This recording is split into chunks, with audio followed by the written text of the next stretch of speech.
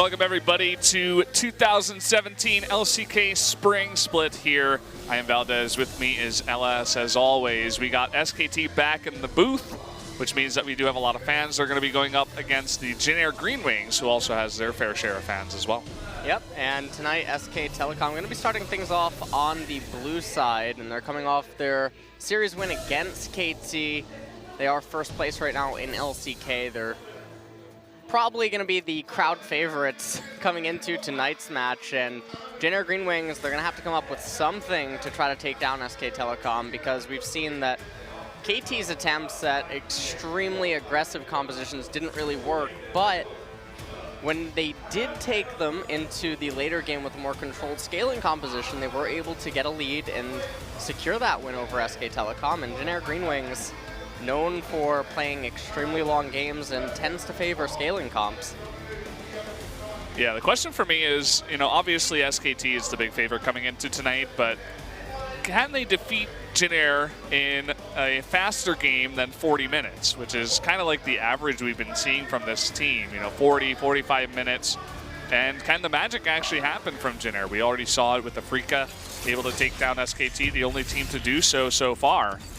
Let's jump into the pick and ban phase here for game one. SK Telecom probably going to keep things normal with Malzahar as their first ban on blue side. They've been doing this for a while now, as have some other teams. Jin Air GreenWings wouldn't really expect to see them deviate from the red side bans. If Camille's going to be banned away first, that probably means LeBlanc and Varus will follow on the red side. Now SK Telecom, never mind actually, they're going to mix things up with a LeBlanc ban. That's kind of interesting. I'm curious to see how ready these guys are for this matchup. I mean, we had Hooni and Peanut both streaming last night. Those are the two that I saw. So they weren't, practicing into the dead of night or anything like that. But should be still pretty prepared coming into this one. And a Kled ban potentially here by SKT. Yeah, it is going to be locked in. But getting banned away is extremely interesting. They're giving Ixu credit to play that champion. Now Jin Air GreenWings is going to have to come up with the last ban, highlighting that Rengar. This does mean that Rumble, Graves, and Jin have been let through. Teddy certainly likes his Jin, but Bang no stranger to playing the Ezreal into that. Bang Junxi, I think Junxi is his name. Just replacing his last name with Bang. Seems a bit tired. Okay, we have Jin coming in here for the Jin Air GreenWings. Funny how that works. Probably see Jin Air GreenWings respond with AD carry jungler here.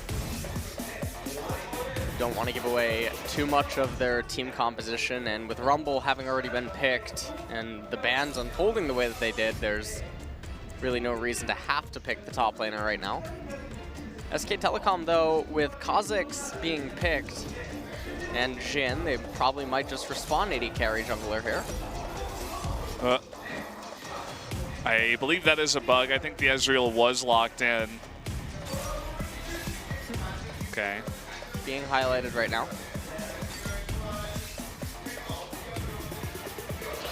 That is locked in, so Bangy's been really favoring that Ezreal nowadays. We saw him on some more normal picks earlier on, but then decided to come back to his tried and true Ezreal. And Peanut, he's one of the only junglers in LCK that consistently does well on the Lee Sin, so we will see it again tonight. Lee Sin being picked here is a little bit interesting, and as you mentioned, Lee Sin at the very beginning of the season, first few weeks, didn't have the greatest of times. His only wins were coming from Peanut. Now Jin Air GreenWings actually responding with Gragas to get that out of the way. Perhaps giving SK Telecom credit to ban away top laners to skew Jin Air's team composition. Jin Air starts off the second ban phase with a Rise ban against Faker. That's his, Senpai, you're so awesome. I think that was a picture of Faker. Oriana take it away here after the Rise ban. Also important to note that this is patch 7.4 tonight. The games 2 days ago were on 7.3. Not the biggest of changes in this patch. It was more so a nerf to many champions, not really anything new added. Lulu being banned away by Jin Air GreenWings at the very end. Yeah, a little bit surprising to see that happen. Karma is still on the table. As we've been seeing that Maokai and other top lane champions being picked earlier in the ban phase and pick phase, we've been seeing a lot of 4th pick Karma on the red side. Probably see Karma here, and then SK Telecom responds with Nami. There we go. This is becoming more standard, more common. But this will mean that Snowflower, or rather, well, Jin Air GreenWings and Kuzan in the mid lane will get the counter pick in mid. So if you were trying to give yourself as much of a chance against Faker as possible, this is definitely one way to do it. Nami being highlighted, and now if you're SK Telecom and you're thinking to yourself, what sort of a mid lane champion do you want? Well, it looks like they're highlighting Jace. And he's going to be locked in, so now Jin Air GreenWings get to decide what Kuzan wants to play. Highlighting a Vel'Koz right now.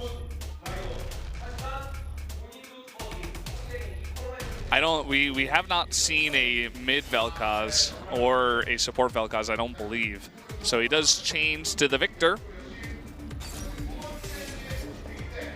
Changes to the Victor, locks it in, and so yet again, Jin Air GreenWings with a very late game centric team composition.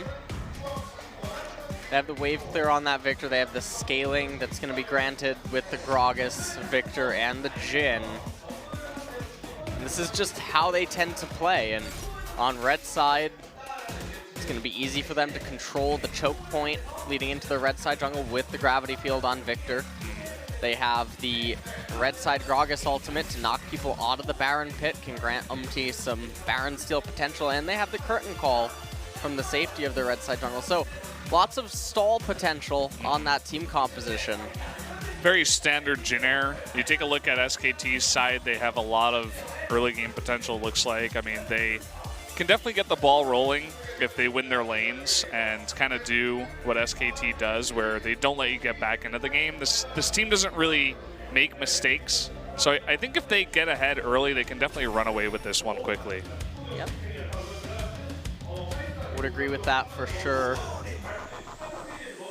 And we're about to take one last look at the team compositions. Rumble, Lee Sin, Jace, Ezreal, and Nami. So lots of acceleration potential, as you were mentioning. A lot of the onus will be on Peanut to make things happen. And then on the flip side, Gragas, Kha'Zix, Victor, Jin, and Karma for Jin Air GreenWings. Extremely difficult for Umti to do anything in the mid lane matchup, and even in bottom, so a lot of his focus should probably be up in top lane. Yeah, so Hooni definitely going to have to be careful coming into this game. So guys, let's jump into game number 1 right now. SKT versus the Jin Air GreenWings up in the Rift.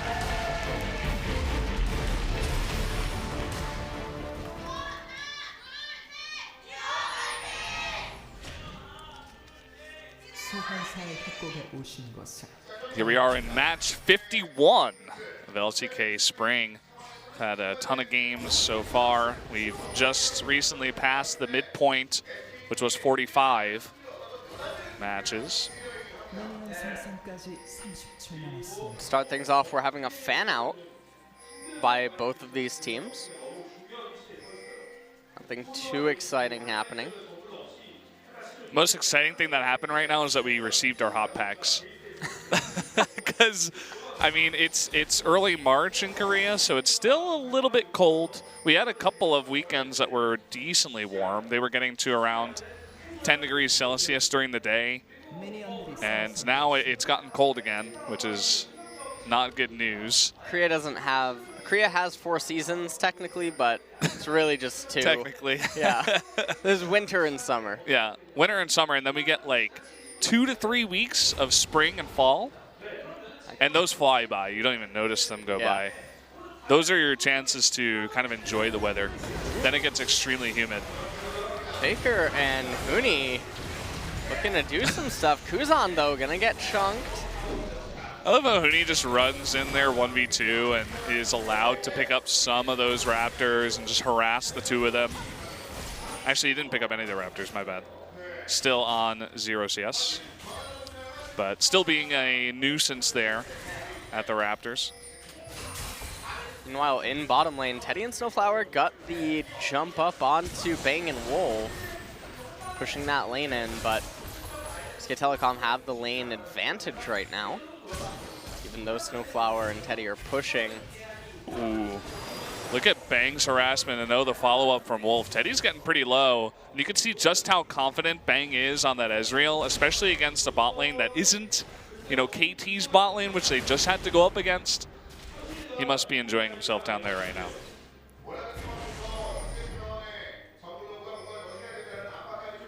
Right now, it looks like was trying to do something, but his route was a little bit peculiar. He didn't go for a full swing. Raptor Camp red golems top then mid, but instead opted to go into Peanut's blue side jungle. He got some intel on him, but fell a little bit behind in tempo, and now he can't make his way back up to the top half of the map, so he's going to fall behind in the golem camp. And look at this. There are no wards in the bottom side river because of where MT went. So Faker's just running up on in here. He actually misses the accelerated shock blast, but he's got the support of Wolf now. And I thought maybe he was going to try to put some more damage onto the bot lane, but instead just going into that blue.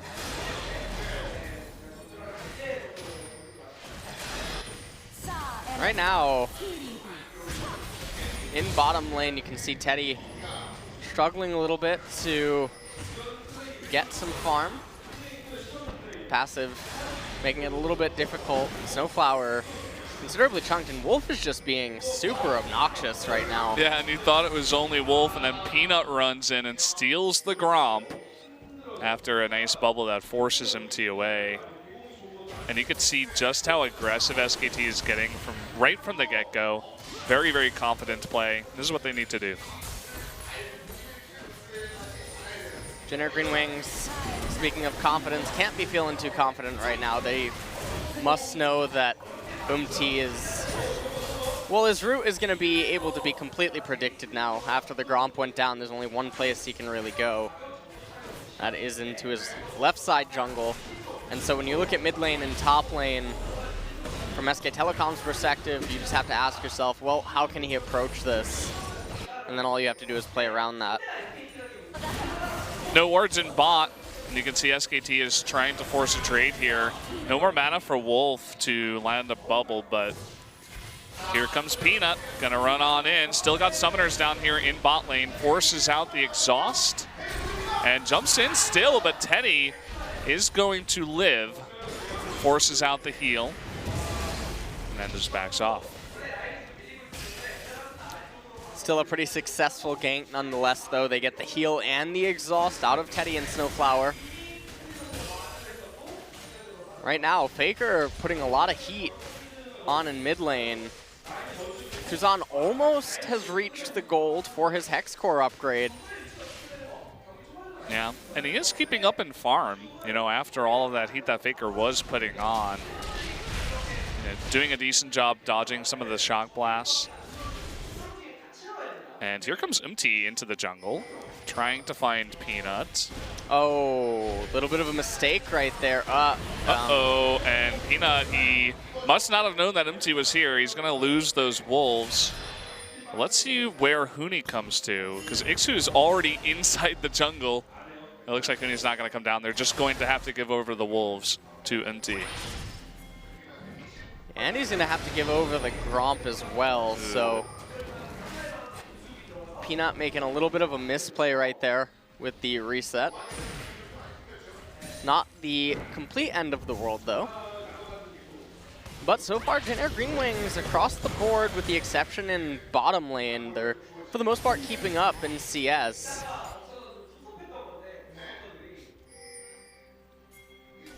Well, here comes Peanut and Faker, actually, towards the bot lane, but the ward did spot them. So you can see already the bot lane has backed off. and Kuzan rotating, and here comes very aggressive onto Faker. Gonna knock him back into Peanut. Peanut misses the shockwave. So allows to get away. There's the equalizer, though. That's gonna be first blood going over to Hooni. Shock Blast does miss on the second follow-up there onto Kuzan, but they do pick up first blood. It was the long con. He intentionally missed because Hooni said, I got it. That's... They wanted to feed Hooni instead of the Lisa. Yeah. They're like, oh, this will be better later on. Yeah. Like, I'll just give you the W and get the assist that way. So Hooni able to rotate down into mid lane, pick up that kill for his team. First blood on him is actually probably the most valuable right now because of that Rumble versus Gragas matchup. Yeah. Wolf getting aggressive again, will eat some damage, but you can see just how low Teddy's getting once again. Having a bit of trouble keeping up. Does have the boots of swiftness, actually, an early pickup, which means that he must have started with the boots, so he really doesn't have much in terms of attacking items just yet. Yeah, his itemization is extremely peculiar. Doesn't really grant anything. And look at him compared to Bang. Bang already has the cull and the tier, so Bang is going to be scaling like mad, whereas Teddy is kind of just struggling to do any damage at all. Right now, Peanut, level 6, coming into bottom lane. Bang is level 6 as well. Looks like he's going to try to get some intel first on where could be. He's looking. We see the True Shot Barrage come out of bottom. Potentially just trying to push the lane. Actually is putting down the ward to get the teleport in here. That's going to be Snowflower going down. Let's see if they commit to more. Looks like no, Hooni just going to teleport down. This might mean they go for the bottom turret here. Yeah, they're going to be able to get this bottom turret for first blood of the game. Teddy doesn't have ultimate yet, so there's going to be no way for him and to somehow stop this. Equalizer, not the... it whiffed. Yeah. You can see that even though SKT is whiffing skill shot after skill shot, they still are massively ahead at 9 minutes. Over 2,000 gold. And the bot lane is just a wreck right now for Jin Air. Already down 20 CS and all those scaling items, as we said before. Now Faker getting onto Ixu, who has less than half health. Looks like he will give up on the kill and go back to mid lane. Gragas is a big boy. Looking for that barrel, the flash stun into trying to get the stun. Lots of burst damage coming out. This will be the kill onto Faker. And in fact, the one lane where SKT is having a bit of trouble now is the mid lane. That was very surprising because Faker must have known that there's a possibility that he's still around there. And his decision to come back into mid lane is a little bit peculiar. But credit to Ixu for setting up that play and giving Kuzan the kill over him, and now he's at a pretty sizable CS lead as well. Oh boy. Yeah, I mean, that's definitely true. Maybe Faker a little bit overconfident to stick around. Trishot Barrage does miss after Bang does a bit of burst damage earlier for about half his health. Here comes the flash into the missile, and even with the exhaust, that should be the kill. He'll go over to Hooni. He gets very close to dying, but calculated all in the end.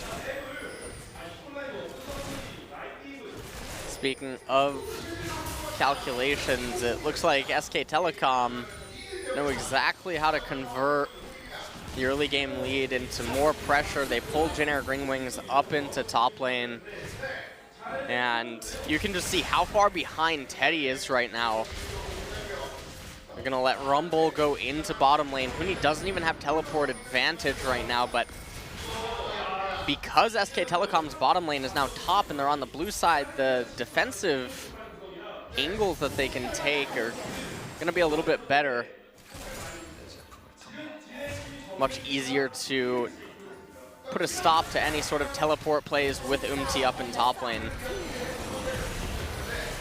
Finally a bit of answering back onto Bang, who does take a bit of damage, but the healing from Wolf and just the biscuit that he had is going to be enough to get him back to full health. And Teddy's still low on mana. Peanut might look for something up top. Looks like he does see Kuzan, but may just return to getting that Scuttle Crab.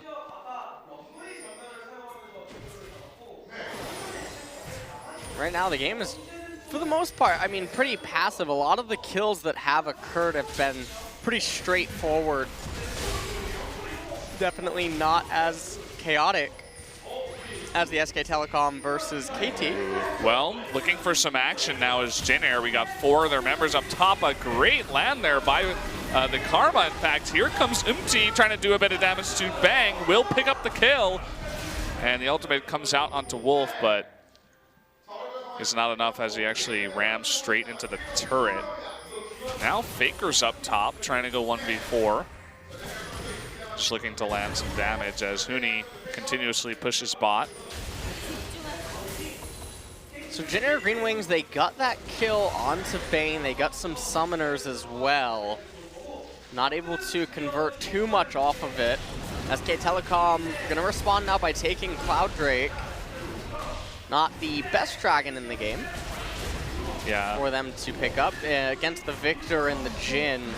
Definitely would want some Mountain Drakes, and Ocean Drake RNG is next. Yeah, it's not on their side tonight. Jin Air GreenWings winning the lottery in terms of dragons. Faker actually messed up the acceleration gate on that one. Didn't actually put the shock blast through it. There's been lots of mechanical misplays from almost all of the members on SKT tonight, a little bit more than we're used to seeing. Keeps messing it up. Yeah. He is still going to jump into Kuzan, who puts down this Chaos Storm, landing a bit of retaliation damage towards Faker. Will force the recall out. Here comes Ixu from the right side. Bang should be okay, but Wolf and Peanut in the top river. Look at all the Jin Air GreenWings members. They're hunting Wolf. And they land the Deadly Flourish, and oh, that might just be his life. He flashes the wall, needs to dodge it. It might not matter. He dodges the, no he doesn't. The fort shot does get him.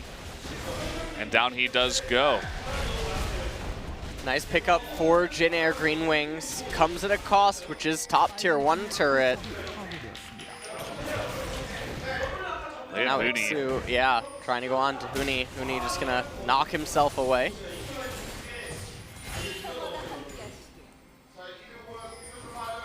Fearless in the face of both Ixu and MT. Does have that equalizer available, but Smite for MT should secure this blue. Oh, Barrett almost misses it there. He's getting MT pretty low now, forces the flash. There's the equalizer. Ixu is around, but MT's still very low. There's the flash into Hooni. Does pick up the kill. Here's the fall from Peanut, and another missed flash wave, shockwave. Sonic Wave, rather. That is going to be the kill there onto Hooni. The double kill comes out, and even though Peanut not the cleanest of helping there, they still do capitalize on the 2 kills.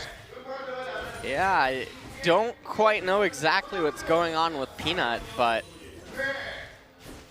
Blank game 2, anyone? Yeah, blank, blank space. I don't know. It's a lot of missed skill shots. I mean, he's still 0-0-4 for the game, 80% kill participation, but some things definitely could have gone a little bit cleaner. Teddy still not doing any damage. The crit barely even tickles Hooni. He's 4-0.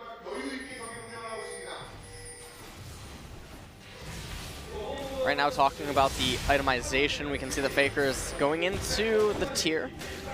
So he's going to have that available to him to aid SK Telecom's poke in Siege later on into the game, as that's going to be a pretty big part of their ability to break into the base of Jin Air when Victor tries to stall endlessly.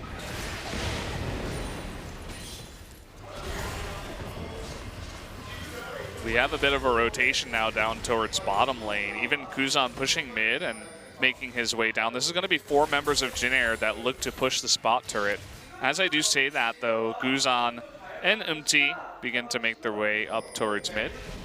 And just going to push that wave and head towards mid as well as the Jin Air bot lane. Meanwhile, Wolf and Peanut trying to get onto this Rift Herald, but they are spotted by Ixu, who lays down a ward. The problem is right now Faker was up in top lane, able to keep shoving in a wave. Jin Air GreenWings, though, they're going to pick up the most valuable turret. Mid tier 1 now, down. And this is going to enable them to be a little bit more aggressive unless SK Telecom can respond with mid tier 1 turret. Taking a look at a replay from a few moments ago, you can see Hooni really wanted to flash in on but he was just waiting a little bit, and then Peanut was in position, able to land that kick. Yeah. Couldn't quite follow up on it. Not the hardest ability to land if you are in melee range, but this is the Sonic Wave. Brendan, you have to put your mouse over the champion and press R. That's true, that's true. All right. And if you're not using, you know, the smart cast, you have an extra click involved, so it could definitely get a little bit hard. That's what I'm saying. Good. I'm glad that we're on the same page here. Yeah. Are they going to give this to Faker? It looks like it. Yeah. Faker's not in the mood to eat. He didn't want that plant. Wasn't quite full HP and full mana, but decided against it. I think Hooni, when he got the kill onto MT, already had his Leandries, so he's about, you know, 800 gold to finish that Zhonya's, and we're going to see a really scary Rumble in this game. It's going to be hitting like a truck. He was actually playing this a couple of times on stream last night. I was watching. Already up 2.2k gold on Gragas. And Jin Air's actually ahead in the mid lane department, though, in gold. He's on slightly ahead of Faker.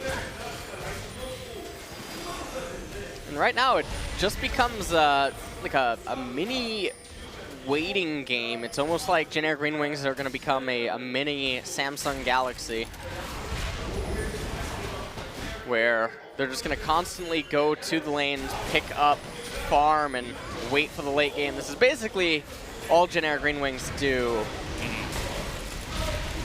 It's just they still can't convert. Okay, we got an Infernal Drake at least for Dragon number 3. Okay, we got a nicely placed ward. Here comes Hooni, right on top of the stun, but the tidal wave coming out. Can they convert onto any kills? Kuzan is lifted on up. In goes Peanut the kick, but Kuzan is still alive. Wolf very, very low in the back. Oh, and even eats that 4th shot. Here comes Faker with the shock blast, but still not enough. Nobody dies on either team. Really close call for Jin Air GreenWings. Managed to just barely get out. You can see bottom lane not looking so great for them. They're going to be able to put some gold into one of their main carries up in top, though. And the next Dragon of the game, SK Telecom winning out the RNG war on that one. Infernal Drake will be spawning. That's something that Jin Air GreenWings will potentially have to try to defend against. And then depending on the speed at which it does get taken, the next Dragon to follow that up could be Elder Dragon. Well, they didn't have the Baron spawn, and I'm curious to see how risky SKT is going to get with this. They are ahead by about 5,000 gold, but we've seen MT jump into the pit and steal his fair share of Barons already this season, so I would want to at least get a pick before you make an attempt at that Baron.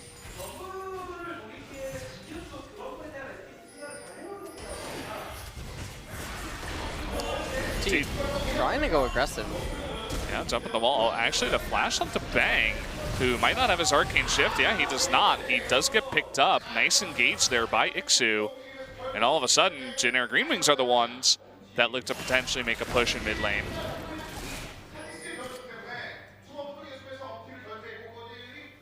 Faker trying to respond to this by drawing attention up to top lane. Jin Air doesn't actually commit to mid lane. A little bit peculiar. They had the curtain call on Teddy, but don't ever Let's not ever associate proactivity with Jin Air GreenWings. They're scared of the nightmare rumble. Who's going to equalize everybody. Listen, Brendan, Jin Air GreenWings would fold aces. Okay? Pre-flop. I mean, yeah, it's possible. That's what they would do. I wouldn't put it past them. They'd be that guy in the casino that just never plays a single hand. He's just getting the free food. He's not there for the poker.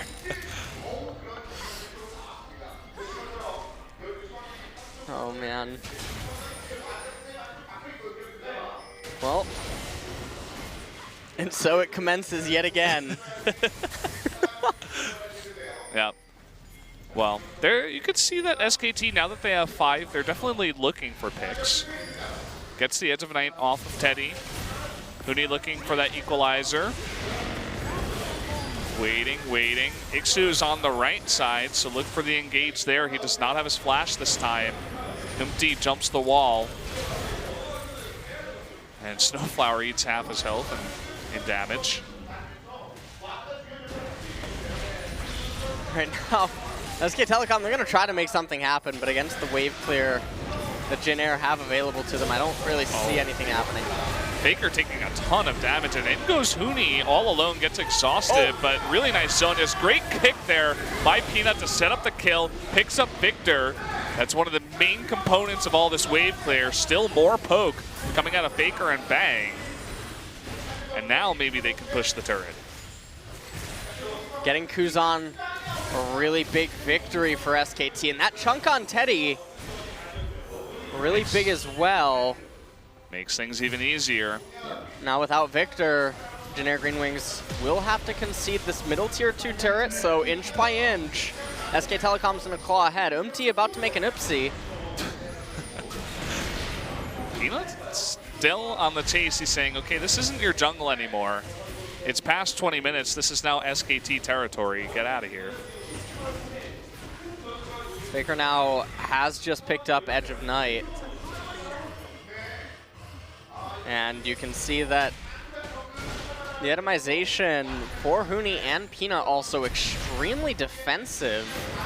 Really itemizing to let SKT go in. And in this replay here, you can see that Ixu tries to go forward and maybe get Faker, but in doing so, Hooni with the Zanya's Hourglass able to dish out so much damage onto Jin Air. Teddy holding that 4th bullet for the enhanced damage as long as he could, but didn't quite matter as Peanut was able to knock up Kuzan and take him down. Yeah. Peanut so far, his role has been dragon kick after dragon kick. Just setting up kills, essentially, for his teammates. He's 0-0-5. Not taking any of the big gold from the kills from his team.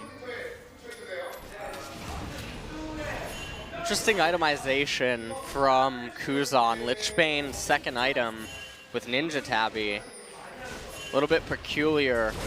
I can understand that, yes, SK Telecom have a few melee champions.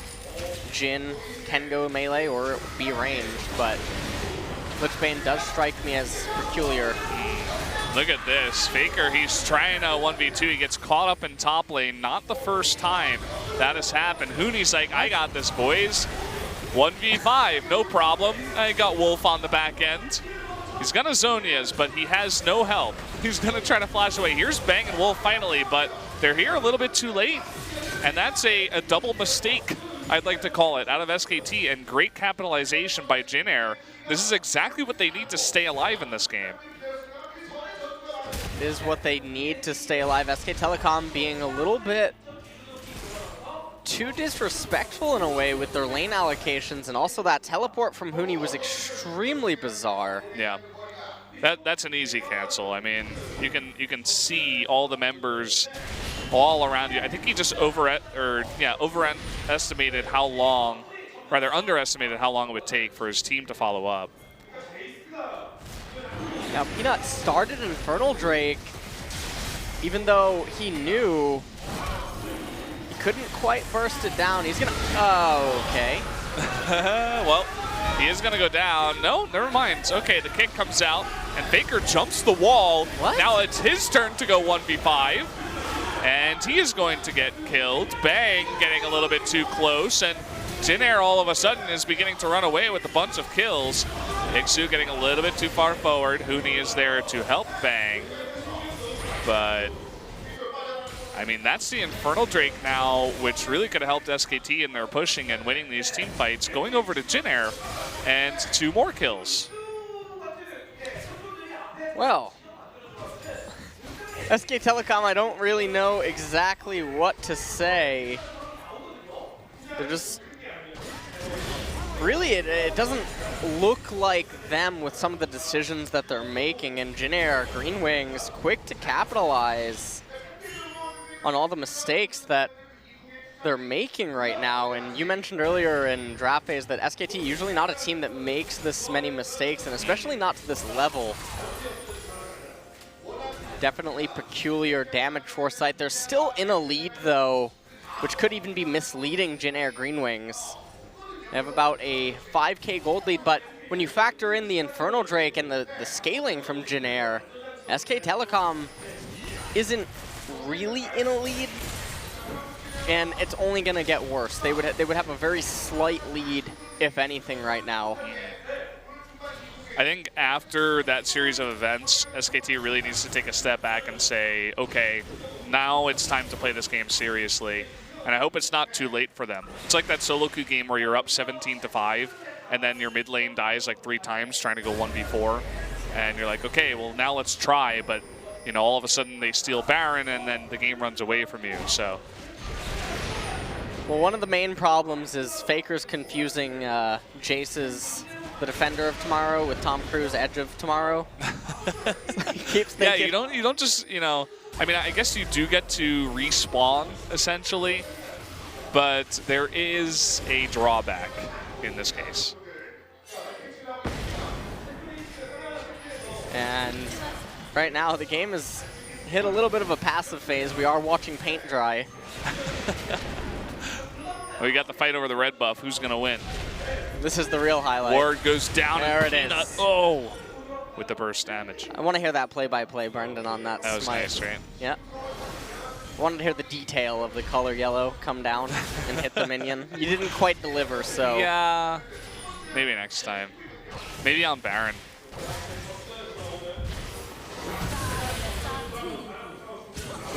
Barrage comes out. Now everybody has agreed to group up mid. Ooh, Teddy eats a shock blast. Faker really just snuck that one in there. Tucked it right behind Gragas. Oh, and they're actually going to go for a Baron Blitz.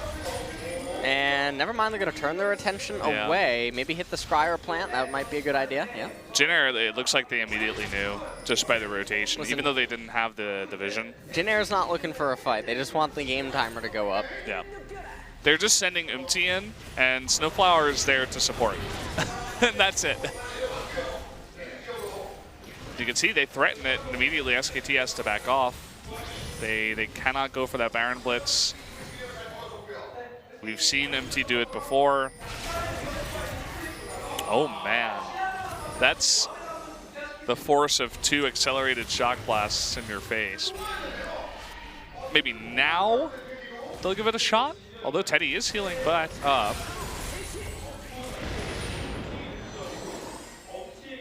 SKT really not making use of a lot of the macro things that we would expect out of them at this point in the game.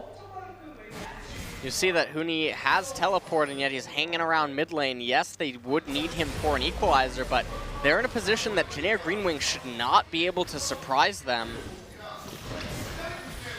Hooni now going to go down into bottom lane. Or not. Okay. He's thinking about it. He's actually going back and forth. I'm not quite sure. That has to be about 400 or 500 gold of minions. Not something that you just want to ignore. Yeah. He'll go down and pick it up now. Does have his teleport in case Baron has started. And I think 7.4 is the patch with the experience, the rubber banding.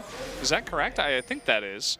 because we had Wolf, I think, a level and a half ahead of Snowflower. Now Snowflower is 2 levels over Wolf, which is not the most gigantic deal on the supports, but right now Wolf does not have his level 2 ultimate.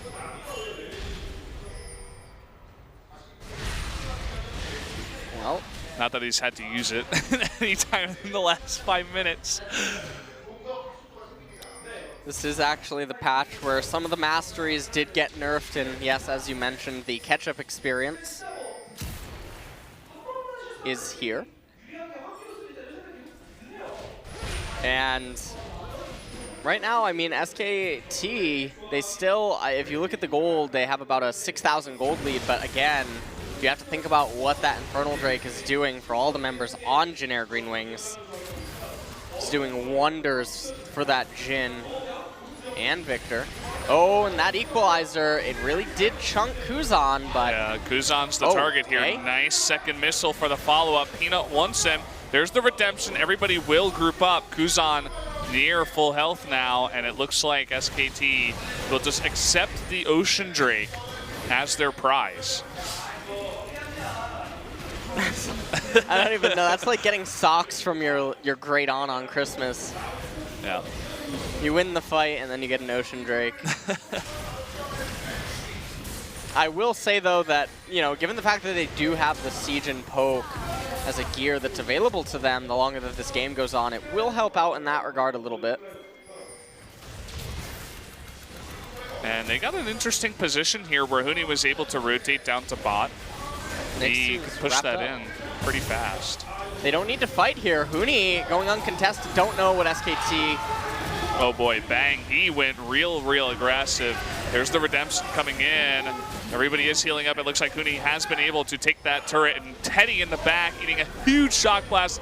Empty in the front. It doesn't look like Peanut can quite get on top of him. Equalizer is ready once again, and they don't go for it. They decide not to, even though Teddy is very low. Okay, here comes the chase finally. And Teddy is in a ton of trouble, forced to flash away. The equalizer goes the wrong way. Karma will bite the dust. Teleport coming in now from Ixu. And there's the flash forward from Hooni. They finally are able to get Teddy. Kuzan in the back, quite low here. Umti trying to burst down Faker, what will also go down. Kuzan on the run, bang once, and redemption finally comes out once again. Ixu is able to eat that heal, but he will go down. And that is 4 kills in total, only Kuzan surviving. And SK Telecom just turned the game on its head in a matter of seconds. They're going to get themselves another turret as well. Probably going to turn their sights to Baron right now. Ixu doesn't have teleport, even if he would have been able to come up before this Baron would go down. And without Umti, there's no way for Jin Air GreenWings to try to stop this. And so now they're going to have to resist the Baron siege. Take another quick look at this replay. So you can see that SK Telecom, they really wanted blood. They landed the shockwave on Snowflower. Hooni cast the equalizer, but Teddy, not quite deft, went away that Hooni probably was not expecting. And he ended up just getting sandwiched in the end anyway. Kuzan, you can see, doesn't quite have the damage. The exhaust came out to completely gut it in the end anyway. Umti doesn't really have that much damage anyway. Redemption came out, and I thought it was actually going to enable Ixu to live, but bang, just a little bit too much damage. Jin Air GreenWings bit off more than they could chew. So now, 11,000 gold lead for SK Telecom. Yeah, it's quite nice. And with the Baron buff here, it's going to make things even easier. Jin Air still has that really nice wave clear with Kuzan. And of course, the Infernal Drake did go over to Jin Air, so we have SKT sitting on double Ocean Drake and a Cloud Drake. Not exactly the best set of dragons to go for a push, but they're so far ahead that they can actually just tank a ton of damage and still push the turret. In fact, Ixu getting so low that he has to back, and that should be the first inhibitor of the game going down. Inhibitor's going to be opened up now for SKT. They should be able to rotate down to bottom a little bit. Surprising they don't have Hooni go up to top lane with that teleport. Look at the amount of damage that's done to that top inhibitor turret. just be so easy for SK Telecom to raise that with Baron minions. Seems like maybe they want to push it in right now with the equalizer, but Hooni getting extremely low. The redemption is forced out. Curtain call. I think he landed one of those bullets. True Shot Barrage comes out. And it looks like SKT might push in with this wave. As many members of Jin Air GreenWings now getting low. Really nice equalizer. This will definitely force them back. And look at how fast they do damage to those turrets. That damage coming out from Hooni. That was a beautiful equalizer to open up the base of Jin Air. And now with 2 inhibitors down, it's not going to matter about that Victor wave clear. Not going to be able to stall out the game the way that he could have before.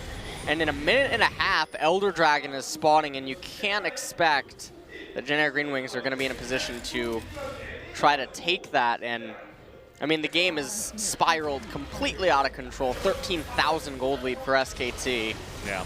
It was really just that one fight that they had in the red side jungle of Jin Air, where both Snowflower and Teddy getting caught in a really rough spot, and everybody else trying to save them eventually met their own doom outside of Kuzan. And once they got all those kills and the Baron and both inhibitor turrets and both inhibitors, now we're in a much different game. Elder Jake coming up here in 50 seconds, as you were saying. Baron buff about to run out. We'll see exactly how SKT wants to push this one in. For now, it looks like basically just kill Ixu is the plan, who tried to charge in and stun Wolf, but did miss. And here we go, coming in onto this very weak top inhibitor turret. Big shock blast onto Teddy. And that inhibitor, okay, they're gonna give it one last shot. Ixu engaging on in, will pay for it with his life. Hooni is about to turn onto Kuzan, who got a little bit too close. Big stun there from Kuzan, though, and a lot of members of SKT are pretty low. But here comes the redemption. We'll heal up all those important members. And finally, that big equalizer takes out MT. And with these super minions, it looks like SKT is going to push into the base and try to end game number 1. I like how Bang is killing the inhibitor still instead of attacking the turret. It's as safe as humanly possible.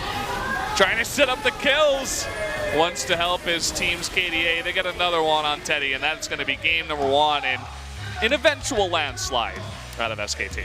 SK Telecom eventually managed to find the openings that they needed to bring the game back under control, but a lot of mechanical errors that game across the board for all the members, and it does make me wonder if Peanut's going to get subbed out for Blank if he's just not feeling it, and I don't mean that in a negative way. Yeah. Could just be having an off day. I mean, we saw them subbing in Blank for Peanut against KT, so Goma has definitely put in subs in more high-pressure situations before.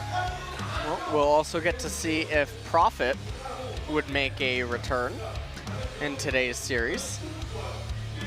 As long as he gets Rumble, that's the only champion that I want to see Prophet on. Champion, kill champion, Yeah. Prophet. So that's basically it. Jin Air GreenWings, though, I mean, they drafted the way that they draft, and they don't quite have the all-star lineup of KT to try to take to SKT with an ultra-aggressive team composition, and so you're left wondering, really, what do you do? But we're going to head to the analyst desk, and then we'll be back in a moment.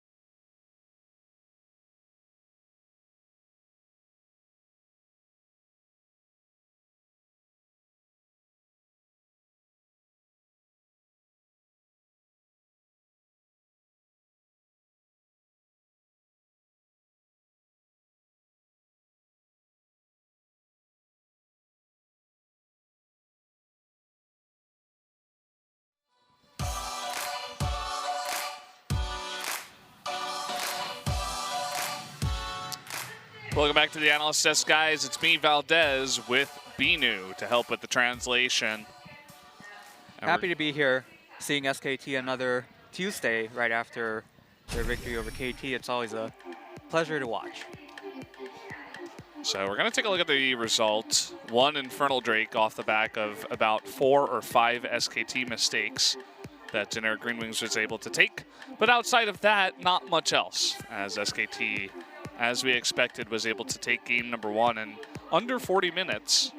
And I know we don't always talk about the bans as much, but the Kled ban kind of made me chuckle seeing it targeted against Ixu. Yeah.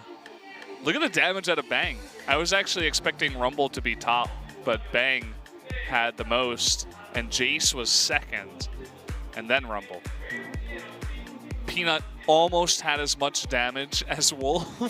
He didn't have the most impactful Lee Sin game, to put it lightly.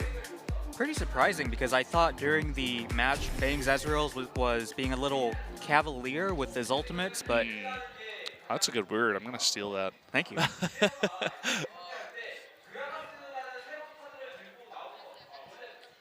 So right off the bat, Helios talking about Ixu's Gragas pick, which made a lot of great engages, to be fair, for Jin Air.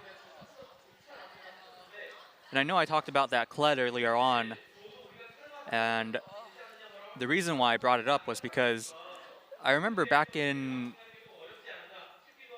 one of his streams, I believe, Ixu was talking about his game philosophy, and he said, well, I just love playing fast ones.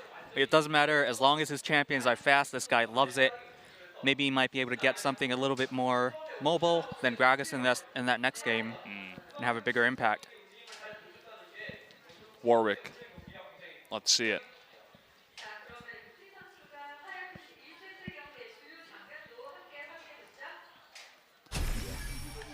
So we're going to take a look at some replays, which eventually give you a... That was the first missed Sonic Wave. Replays really just give you a look-see at who's going to be the MVP.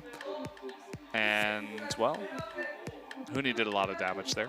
Speaking of ultimates, I loved Hooni's ultimates, especially in this series, especially towards the end as well, because a lot of times you expect the Rumble ultimate to have only value in terms of the damage it does, but later on, especially when he's pushing people off the inhibitor, it's so satisfying to watch.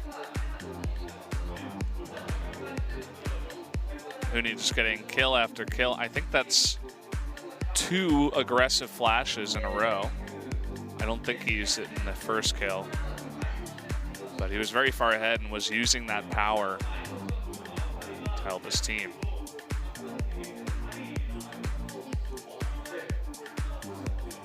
Hooni had a great performance this series, and I wouldn't be surprised to see him get the MVP. It was almost like watching Marin in his earlier series against Kongdu Monster. I mean, as I said before, those replays always give you insight into who the MVP is going to be. That looked like the Hooni highlight reel. So I think it should be Hooni, who, by the way, is #1 in top KDA ranking. Well, you have to keep in mind as well, SKT with those 2 victories against KT, knocking a lot of those KT player KDAs down. Score managing to stay up there. Just below Peanut. Yep.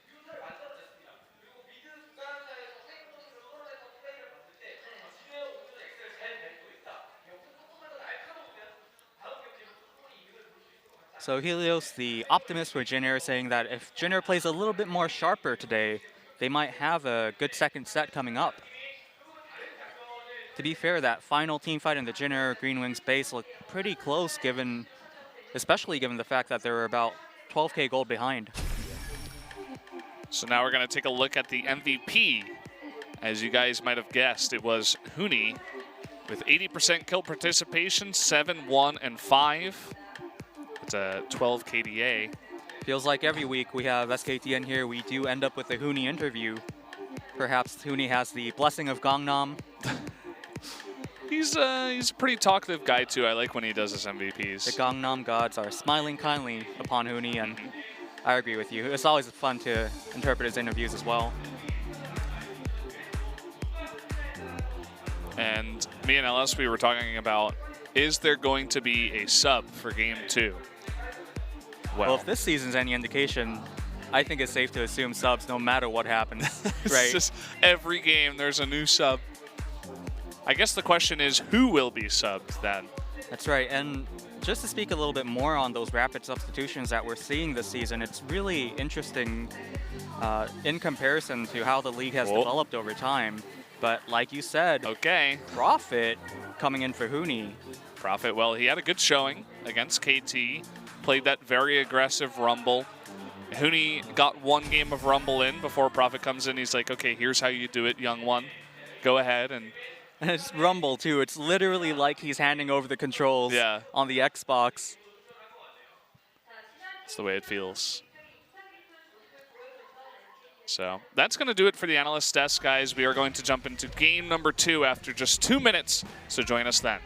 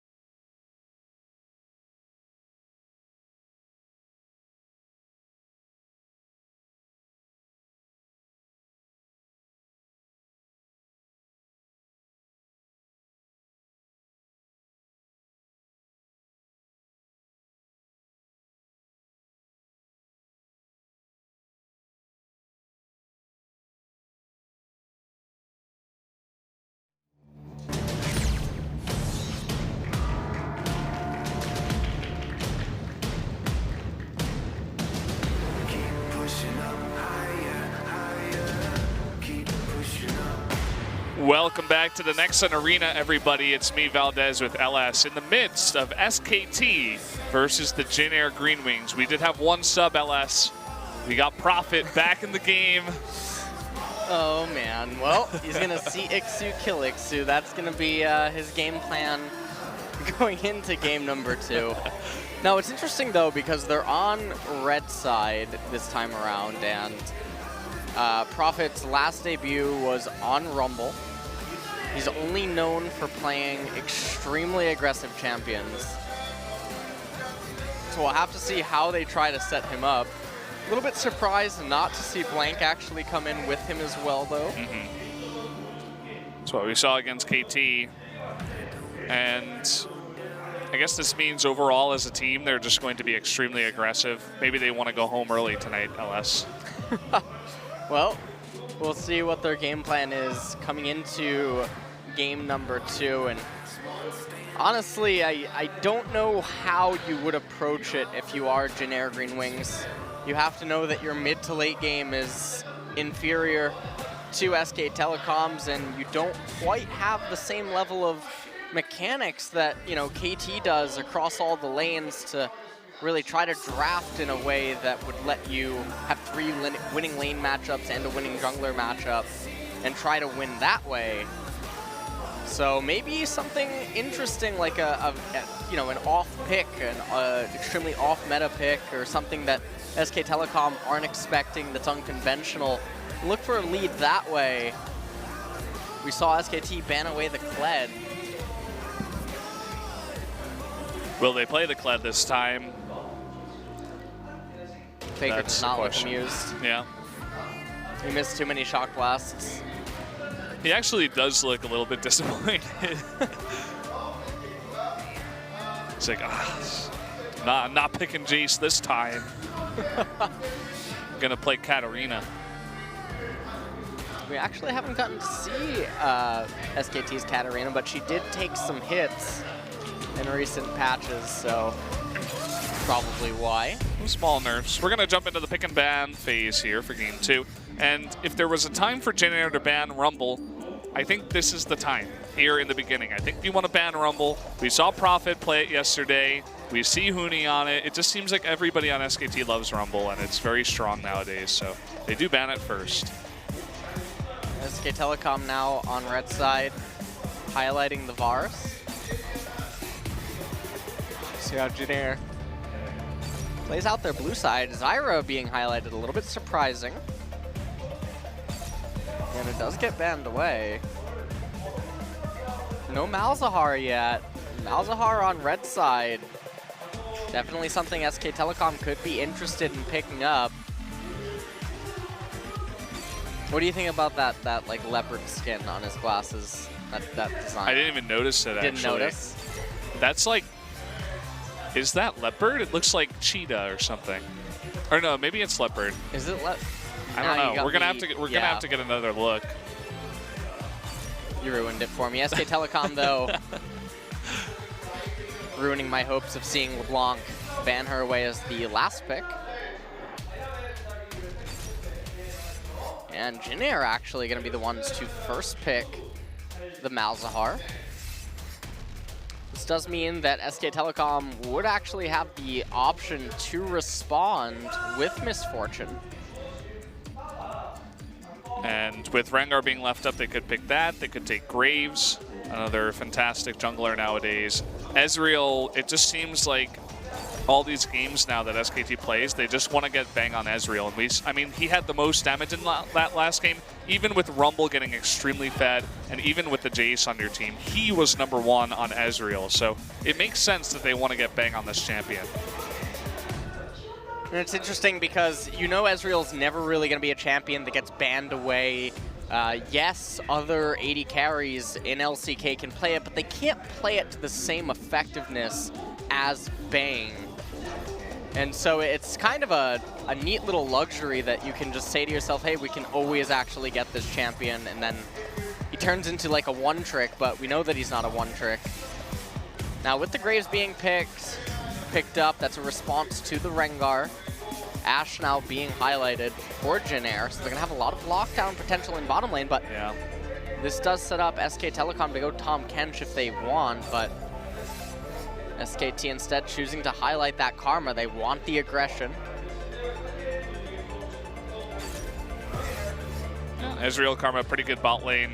Works with the Rengar too, with the aggression you were talking about.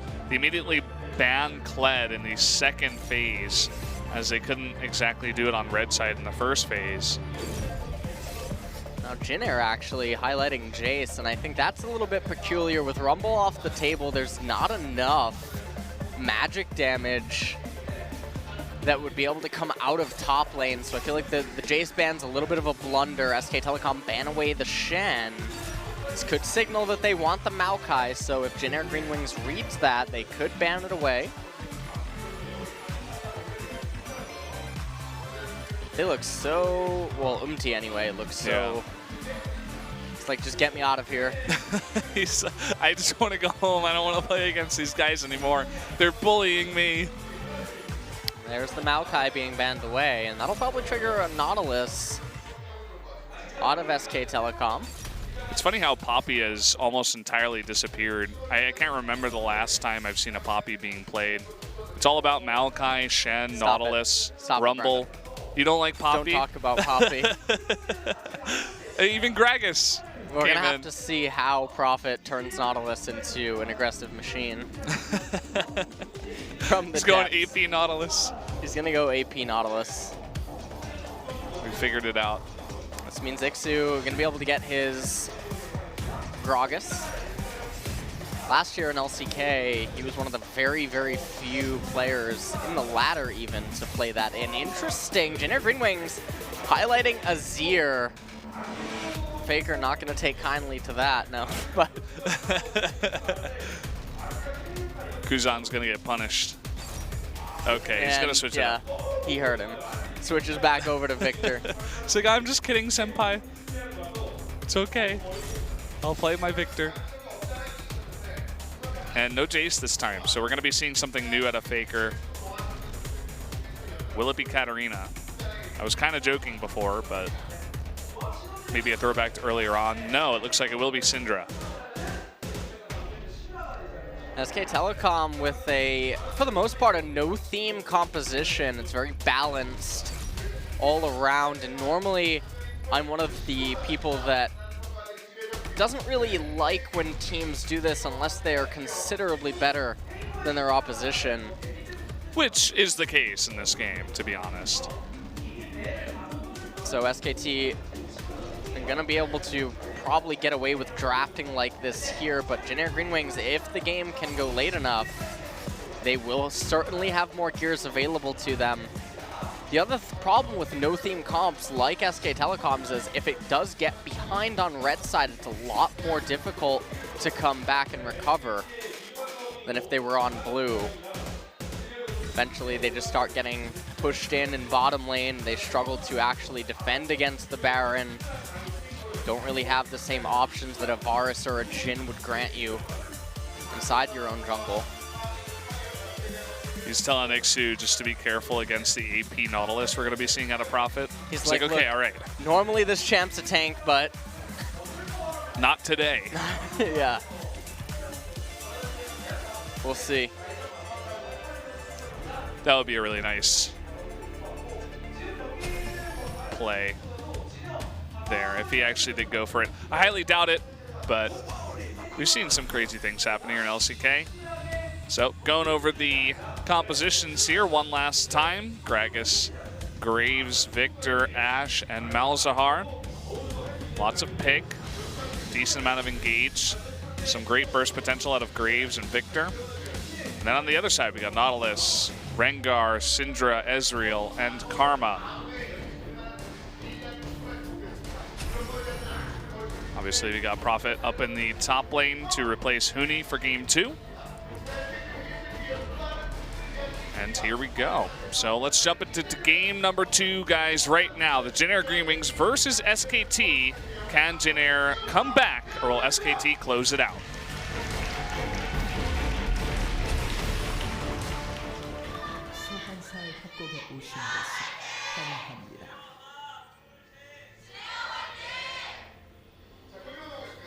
That plane sounded like it was going into the ocean. I don't know.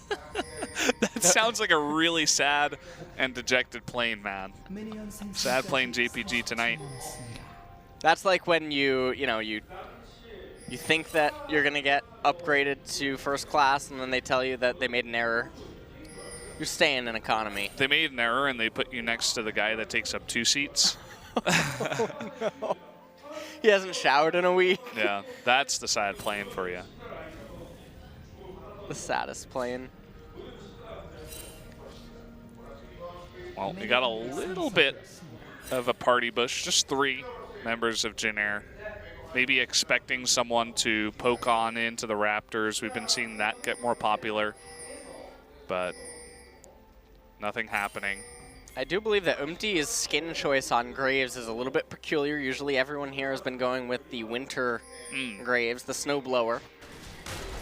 But he's going with the, I don't even know what that one's actually called off the top of my head. Faker coming in here. He steals one. He just wanted one, that's it. Falls behind in the trade. Not even quite sure if he got the full experience from the first wave, so his intention to hit level 2 off the first wave. Oh! Oh, no! Oh, boy. Man. A big sigh from everyone in the studio. Oh, even the embarrassing camera angle. Spo is not letting up on this one. Sorry, MT. Yeah. All right, so Oopsie moving into his left side jungle now. Oopsie. Gonna So fall brutal. A little bit behind of Peanut, but well, actually no. SK Telecom does know about that because of that ward. So Peanut able to actually get an extra camp over Umti, and Prophet. Remember, he only knows aggression. He's trying to burst him down. Oh! So close. He almost got it. That would have ended his whole career. That was a really nice try, though. Good read. They were like, hey, you might be able to just rotate down. He's late. They knew that he didn't have Smite. Yeah. It's now Bang and Wolf keeping up that pressure in bottom lane. Somehow Faker has initiative in mid as well.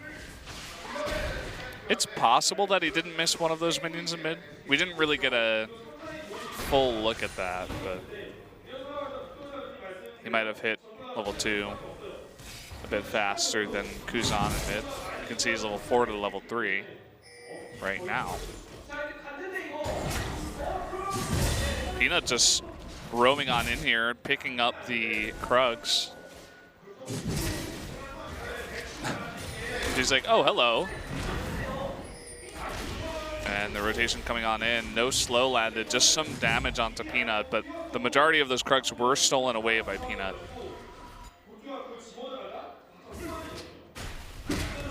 Now some trading happening up in top lane.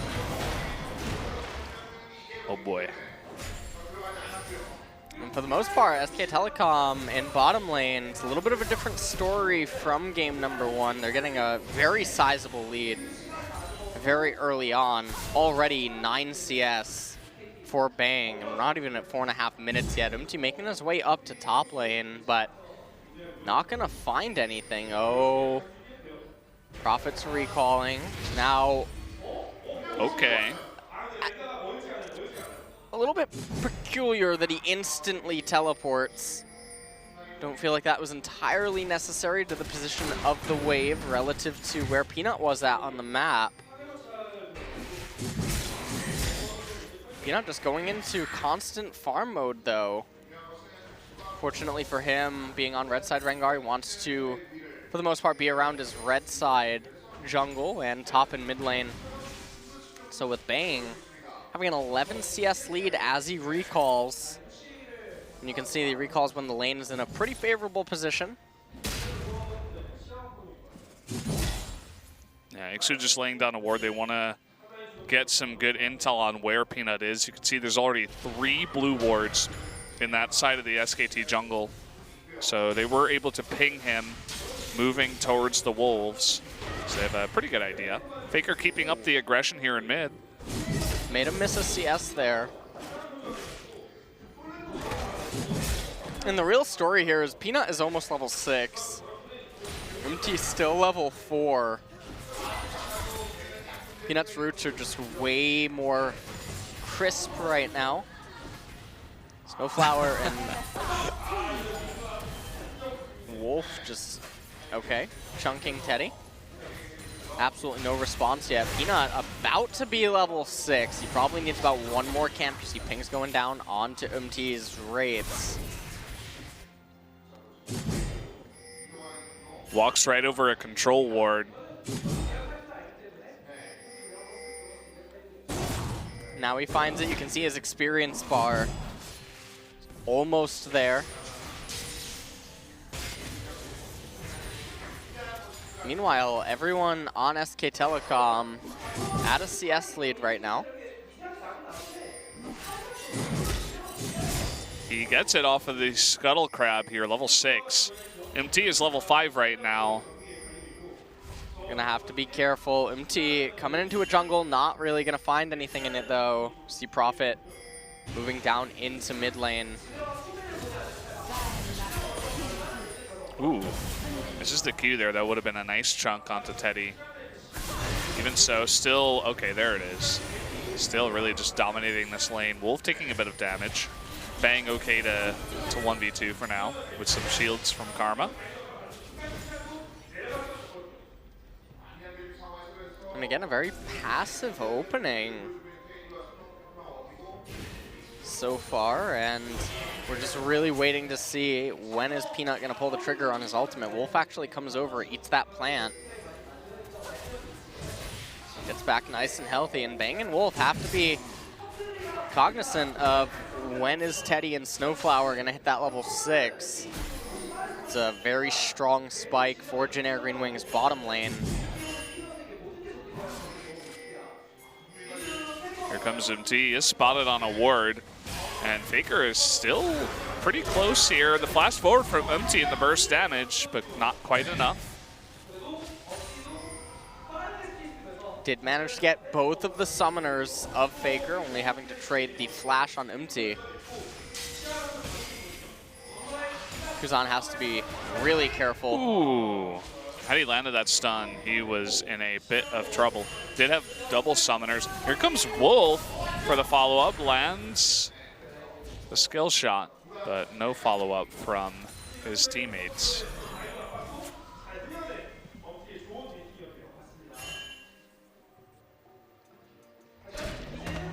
Not coming into blue now. Wants to pick that up. Prophet here as well.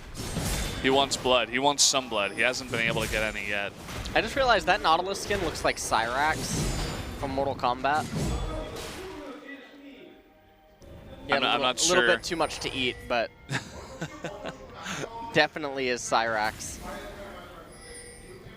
Well, now it's a Cyrax with blue. Have you never played Mortal Kombat? I have. I just don't know who that The character robot. is. The robot? Yeah, not Smoke. Get out. Just get off the desk. Cyrax. You're looking that up after this game. Yeah, after the game. During our break. MT is getting a little bit frisky here. Wolf, he wants to try, but he will not. Faker was rotating down, but that's just going to be the blue given to MT here.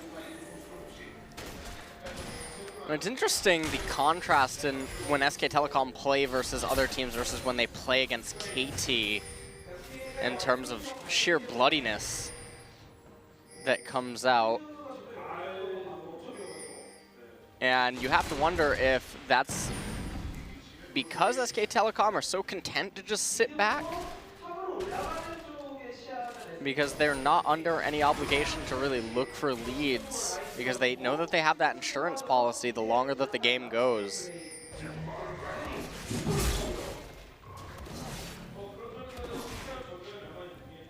Peanut spotted on a ward.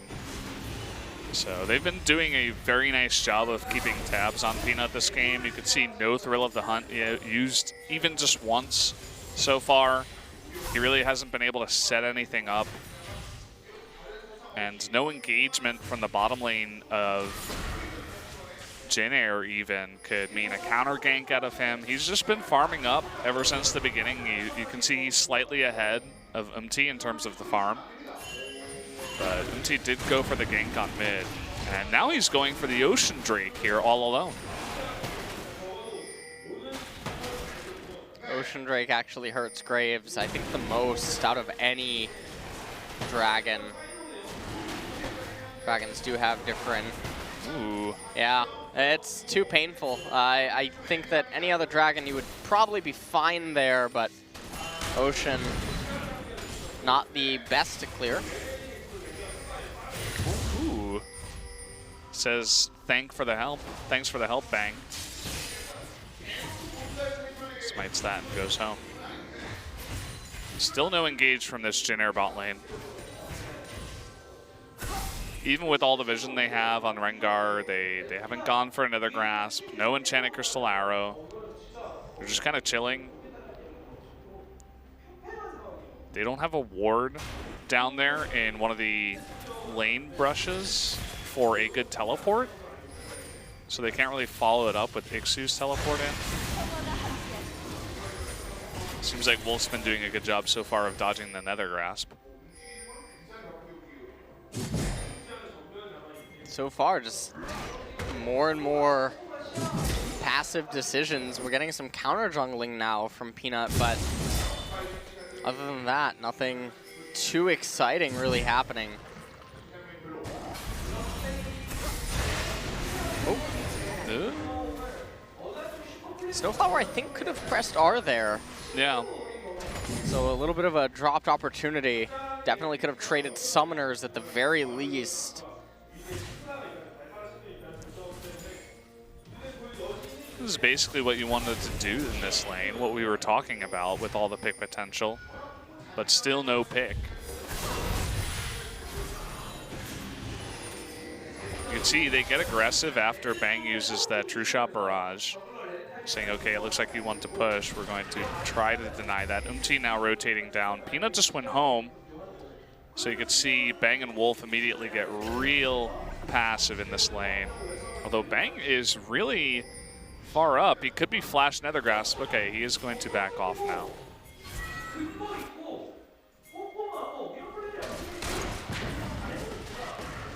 Trying to clear out the Scuttle Crab, but I mean, in terms of team compositions, this is something actually that's a little bit worrying for SKT, where they would have preferred to have gotten ahead and had some sort of a lead, because going even isn't really good for them. Well, Faker forces the exhaust out. Prophet looking for that blood. Still nothing. Good back off of Kuzan. And we're 13 minutes, 14 minutes into this game now, and there's still not a single kill on the Rift. Still no first blood. No first blood turret. That Ocean Drake would have actually been not bad, just because this laning phase is lasting a really long time.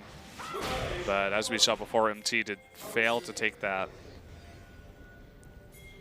We haven't gotten to see any of the aggression from Prophet this game. He's actually a little bit down in CS, but he has a big wave. He's getting ready to eat. Don't worry, the dredge lines are coming later in the game. Oh, they're gonna set up. He's got the flash right onto Bang, and this should be the double stun and the big burst from Graves. First blood will come out. The exhaust onto Wolf. Can they line it up? No. Wolf will get away. And finally, they did it. They set something up. They got a pick. Finally here at 15 minutes, Jin Air GreenWings gets the first blood of the game. They're gonna convert this into first blood turret. I don't think SKT can stop this. Well, with the teleport available on Prophet, I suppose they could, and that's why you see Jin Air backing off. Don't know if it was entirely necessary. We're gonna take another quick replay. So it turns out that at level 8, an Ezreal that gets Flash Nethergrasp into Enchanted Crystal Arrow with collateral damage will in fact go down. I love how we get the slow motion on that.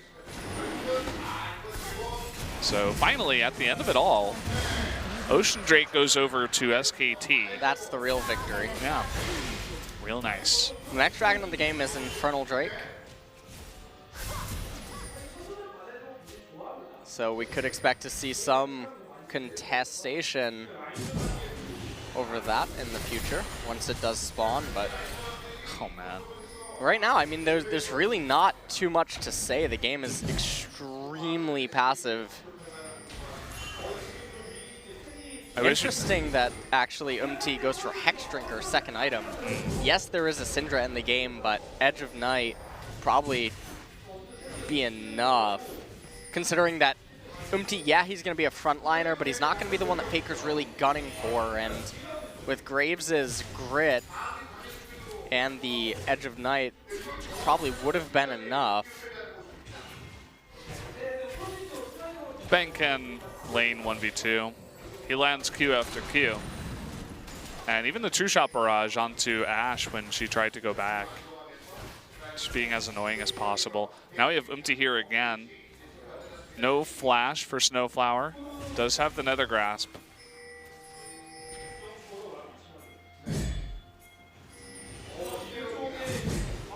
Here's Peanut.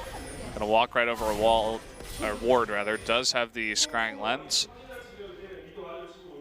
Sweeping Lens. And here comes Gragas down into mid. Faker running the other way.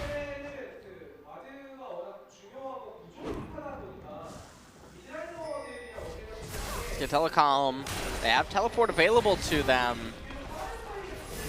Seem like they really want to get the first blood turret of the game. Ixu couldn't deal with the aggression. He's given up. He's playing mid now.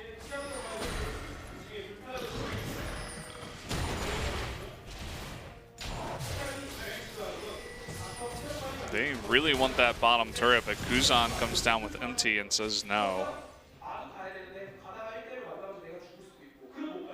And because of that, we saw some pings going down in mid as Faker begins to hard push this mid lane.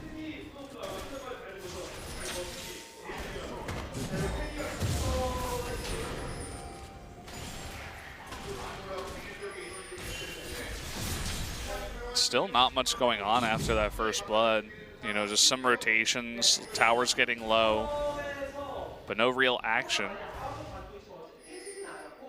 And I mean, the reality of what's going on right now is neither team really wants to invest into any sort of coin flip plays or high variance plays. And I mean, if you're looking at it from SK Telecom's perspective, they probably recognize that Jin Air GreenWings' composition is a lot more flexible, so if they go for something and it ends up backfiring, it's a lot worse than if SK Telecom had more options available, but they have to really walk a very thin line transitioning now from the mid into late game. Jin Air GreenWings' side, though, again, I mean, in the same light, they don't want to give up anything because they know that they have more available to them the longer that this game goes on. Umti is here, and everybody now is rotating down into bot. Kuzan will be the latest, and that means that they will have to give up the turret. That will be first blood turret given entirely to Bang.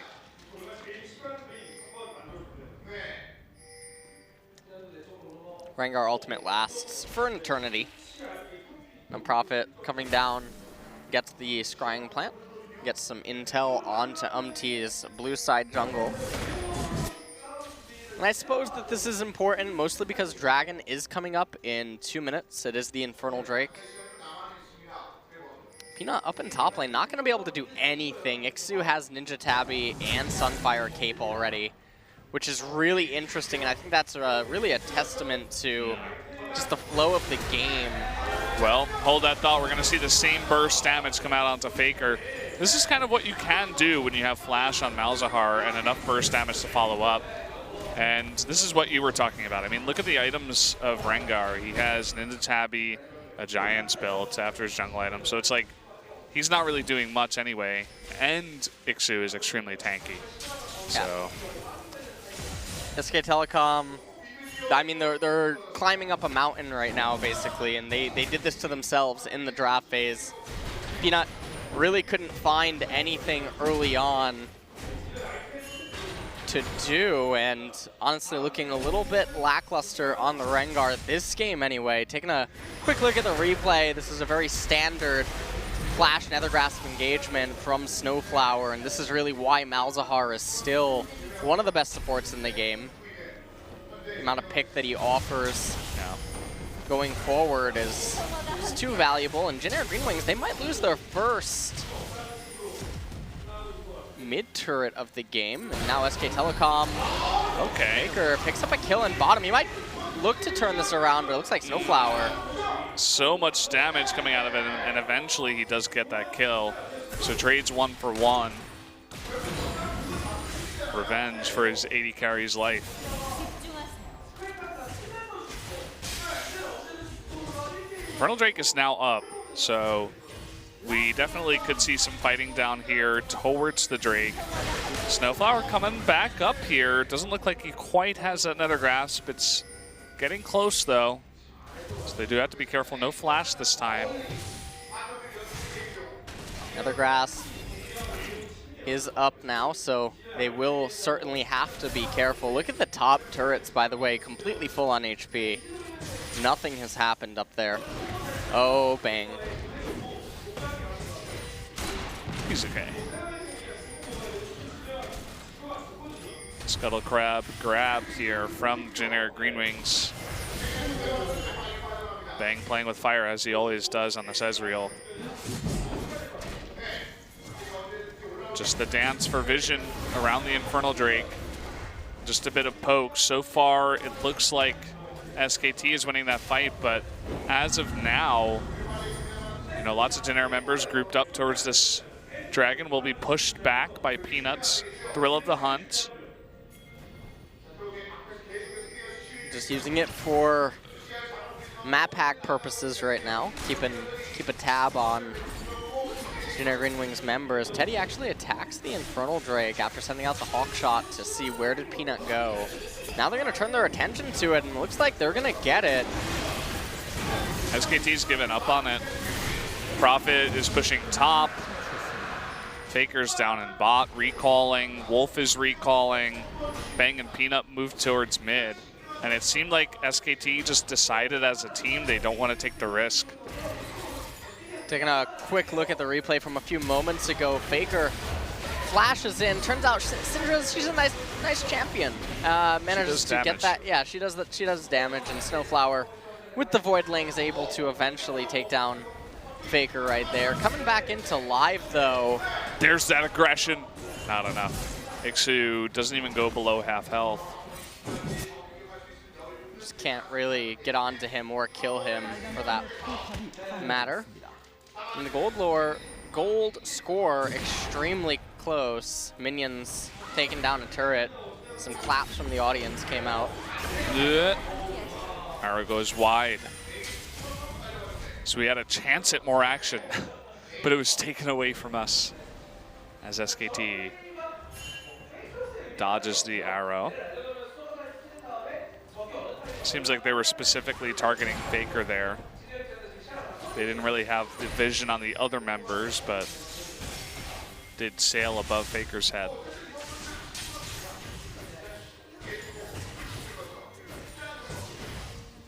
So now SK Telecom, again, content to just keep the game at a steady pace. And a lot of people might watch this and think, well, isn't this what Jin Air GreenWings wants? And the answer is yes. And SK Telecom a little bit more confident in their ability to outplay Jin Air GreenWings despite the disadvantage. Yeah, they're chill. They're just waiting. And Bang, he actually baits out the Chaos Storm. The turret goes down anyway, and they've sent it, they've scouted out Empty here. Doesn't look like they want to engage. Snowflower waiting with the Nether Grasp in the brush. Prophet with a big wave down bot.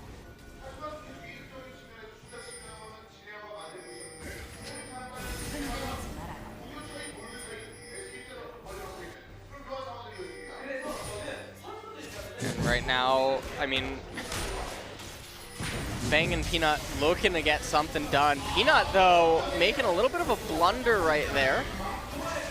Bang, though. All calculated. The burst damage. MT almost pays for it with his life. The True Shot Barrage would have been enough. But he does dodge to the side. But they did get a nice bit of burst damage onto many members of Jin Air. So now they might just go for the push on one of these objectives. Prophet is behind the turret. Really confident here. Snowflower with the Moby Boots comes on in and locks down Prophet. There's no damage. Yeah, there's just no follow-up. I mean, there's no collateral damage out of Graves. There's just no real follow-up, and that's really big. The cask, it hits SKT back. Yeah, it's like, hey, get out of here, kids. Yeah. They're like, all right. Ixu trying to tell him, not yet. The fight is not now. We're not ready. It's not 40 minutes into the game. Didn't you guys get the memo? All right. We got another 13 minutes to go, Brendan. Have you seen the new Until the real fun starts. movie Logan? No, I haven't. I heard it's pretty good, though.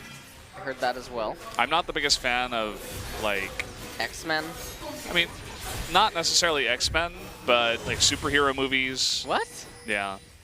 everybody seems to be on that hype train, like Avengers 17. I'm like, I don't really care, you know?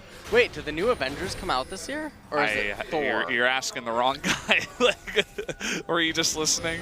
Brendan, this is important. The game at hand is not important right now. Look, we got 13 minutes to spare. Okay, Batman versus Superman. Are you asking me which is better? Yes. Wasn't that a movie? Yeah, but that's not the point. Batman versus Superman, Brendan. I think Superman is better. What? I mean, he's Superman, Get right? off the desk. I've had about enough. I've had about enough. If you had to pit Superman versus Batman, why would Batman ever win? Get out. I mean, I've heard this argument before. I never really joined in myself for previously stated reasons, but I mean, he's Superman, right? Doesn't he only have one counter, which is kryptonite? And that's it? I'm not talking to you. We're not talking. All right. Do some golf commentary. And now they're waiting in the bush. Here they push forward. They're going to clear out one ward and back off. Brendan, the game doesn't matter. The rotation down Brendan, to bot. this is all scripted. We're going until 39 minutes and 13 seconds. Don't worry, we got game 3 on the way too Then after this, guys. Don't worry. It's part of the plan. Stop it. I talked to the producer beforehand. So Profit's down bot. They're going to start Baron. This isn't part of the plan, Brendan Woody. They're going off script here. Yeah, they are off script. Teleport comes in, 5,000 health on Baron. They will back off. Will SKT engage? That's a question. Well, they put in Profit for a reason. Here he goes. He knocks up a bunch of the members, actually 4 of them all getting knocked up. But where's the follow-up? It looks like everybody else was kind of zoned out. Really nice move there by Malzahar to block the dredge line of Profit. Still, though, on the run. The arrow gets onto Wolf. There's the smoke from Graves. They're trying to disengage as much as possible, but finally, Ixu bites the dust. No lockdown onto any of their members. There's the big burst AoE damage out of Victor. Oh, Ooh, he wanted that 1v4 so badly, man. He almost went back in. Now SK Telecom, they might turn their attention towards the Baron. They're thinking about it. They actually keep Jin Air around because of it. Could be a way to actually throw the game. Kuzan, you can see that he's waiting right around the corner, and collateral damage is still up for Umti. This could get very dangerous. Peanut is extremely low. Yeah, and with Umti still alive, this is really risky. Umti is running away, though. He actually takes the blasting plant away, but at the same time, SKT disengages from the Baron. They say, "Oh, we thought it was 40 minutes already. Sorry, we'll back off." Jin Air and SKT are doing is like when you know, a movie, it has like a part 1 and a part 2. You know, yeah. That's what's going on right now. So that was part 1. Part 2 is going to come in a few moments. Okay, wait, they're going again. Of course they are. Yeah. This is the mid time of the movie, like the middle of the movie. There's some conflict going on. We're not at the climax yet. Yeah. Remember, climax comes at 39 minutes and 13 seconds. That's the That's what's on our sheets, at least. That's what's on That's the script that we got, guys. Right. Infernal Dragon is up, though. SK Telecom should probably turn their attention towards getting that. Seems like Faker wants the Scuttle Crab and the Dragon to be together. Doesn't seem like either of them was into that, so Faker just gonna kill the Dragon, is not happy with them. And that will be Infernal Drake going to SKT. So they even up the Infernal Drakes. Who would you say the Infernal Drake favors more, just based on the compositions? I think it favors Jin Air GreenWings significantly, because the Ashe, Victor, and the Graves, I think it's a lot more valuable than the Ezreal, Syndra, Rengar. Okay, well, here we go. Baron is getting extremely low. In comes Peanut for the jump, and he does not steal it. Goes over to Umti. The fight going down. Peanut actually does go down. Lots of low members here on Jin Air GreenWings. The Redemption is very, very close to healing him up. Bang will die as well. Faker was extremely late to this fight. Finally, he does join on in. Does blow his load onto the Victor. And Empty with that Edge of Night still is alive, but Prophet trying to get that last kill. He wants it so bad, but Faker will take it away. SK Telecom managed to salvage that team fight to the best of their ability. The Baron did go over to Jin Air GreenWings. They still have it up on Ixu. And so in that sense, at least they still have one member with it. And with the Dragon being down, that does mean they should be able to have a follow-up push. So in the replay here, you can see that Prophet goes in onto Teddy. Peanut went for the steal, couldn't quite get it. And look at Faker. He's off in another planet when that fight was going on. Replay actually gets cut short. Not entirely sure why that is. And now in live, Snowflower doesn't quite go down. Oh boy, he does kill Faker.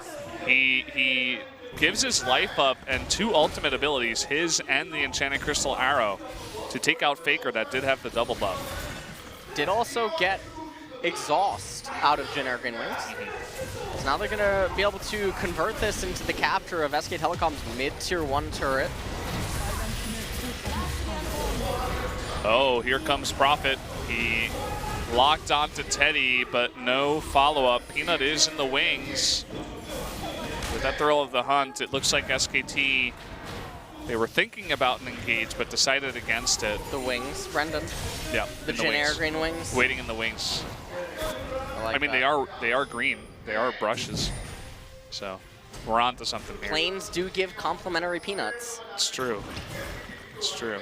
That is quite profitable. Okay.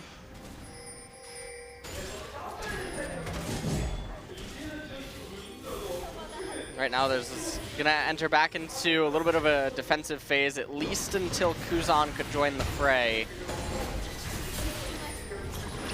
Looks like he is preoccupied up in top lane. They want to capture that top tier 1 turret, just pick that up, get it off the map. SK Telecom still ahead in gold, but I think that when you factor in the scaling of everything, Jin Air GreenWings in theory should be ahead.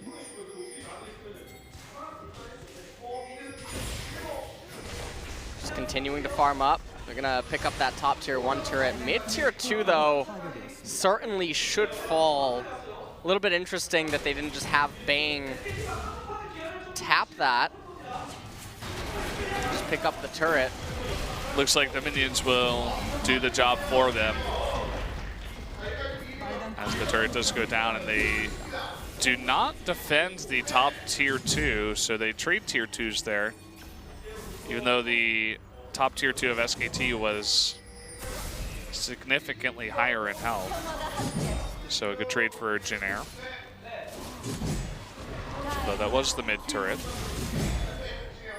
So now SKT on the move. It looks like a big rotation down towards bot as there is a massive wave building up here.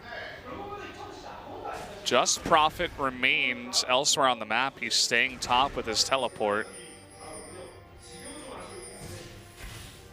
Remember, 39-13. We're almost there. Some trades happening down in bottom lane, and SK Telecom, even though their comp isn't suited for it, they're in a 1-1-3 right now. 1 top, 1 mid, 3 bottom. And then they move 3 to mid. Another interesting choice, Kuzan yet again with the Lich Bane. Very peculiar not to see some other itemization out of him, especially given this composition. Chaos Storm used here, perhaps just to zone them back, push them off the objective. That bottom tier 2 turret is getting pretty low at about 1/3 health.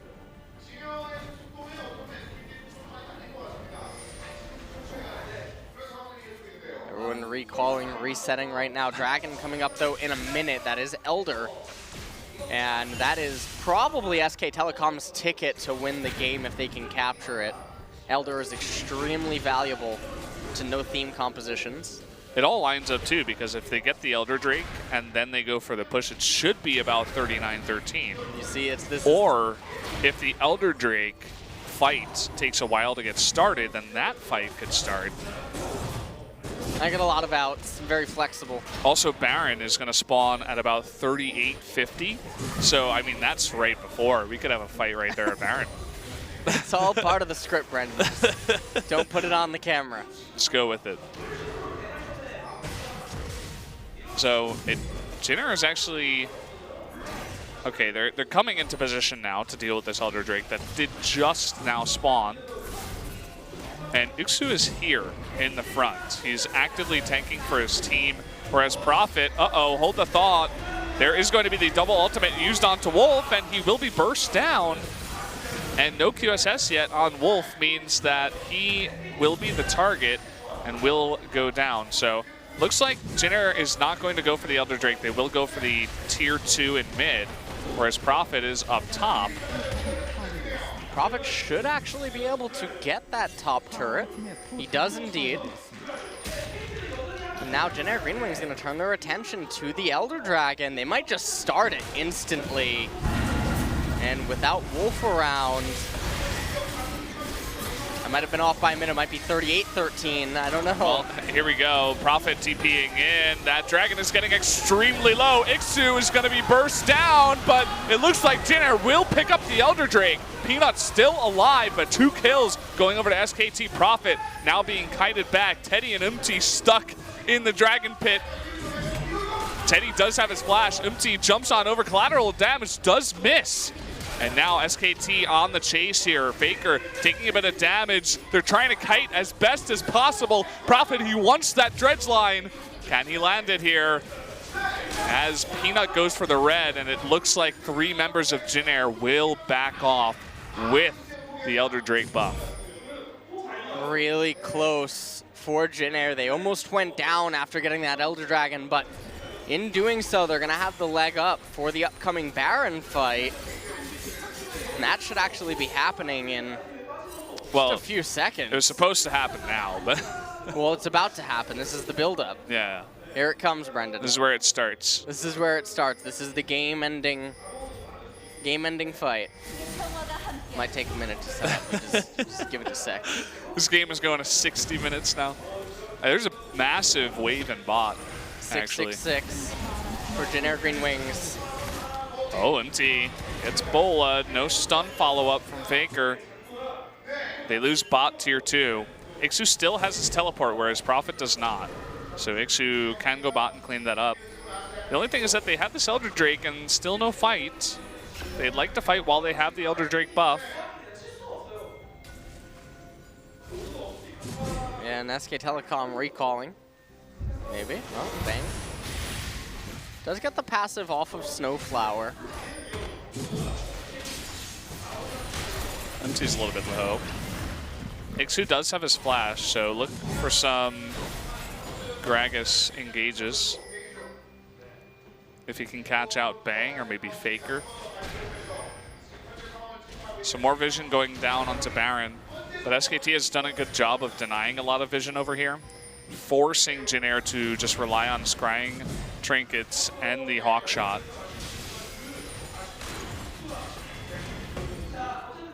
Jin Air trying to escort SK Telecom back to their base, and then they would use this to then gain control over their red side. Wolf, he might get caught out again. Really nice flash, though, to dodge the cask. The redemption comes out, and the counter engage here from SKT. Snowflower will not get the heal. Prophet coming forward, knocks up every single member. A huge ultimate there for Prophet, and now Jin Air GreenWings is going to be routed. Double kill there for Bang. Kuzan and Empty on the run. Can they survive? No, not in the face of Prophet. Is going to be locked down. Bang doesn't have his arcane shift. Are they actually not going to get Kuzan here? Bang, he wants him so bad. A little bit surprising, Bang. Uh-oh. Oh. Okay. Bit of a stun coming out, and Bang gets low, but still will pick up the kill. And that was the fight SKT was looking for. That was definitely the fight that they were looking for. They're going to be able to convert this into a Baron capture. Umti might try to make his way there. Peanut, the lone warrior, starting the Baron. Here comes Bang and Wolf. Prophet up in top lane would be able to get a flank off onto Umti. Umti tried to come forward to contest this. There's no vision for MT. It looks like he doesn't want to take the risk. Just going to head top, clear that out, so. Here comes Prophet to help out with the damage a little bit. Oh, they have to be a little careful. Collateral damage. Peanut? Oh no. Okay, he ulties away. Was able to clip him right at the end there of his recall. They did get his ultimate out of him. Take a quick replay of the fight. So Ixu and Umti don't have the best of synergy, as the cask actually does not line up with the collateral damage, and that was a complete whiff. You can see Peanut holding on to his bars right there, and then Prophet, I mean, he knocks everyone up right at the very end there. And Kuzan tried to escape, eventually gets dogged down by Bang in the end. Umti fortunately able to escape for his team, but couldn't quite get back to Baron to threaten a steal. And so now SK Telecom, they're in the driver's seat, but only as long as Baron persists. Yeah, let's see what kind of objectives they can get off the back of this. Eldritch is next, but it's not coming up for quite a while, probably 3-4 minutes. And so it looks like they'll have Prophet push top with teleport. Faker's going bot to escort the wave into bottom lane, whereas Bang, Wolf, and Peanut are towards mid.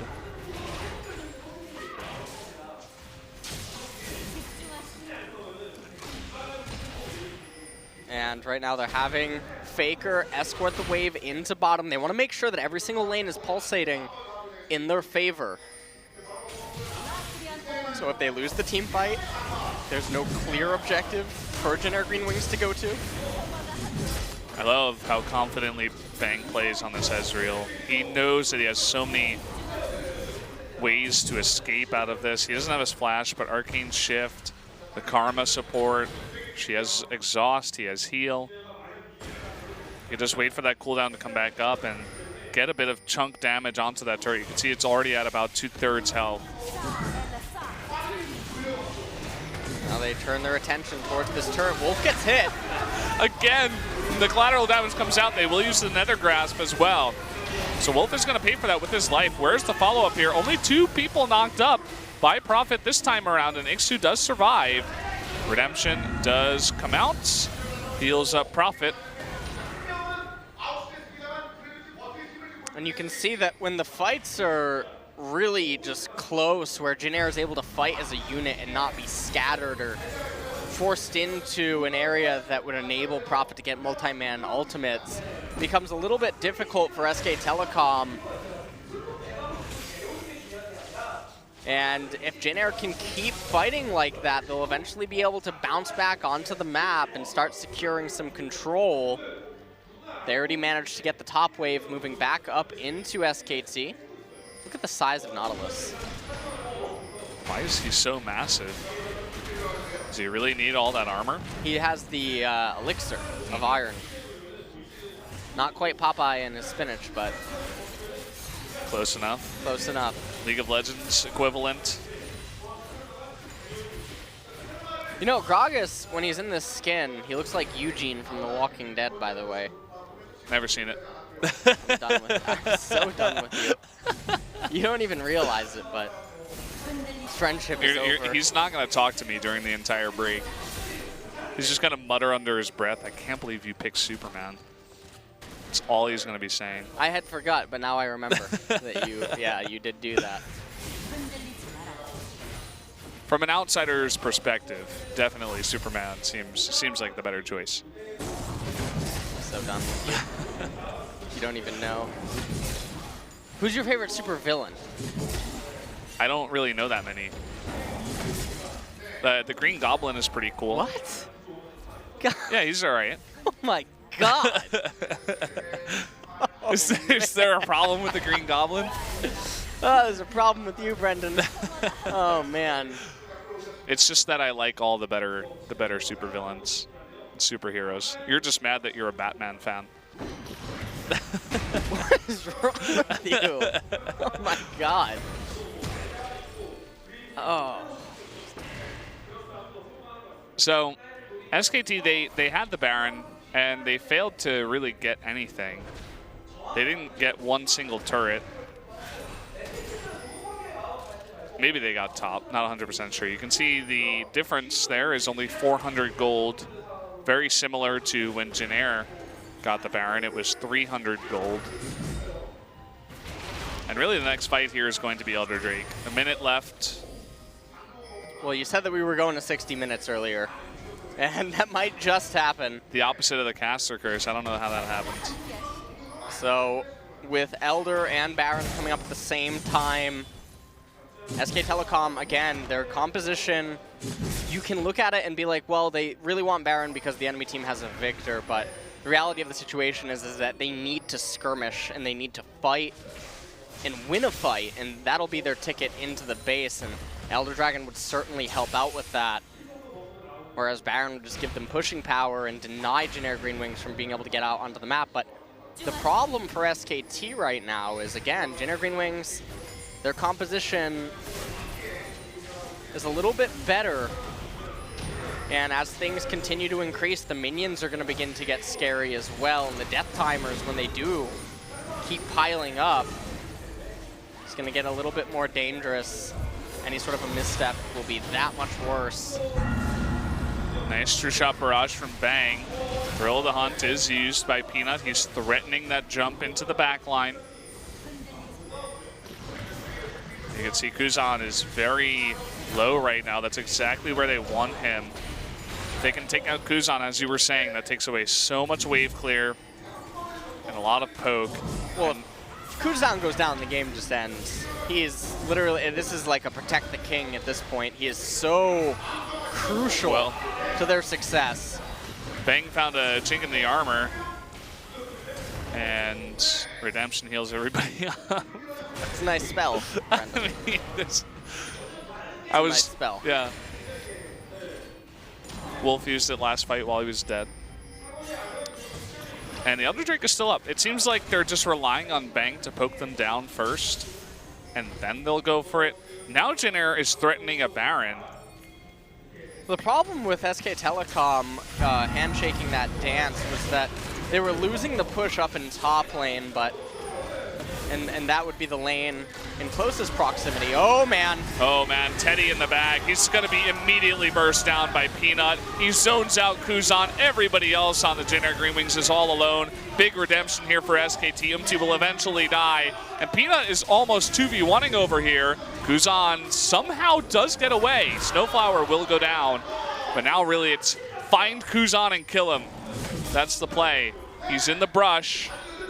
Okay, Peanut is going to deny it using that blasting plant to get over, and at least he's stopping him from recalling while the rest of SKT goes for the push. And I really like what Ixtu's doing right here. He's proxying the wave, trying to take away any ability that SK Telecom would have to push, but that doesn't matter to them. They're in bottom lane. Look at the death timers on Teddy, Snowflower, Umti, cat and mouse, literally.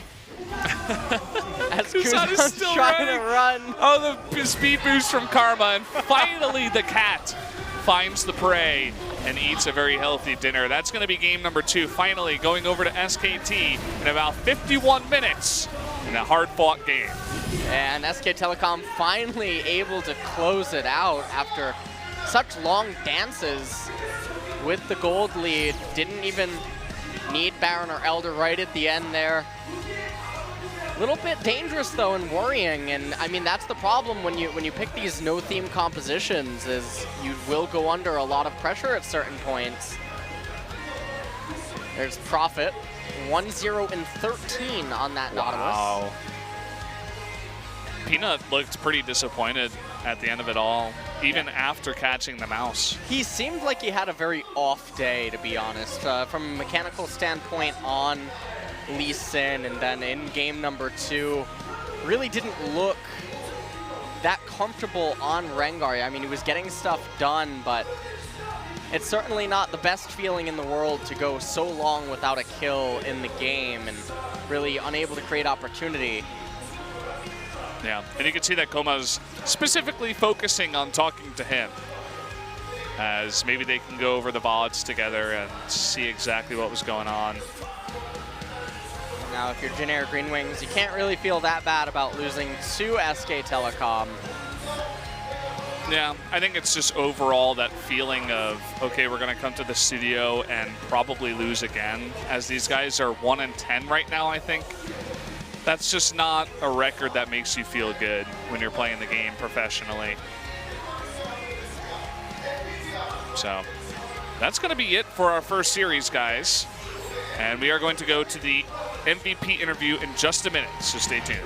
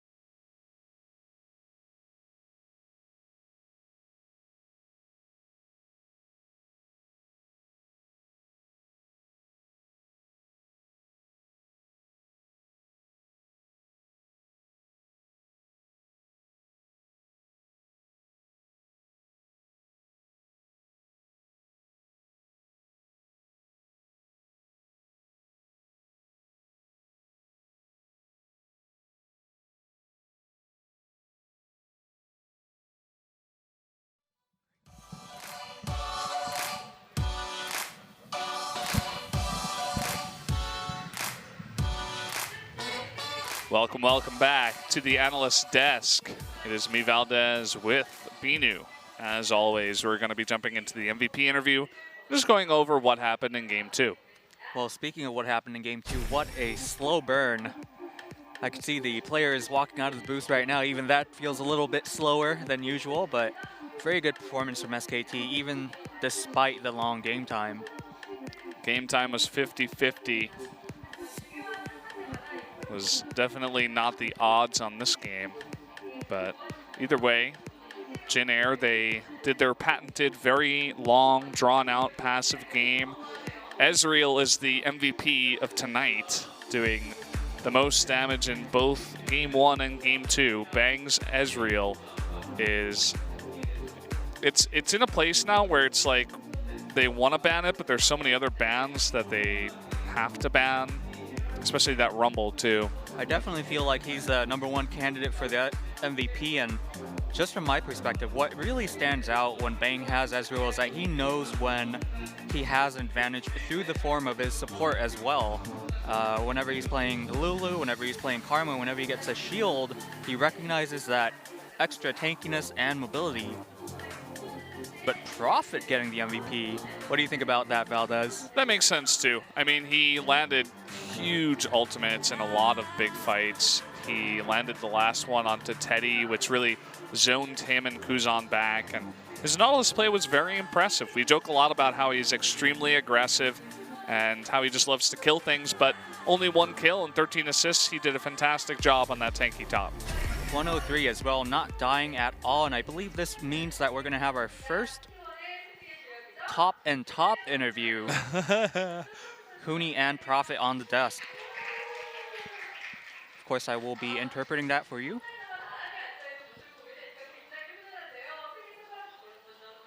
So first of all, Hooni, how do you feel about the victory?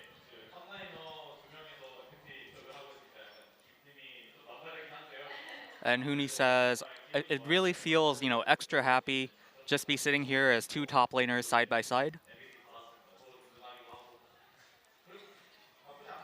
And especially with Prophet coming in the second set, I feel much more reliable with him by my side after he gets the MVP himself.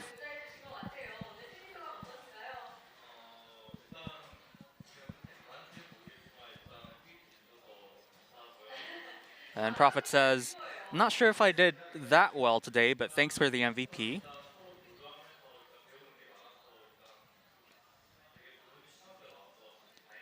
And regarding Hooni, he says he feels like he has really good synergy with Hooni because they're always learning from each other and sharing a lot of stuff with each other.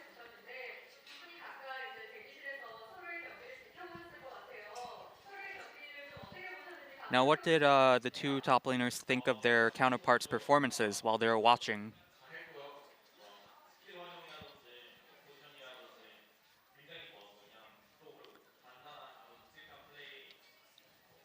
And Hooni says he did well, given his positioning, given his use of, his skill, rotations, his very sturdy performance from Prophet. And Hooni's saying, what else could I say?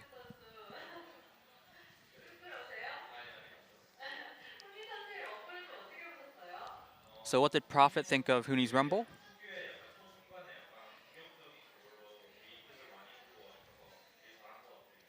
And Prophet says, it looks like Hooni's characteristic aggression in the early to mid stages of the game seems to have gotten SKT a lot of leads, so he's very proud of that as his team member.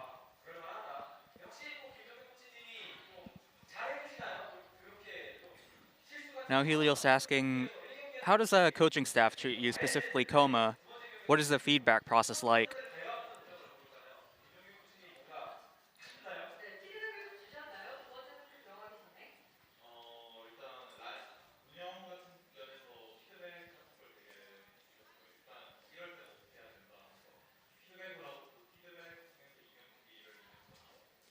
So Prophet says before he went into the second set, he says there was a lot of feedback in terms of the macro level, saying that we should do this in this situation, maybe something else in another situation.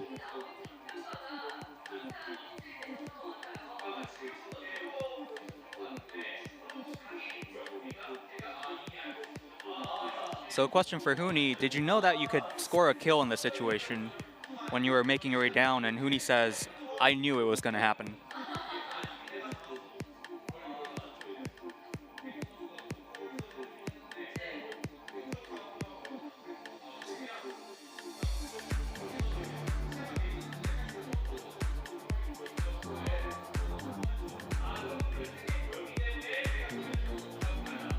So Hooni says it was it was really thanks to the vision that he got to score these kills and even, set these kills up for himself, saying that with the vision we had, I could tell where they were going to move, I could tell if Kha'Zix was going to jump away, and it was really all thanks to that I scored all these kills.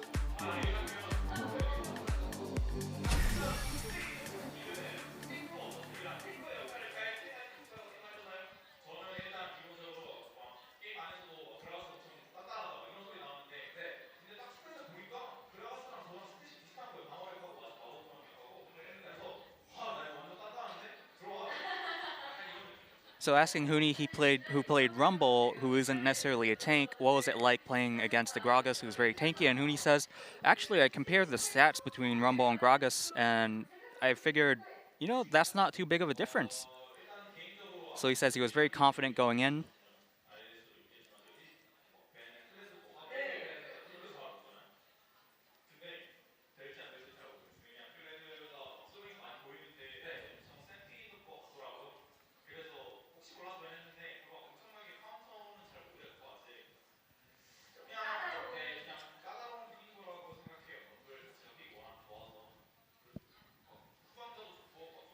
Now, elaborating on that Rumble pick and the Kled ban in set 1, Hooni says, well, Kled is a pretty useful champion, especially in solo queue. He's popping off a little bit here and there nowadays, but it was really more of Kled being more of a nuisance or maybe an unknown factor that they decided to ban him.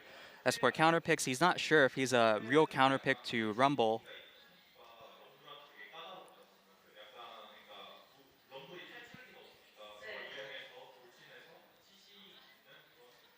Meanwhile, Prophet saying that he feels like Kled is actually really tricky or really difficult to play against as the Rumble because Rumble doesn't have a lot of escapes. Kled has that extra mobility through his ultimate and some forms of crowd control, which could really lock down the Rumble.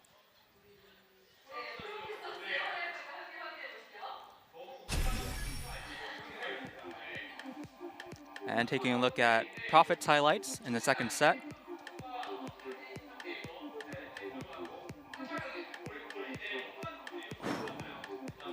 Now that you look at it, you could really tell he did have a lot of great dredge lines and ultimates.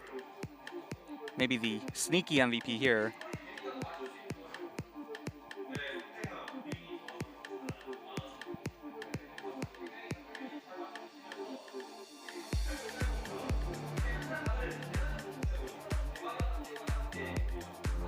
And speaking of Dredge Lines, Prophet saying, just complimenting the Jin Air GreenWings players, saying that they moved really well, so it made it really difficult for me to hit some of these skill shots.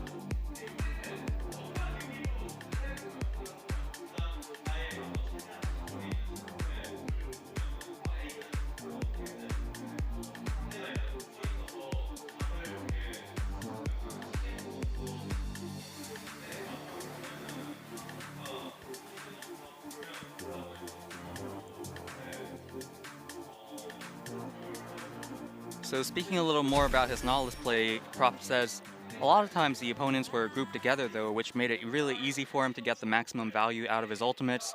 And in the end, that final team fight, Peanut was the one that really shined there because of his excellent positioning, which put him right on top of Teddy.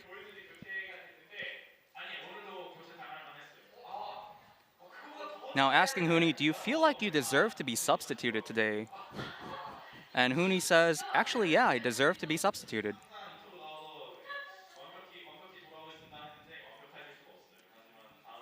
And adding on to that, Hooni says, I always come to these interviews and say I'm going to give a perfect performance next time, but I never do. Of course. Does anyone?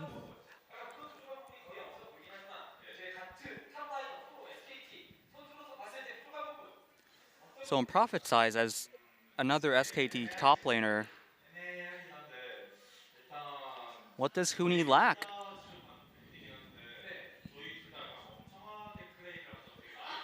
And Prophet says, I'm not sure, but I think it's a commonality between me and Hooni that we play really dumb-headed.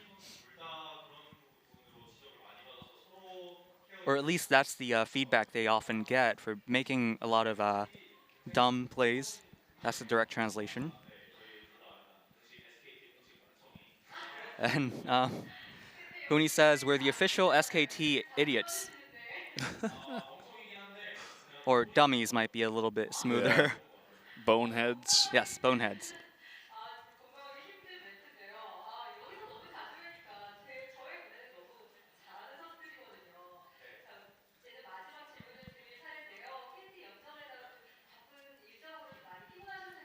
So our last question, you must be pretty tired after the back-to-back series against KT and today's victory over the Jin Air GreenWings. Any final words for the fans?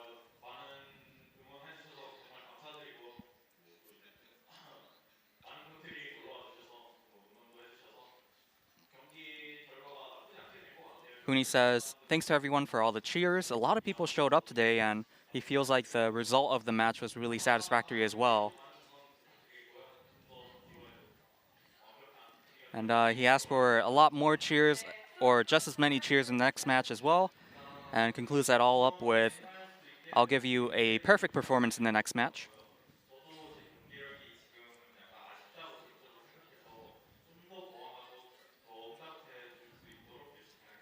Prophet says, please cheer for us as well, and he says he feels like his match performances are lacking as well, so he's going to work on that and come back in the next set, or the next match. So there you have it. That was the MVP interview with our two top boneheads from SKT. We are going to be jumping into BBQ Olivers versus MVP Game 1. That will be starting in about 45 minutes at 8 p.m. KST, so we'll see you then.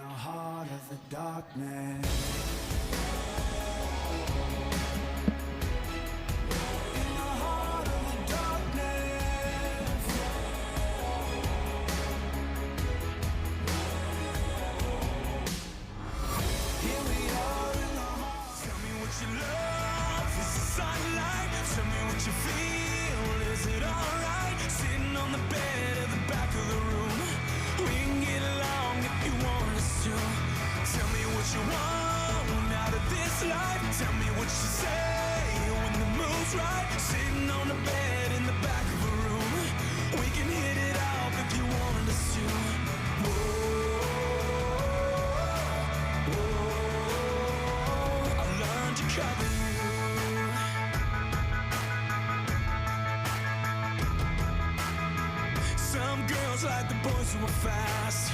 Some girls like making it last. Who are you? Some girls got so much to prove, but those girls got nothing on you. Who are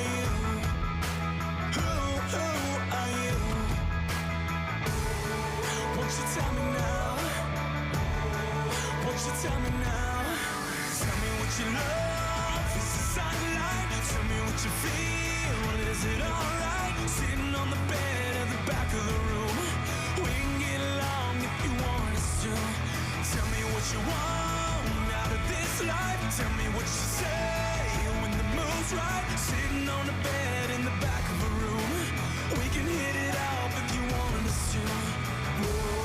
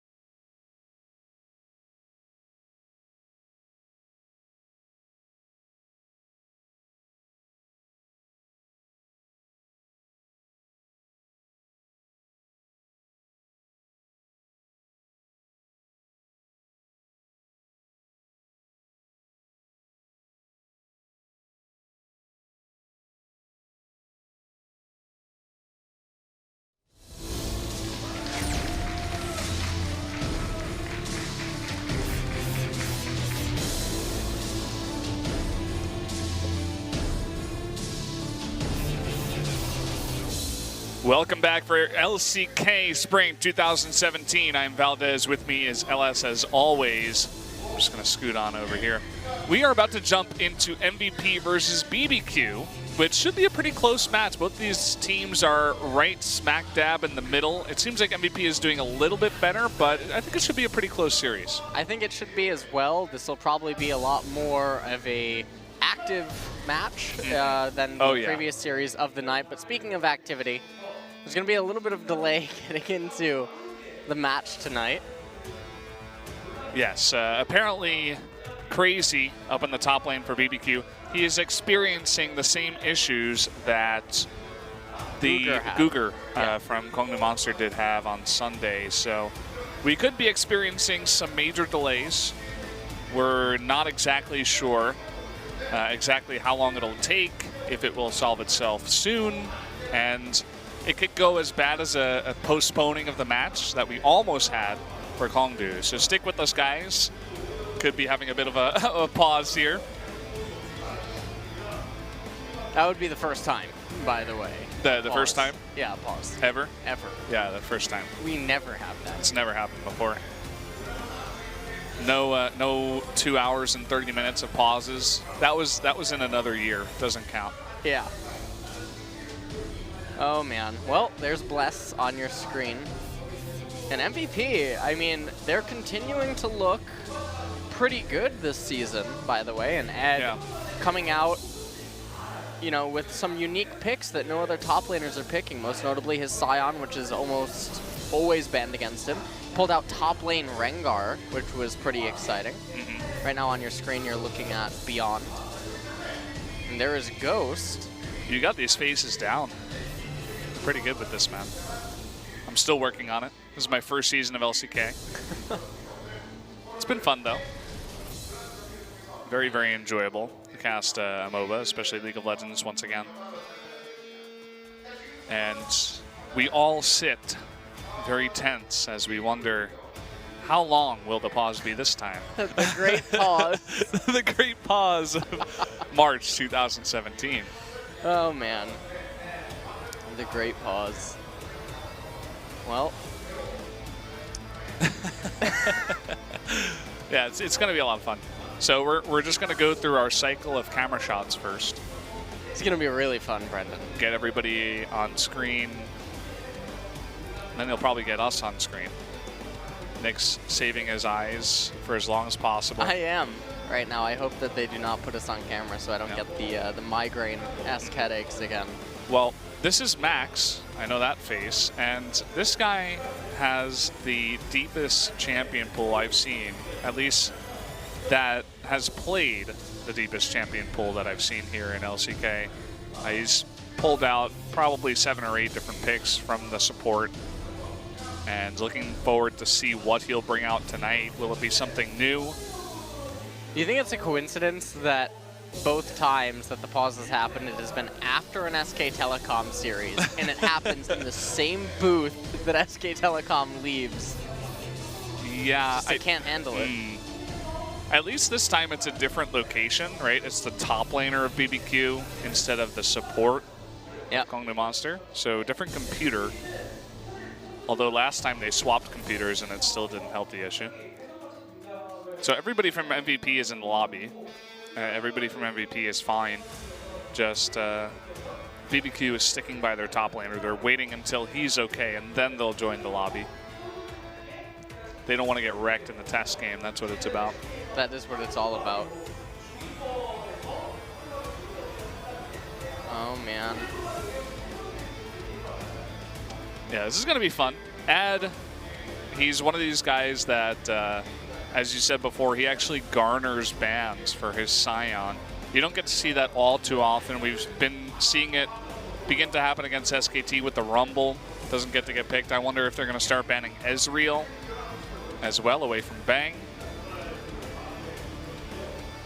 He did double the damage of anyone on his team, up at like 48,000 in Game 2 against Jin Air, the first series we had tonight. And was first in damage in Game 1.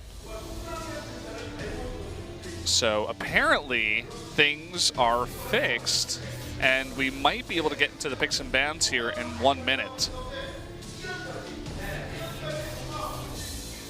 So stay tuned with us. We're not 100% sure on this one, but that's the information that I just got. So, uh-oh. Headset's coming off.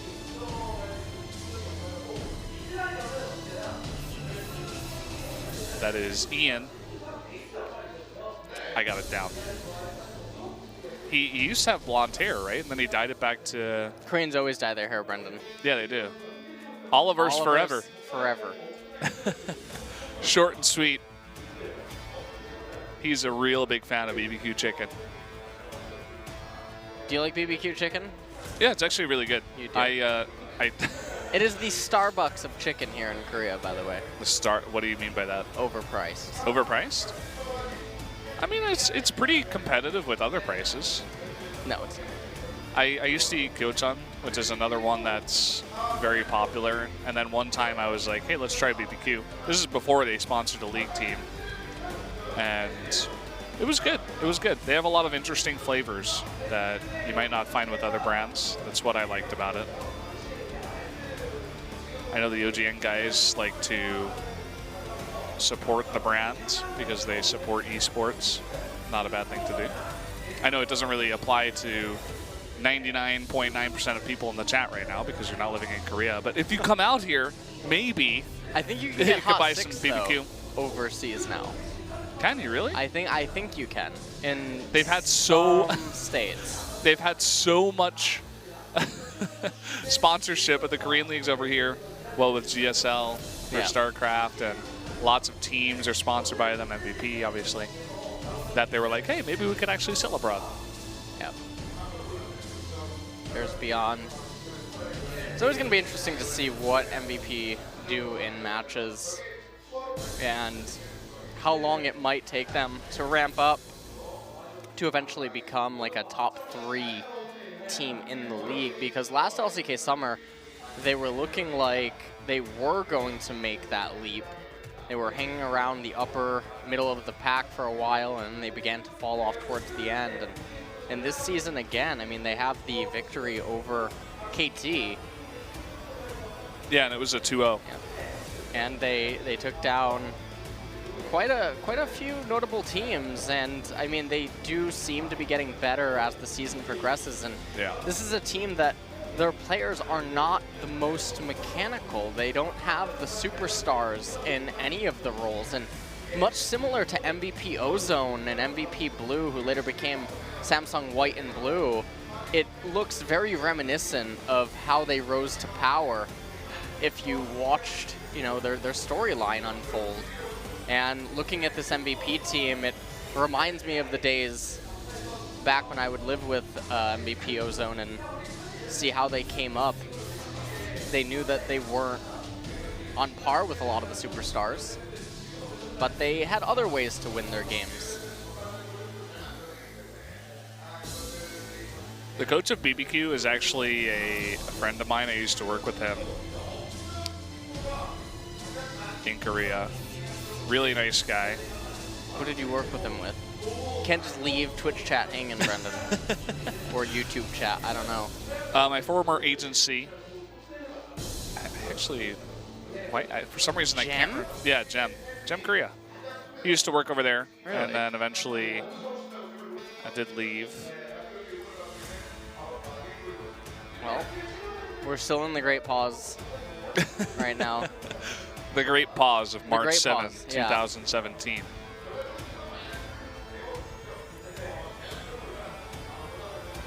I'm not sure what that means. I think the first part is level up. Oh, he'd rather watch LCK in the audience than staying at home and leveling up. Well, I think we spotted who the toxic player is. Someone's been banned. But my question is, if you're this big of a fan of League of Legends, how are you not level 30 yet? Because he got banned. Probably not the first time. You know what I'm saying? Probably. He's on account number 4. Oh no, here it comes. The camera's coming. My eyes are getting ready. Oh, we got the double. It's like the headlights, man. Oh no. It's it your hurts. favorite.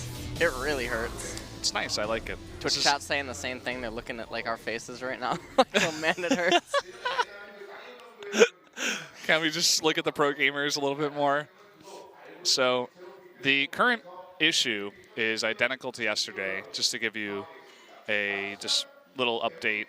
Apparently one of the players just cannot join the custom game lobby, so they cannot join the game, which means that we can't start the game. And so that means we're here in the great pause of March 7, 2017 once again. We had a big one on Sunday as well. That was March 5th. I'm really hoping it goes a few hours, Brendan.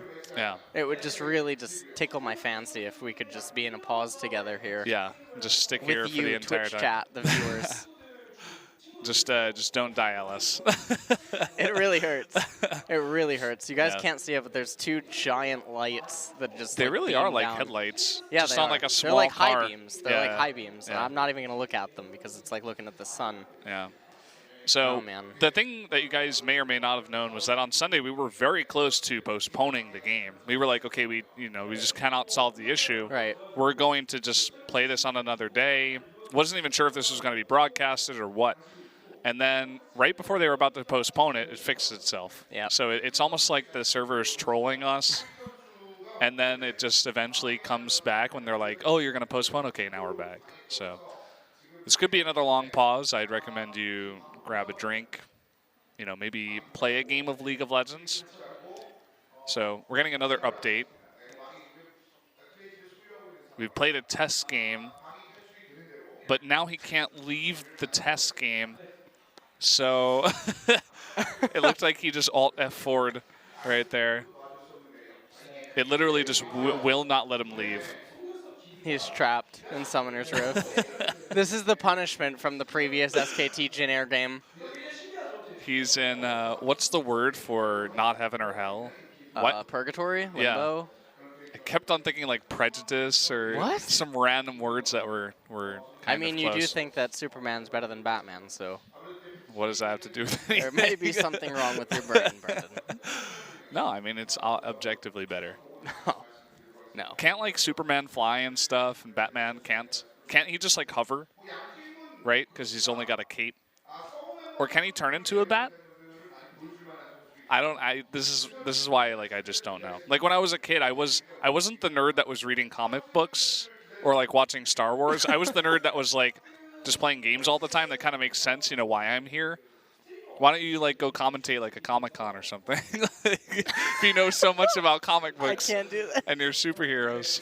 I can't do it. I'm gonna like look directly at the light just to cause enough pain to cry right now, just for comedic value. Call LS, he's crying. Oh man. Hold on. He's gonna do it. Okay, here we go. No, not right now. Soon. Okay, all right. Oh man. What's your favorite? Did I ask you this before? We should do like the 20 like, questions with Yeah, exactly. two Like of you us. know, like the girlfriend tag or like the boyfriend tag. We can do the caster tag. Oh, we got a special guest on the. Oh, he Who went was off. that? It was just random guy in the audience. I can't even see. Like I'm like blinded by the Oh, light. he was back. He's back. No. It was a ghost after all. Yeah, here he is. There he is. All right, what's he thinking? He's like, oh, they saw me. It's like Luigi's Mansion. Shine the light on him. He's like, oh crap. What do I do? What were you talking about? The girlfriend tag? What Yeah. about? The like YouTube what? videos, like you ask them like a question, they have to get it right. Like about You yourself? asked, yes. Like from a significant other? It's like Yeah. what what is Yeah. my favorite food? Yeah. Or something like that. Okay. What No, does that never what does that have to mind. do You with know like what? girlfriend tags and stuff? I'm breaking kind of up. confused. We're breaking up. All right. This is over. I'm okay with this. I've been cheating on you for a long time. It's been a while. Sorry. You do cast Sorry stuff. to You to do bring this cast out on the stream. StarCraft. Yeah, Yeah. it's true. Unfortunate. Biggest game trader in the business. Actually, that's not true. Oh, There are others. So still no update here, guys. Nobody from from BBQ is in the lobby. All the MVP players are just waiting patiently, as we are.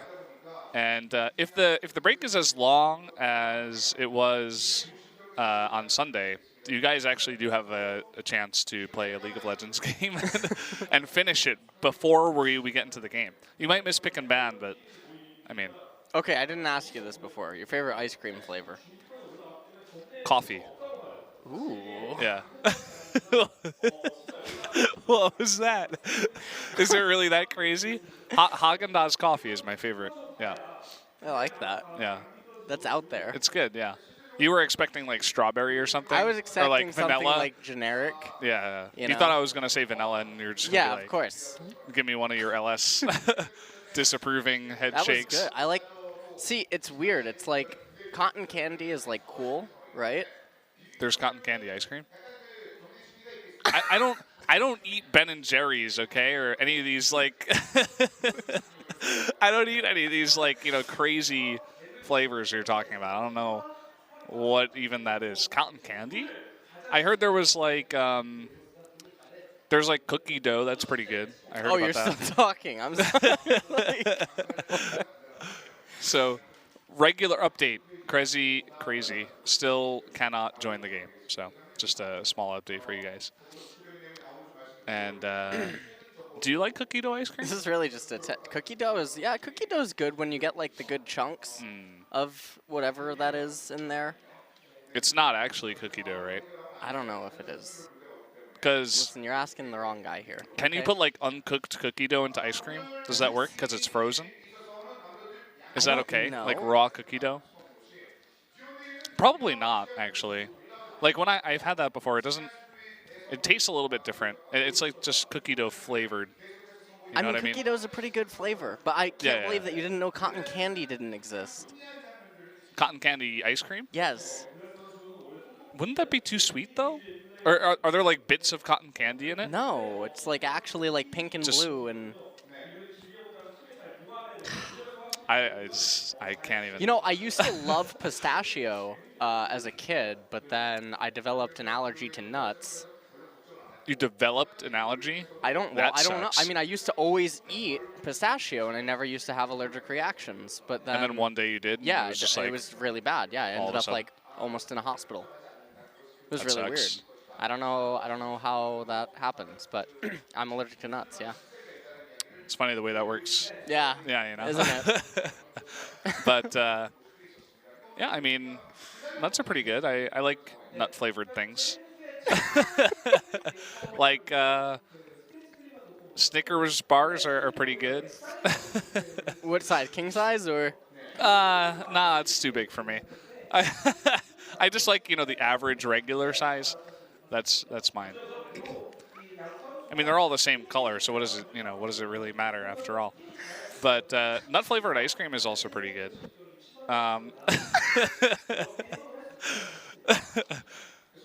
Oh, man.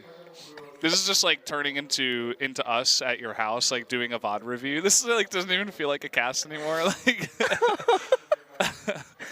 Oh man. the fun of pauses here at SPOTV. All right. Yeah. So we had a lot of fans here for the first Well, game. I was saying it was like a ghost town when I first actually came down the steps, but now like actually all the seats are filling in. Slowly but surely. I like how there was no one here at the beginning, but now there's people here. They knew about the great the great pause. Yeah. post SKT game. Okay. Update is that we swapped PCs, but the problem still persists. Yeah, just like Sunday. Yep. And so it is client side, Yeah. I think it's just going to take some time to fix. or well, it's client. Yeah, it's a Yeah. client problem. Tournament realm or whatever. So, I mean, just to tell you what happened on Sunday, guys, again, it just eventually fixed itself. Like, After lagging a lot, Yeah. Gruger lag. He had like he was able to get in, went but from it the lagged. great pause to the great lag to Yeah. Great lag didn't last a long time, but it was very laggy. That's why it's the great lag. yeah. And then eventually it just worked. So that's the hope.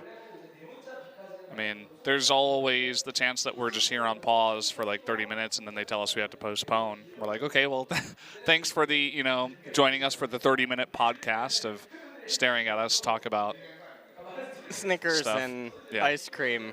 yeah. Did you play Final Fantasy as a kid? Yeah, Final was Fantasy your- X is like one of my favorite games of all time. All right, what's your favorite Final Fantasy? I mean, I only played, I played like number 1 just to like see what it was like recently. On- you know, emulated. On regular Nintendo. Well, I just emulated. Oh, you it, like, emulated it. Okay. yeah. Okay. Number 1 was good. You know, just very basic. Obviously, the first one. I started 7, but I got into some multiplayer game. Like for me, it's like hard. I'm one of those guys that like likes the competition. You know, I like to play the competitive games. So I think I was playing like StarCraft at the time, or maybe League of Legends, one of the two. And I just stopped playing it. Number 7. I finished number 10 all the way up until the boss, and then for some reason I just stopped. Sin. Yeah. Okay. Because my brother, like I was pretty young, and my brother said it was like incredibly hard, and I was like, oh, you know, I don't want to. It's like too hard, and I don't know. All right. I was young, but yeah, I mean the game of Final Fantasy that I actually played the most was number 10. 15 just came out, right? Like a month ago? 2 Yeah. months ago or something? Yeah, yeah. 15? Oh, man. I saw Doe was playing that. Rip, Yeah. by the way. Yeah. But I heard it was pretty good. Very in-depth game. You drive a car and stuff. Not sure how that works in Final Fantasy. That is Maha. I wonder what MVP is talking about right now during the Great Pause. It can't be nearly as riveting as our conversation. Yeah, absolutely That's for not. Sure. Oh, it's probably coming back. Here we go. Do My you know eyes. who all the Korean casters are, by the way? I know the guy in the middle. He's like really famous. Yeah, that's Konkui. He was formerly MVP Blue. Not the guy in the middle. No. The guy on the left. It's Konkui. On the left Oh, here? well, on the right. On the Our right? left. Yeah. Okay. He was MVP Blue. He was MVP Blue's top laner, Konkui. Oh, wow. He was known for like Vladimir and Shen. Sounds very familiar. I mean, at that time I wasn't Yeah. casting League. He's but- actually, I find it interesting that I think a lot of the Korean casters actually still do hover like high-ish elo. To my knowledge, he's Diamond 3 to like Masters all the time. And obviously Captain Jack and Helios are up there as well. They're on the analyst desk. You know, Yep. they don't They're on the actively analyst cast. desk. Do you know who the guy on the left is when you're facing them? No. Isn't he from I don't know who he is either. I just know the guy in the middle. He's like one of StarCraft? SPOTV's Yeah, he's big. famous. Yeah, one of he's his famous. one of their big Yeah. MCs that does like real sports and stuff too. Yep. Yeah, but I don't know who the guy on the left is. Pretty curious about that. He cast from Nice Game, though. He came with Konkui from Nice Game TV. Okay. So they're a bit of a duo, perhaps. Yep. It's interesting because I been see together a while. that the spectator PC is actually on the side of the left guy. And I would expect that to be with Konkui, right, as like the former pro. But I don't know. Pretty curious. I was just, you know, I hadn't really talked to them all too much, except the guy in the middle. I did a lot of StarCraft with him. No update yet on what's going on.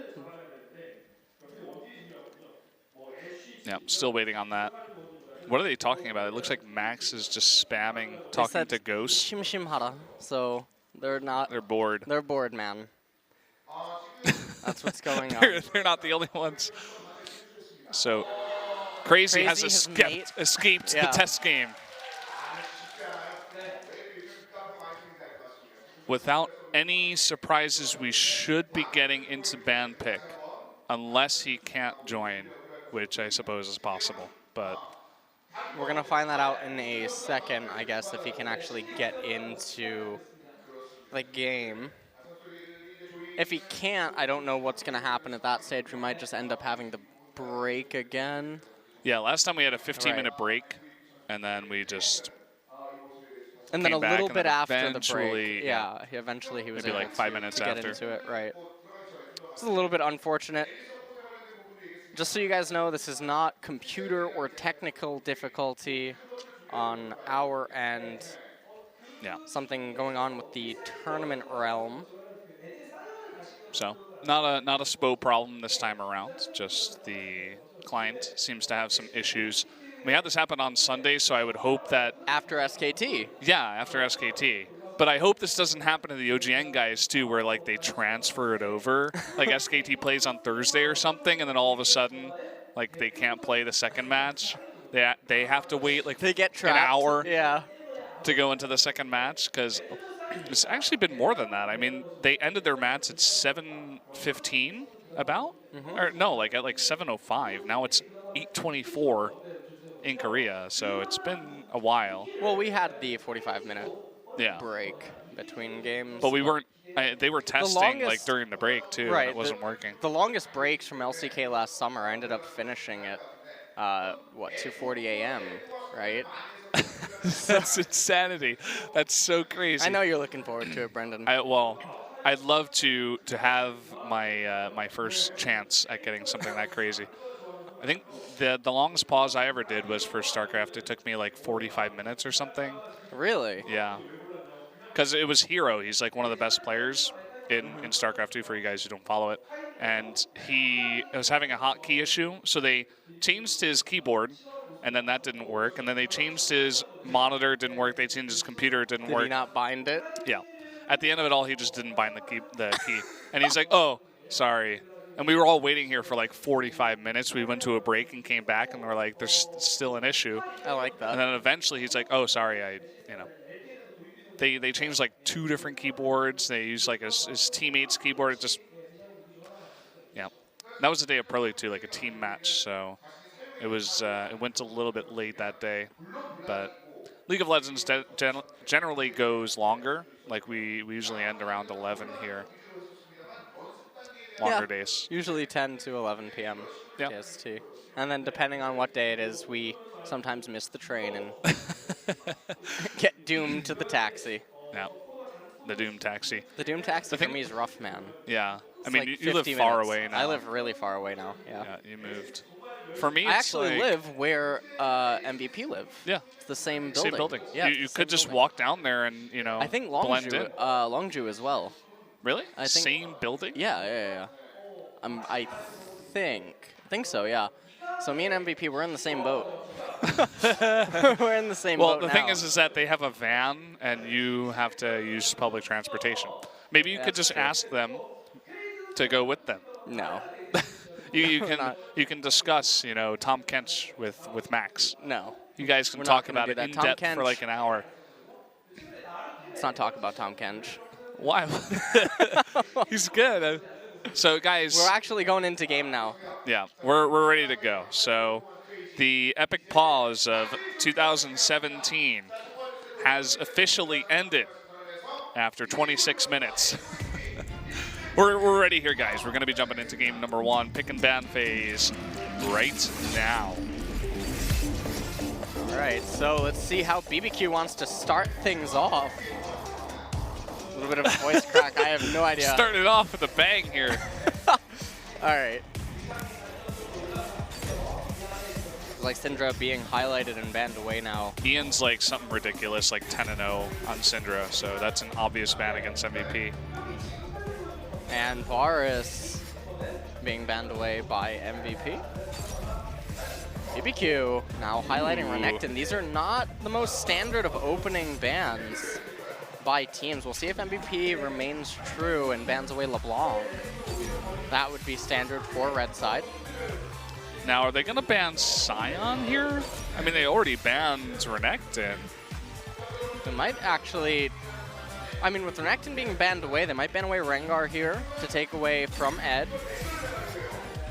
And because Beyond, I mean, it's a flex pick for MVP, and you can see Ed actually on your screen nodded when that ban got highlighted and banned. This probably means he's going to get his Sion. Nice. And usually teams are not willing to let him have it. They might pick it away from him here, though. Will be the Jace to start things off for BBQ. So Jace is through for BBQ. MVP now highlighting the Sion. Wouldn't really need to pick it up at this point, though. Certainly be safer to go jungle bot lane pick here. They're just teasing BBQ, saying, hey, this is what's coming, guys. Hope you're ready. And there is the Jace, or not the Jace, the Graves lock-in. And now they're highlighting Ashe. So already, I mean, it's a little bit scary. Those two particular champions, it's not so bad, but showing them so early, I feel like a support maybe would be a little bit better. This does let BBQ draft a little bit differently because Graves and Ashe, two champions heavily reliant on hit, and Ninja Tabby really powerful against those two champs early on, can really hurt the first item spike, but Ziggs now being highlighted by BBQ. And picked. So maybe showing intent to go extremely physical damage heavy in the second half of the draft. Not entirely sure why they would want to show this so early on. It's not something that teams really can prepare for. Well, with Ziggs Zyra, that's a crazy amount of burst damage that you can do, especially if summoners are down. So if you lock up Ashe, you can essentially one-shot her. So I suppose that's an idea there. The Malzahar was available just due to the way that BBQ drafted on blue side. So MVP is just going to pick that up as third pick here. They do pick up the Malzahar, so a very scary level 6 spike in bottom. Now we're going to enter into the second ban phase. Cassiopeia being highlighted right now. And with Cass being banned away, it could signal that MVP perhaps wants a rise. And given that they do have the first pick, that's something that BBQ is going to need to entertain. Well, Ahri is another one of Ian's big picks that we've seen him come out with. And so another ban targeted directly at Ian. MVP is just one of those teams that you're going to see different stuff, and one of those teams that you actually have to target ban against. Makes them definitely unique, as a lot of different teams here in LCK play pretty standard. Talon now banned away. And, I mean, this is what I was talking about, is when you show the willingness to go Ziggs Zyra so early, I think that it really signifies that you're wanting to go into that heavy physical damage. And now Orianna being banned away, I feel like this really sets up, well, it's not banned yet, but now it is, okay. Really sets up for a potential rise pick if they want it, but instead, highlighting a Corki. Now, Corki got banned in 7.4. His missiles do less damage. I think his big one does slightly more damage, but overall the missiles do less damage. Definitely not as strong as 7.3 Corki. Saw a thread on Reddit, I think yesterday, of some European mid laners saying that Corki probably will not get picked anymore by them. Korea tends to disagree though, as Ian gonna pilot that Corki here to kick off game 1 of this series. And BBQ now, Bless, picking up his Rek'Sai. He's one of the few remaining Rek'Sai lovers in LCK.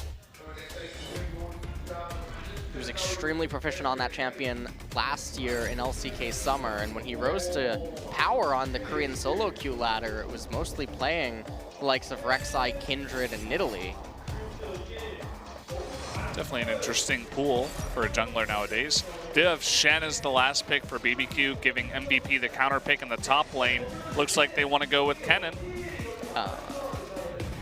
This is really bizarre. So Ninja Tabby is going to shut down a boatload of damage coming out of MVP. So the way that I'm looking at this right now is you just gave everyone on BBQ the luxury of being able to go into Ninja Tabby if you want to. And then in addition to that, Shen's W, able to block auto attacks, is going to be so potent against this team of MVP, in addition to the fact that Shen and Rek'Sai are going to be able to get Ronduin's Omen. And so MVP are looking to really need to accelerate extremely far ahead of BBQ in the early to mid-game phase and really ride that out into victory, because if this goes too long, I don't know how they're going to win.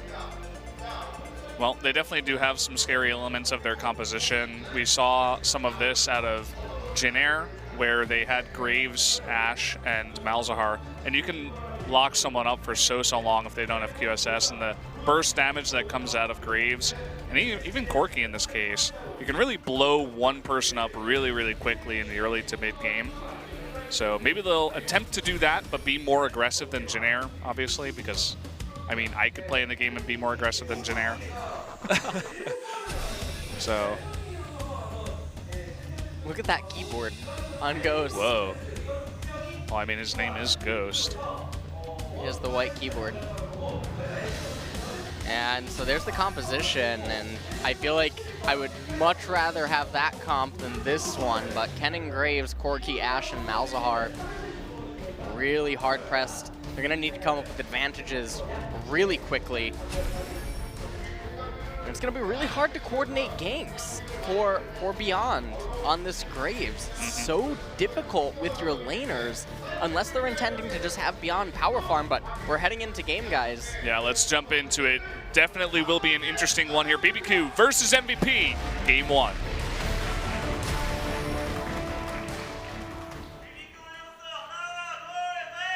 시간사에 합격해 오신 것을 환영합니다.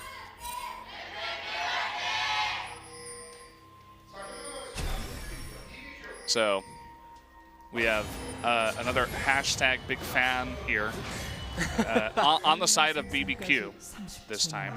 Kind of like the Kongdu monster, but he didn't jump. He's not that excited yet. It takes him a little while to ramp up. Yeah, their avatar is the chicken head. He's the king cock. That's what he is. So there's the Kongdu monster, and then there's this. And so right now, early on, Ed up in top lane, getting some poke on Crazy, but actually losing out on the trade. But he did start Call in this matchup, and the Doran Blade for Crazy gonna do a lot of work up in that matchup. The Doran Shield. Or Doran Shield, yeah. Miscalled it. I think this is the first time I've seen a Call start in LCK since we started this split. It's a standard opening when you know that you are the very big lane bully, and it's unlikely that the opponent can reciprocate damage. Interestingly enough, the first dragon of the game will be Mountain. So MVP's composition, I mean, we talked about how they need to get ahead early and then they need to ride that out. Well, Mountain Drake is certainly going to help them do that. It's going to be very important if they can secure that early on and then hope to RNG some more. They're really just looking for Mountain Drakes, Cloud Drakes, and Infernal Drakes this game. Probably even in that order, to be honest. That's that lane bullying you were talking about. Ed is not letting Crazy get really close. He's picked up 3 CS so far, but that's about it.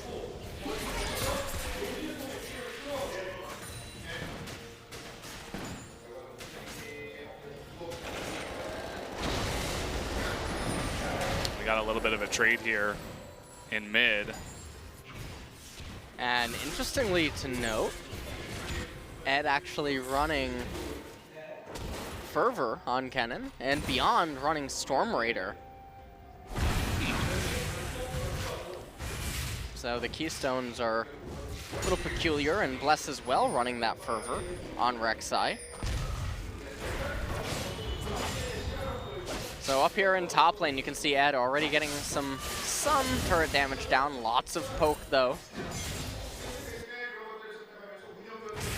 Continuing to just farm ahead in the jungler route. Beyond just looking to try to keep tabs on Bless. That's all his job really is at this point. Extremely difficult for him to coordinate ganks.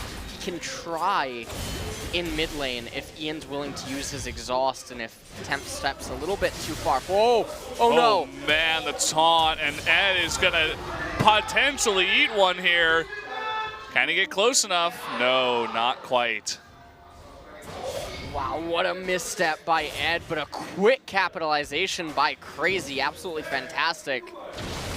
He was able to turn that around, and what a dangerous moment for MVP, because if that kill had just gone over to Crazy, the entire lane would just shift. could have gotten pretty crazy up there. And you could see that the big pause that was on Crazy's computer didn't seem to really affect his play. Here comes Bless now. No flash on Kennen. Thankfully for MVP, Beyond is nearby, but he might not get here in time. We'll use that lightning rush to get away. Bless just going to push it. And interestingly enough, he actually sets Crazy behind. He shared some experience with Crazy, and that's really big because it means that Ed is now likely to be guaranteed to get level 6 before Crazy.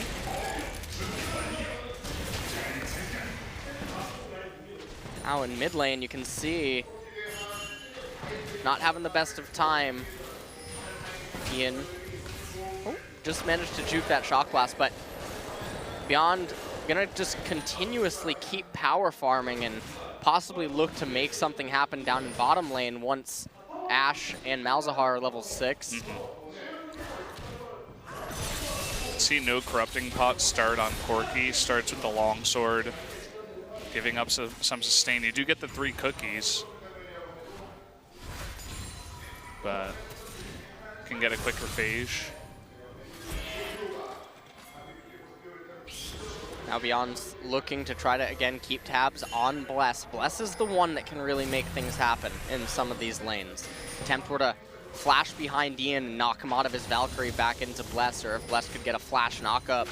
There's lots of ways for him to set up stuff, so it's really important that Beyond farms his camps and then tries to get some intel for his laners, because their early game is so fragile and reliant on, again, getting ahead. And so far up in top lane, you can see the CS deficit. Yes, Crazy has a ton of CS in front of his turret, but he's definitely going to take some turret damage and even damage himself. Yeah, he's struggling. Gets the taunt again. Ed gonna eat 2 turret shots this time. Getting low, does have some sustain with that refillable, so he will be okay, but playing with fire here. It's really impressive that Crazy is able to hit these max range taunts onto Ed so consistently. Almost hit it again. Ooh. Has to be really careful there. Remember that Ed does have the call plus Doran's Blade, so he is able to gradually get his hit points back up. And I really like how Bless read the situation, went for Tiamat as his first item. He acknowledged that Beyond's goal would just be to power farm, and so he's gonna go punch for punch in that regard and continue to farm out. They know where Beyond is, but Ed has no idea what's coming. Misses the taunt, but here comes Bless. Not going to flash on in, and there's the Stand United. Should be enough. First blood going over to Bless. And that was a really good gank timing by BBQ. They knew that Ed didn't have a ward inside of the river. Bless is going to have to be really careful. Collateral damage is ready. He's trying to save it. He's just going to kill him without it. And, I mean, he just walked straight into that one. Really good discipline by Beyond not to use his ultimate. Not going to stay for any more than what was necessary. Doesn't want to ruin the lane for Ed. You can see he was standing still too, so that Rek'Sai could not sense him there. Just making sure that he was totally undetected. Some pings going down as Beyond. Seems like Tempt has sniffed this one out, but he does have the smite, so Tempt can not get that blue. And if you look at the lanes right now, mid and top are ahead in CS as well as bottom. Bottom the closest of all of the lanes. And the gold score is still pretty even, and that's not something that you want to be happening. Now, bottom lane, both level 6. Ian returning to mid. He's going to be looking for his blue handoff, and when the blue does get handed off, or at least their plan would have been to have Beyond go to red and then to blue, hand off to Ian, and then maybe set something up in bottom lane with a 4-man, because they have the teleport on Ed, so it can easily become a 5-man party in bot. Ian he's got that package, but right in between Bless and Tempt there in the river. Edging towards bottom, scouts out that his blue is taken.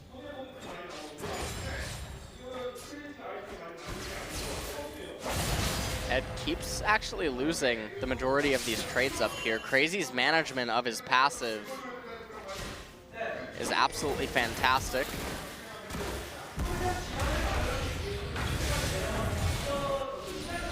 See some really good training on that Shen so far, and this was the moment that we were expecting some fireworks to fly down in bot level 6 for all 4 members. Max and Maha with incredible engage potential.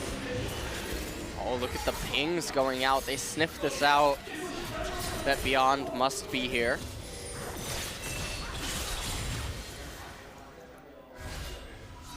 Now bottom lane is going to recall in. So Ghost opting for that Ziggs pick. Not able to do too much with it. Usually with Ziggs, you do want to just raise the bottom turret as fast as possible and then unlock yourself to move across the map and continue to do so elsewhere. Bless falls behind in that camp.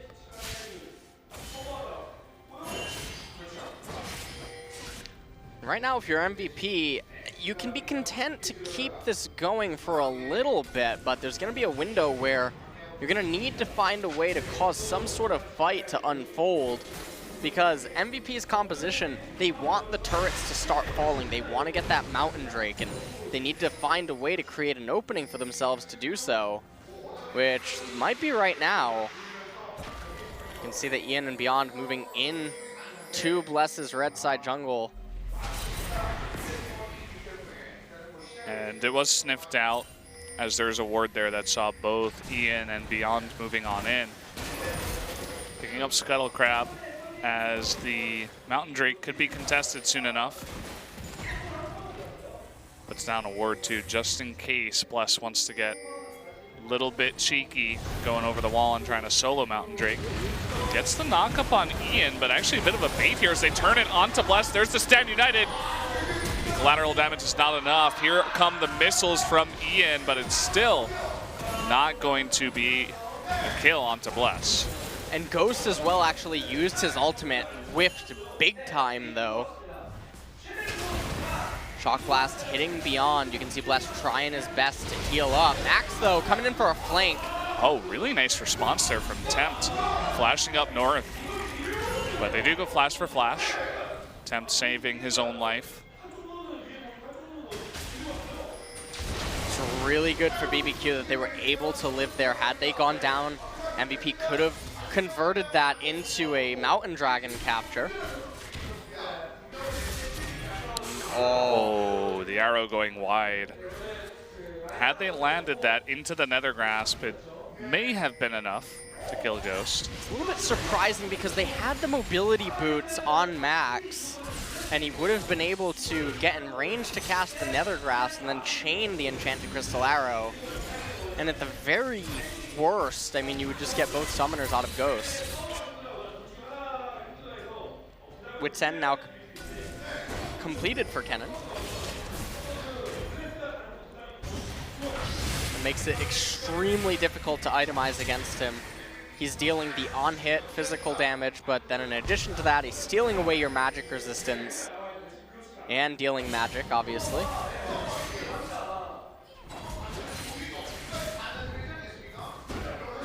Crazy, trying to land these max range stuns. He was doing better earlier on, but... And to see that chunk that comes out now that that item is completed, it's an enormous spike in power. Bless is spotted here by a ward. He does clear that out. And Beyond is up near top 2, so would have been able to protect him. Some big poking coming on in onto this bot turret by BBQ. Although they're not pushing this 100%, they might be scared about where Max is. Doesn't look like they had a ward in the river. But now they do see him coming on in past the dragon.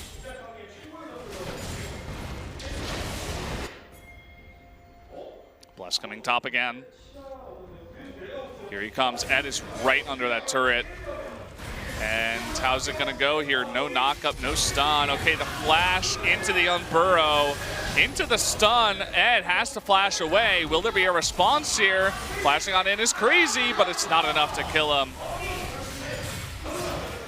he's got some moves as he's able to survive that gank, and now MVP quick to punish the failure. Gonna pick themselves up this Mountain Drake, and that is so big for their composition. And again, remember, they're looking at RNG, either another Mountain, a Cloud, or an Infernal. And let's see what the next one is. And no update unless it's a second Mountain Drake. It could be. Oh, they RNG like gods. It is in fact another Mountain Drake. Wow. So their composition gets the absolute perfect dragon to spawn second. BBQ's unhappy right now. BBQ is really mad. They ordered, I don't know what they ordered. They ordered fried chicken. They didn't get fried chicken. They got something else. They got that that flavored one, the red spicy one. Yum yum. Yeah. They got some soggy fried chicken. Not too happy about that. So if you're looking at this and you're wondering why Mountain Drake is so important for MVP's team composition, they have all range champions. And you know, if you have all range champions and no real tank, it becomes extremely difficult to get Baron. But in addition to that, they have a 1-3-1 potential in the Corki and the Cannon. Hold that thought. Yeah, this is just going to be a dead Totoro. If you get hit by an arrow with that range and Malzahar is there and there's any form of damage afterwards, you're going to die. And that's what happened. So, continue. It's a pretty easy pickup, but yeah, the Cannon is going to be completely unmatched in the split push, and when he can just ignore you and take turrets, it doesn't matter. Max might go down here. Yeah, just taking... Pretty standard. He actually got baited in there a little bit, going for the exhaust. Thought Ghost was alone when actually Bless was nearby to help out.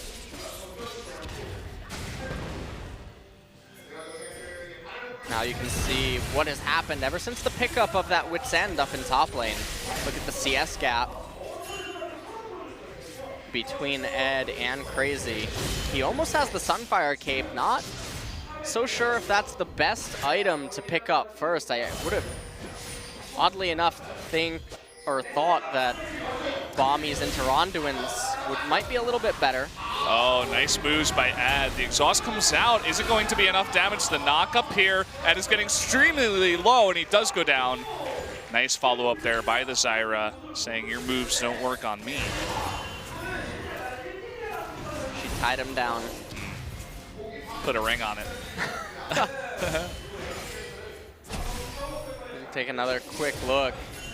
So he finally sees that Totoro is on the screen. Totoro goes for the flash, misses the initial snare, and Slicing Maelstrom came out to try to get some stuns, but wasn't enough, and Crazy and Totoro able to relieve the stress up in top. Looks like the next item for Ed is going to be the Frozen Mallet, as he does have the Giant's Belt. And now Sunfire Cape completed for Crazy.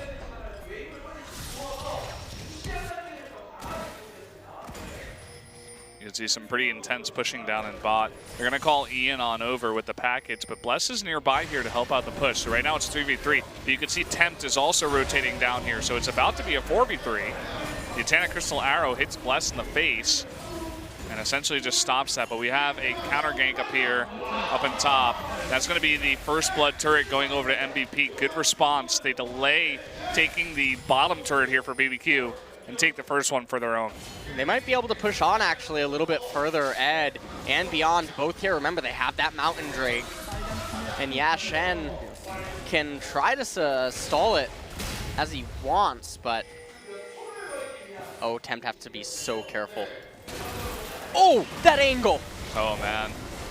Tempt is going to get the Stand United on him to attempt to save him. Oh man, Bless getting caught out here. Will he survive? No, the collateral damage comes out at the perfect angle and takes down Bless.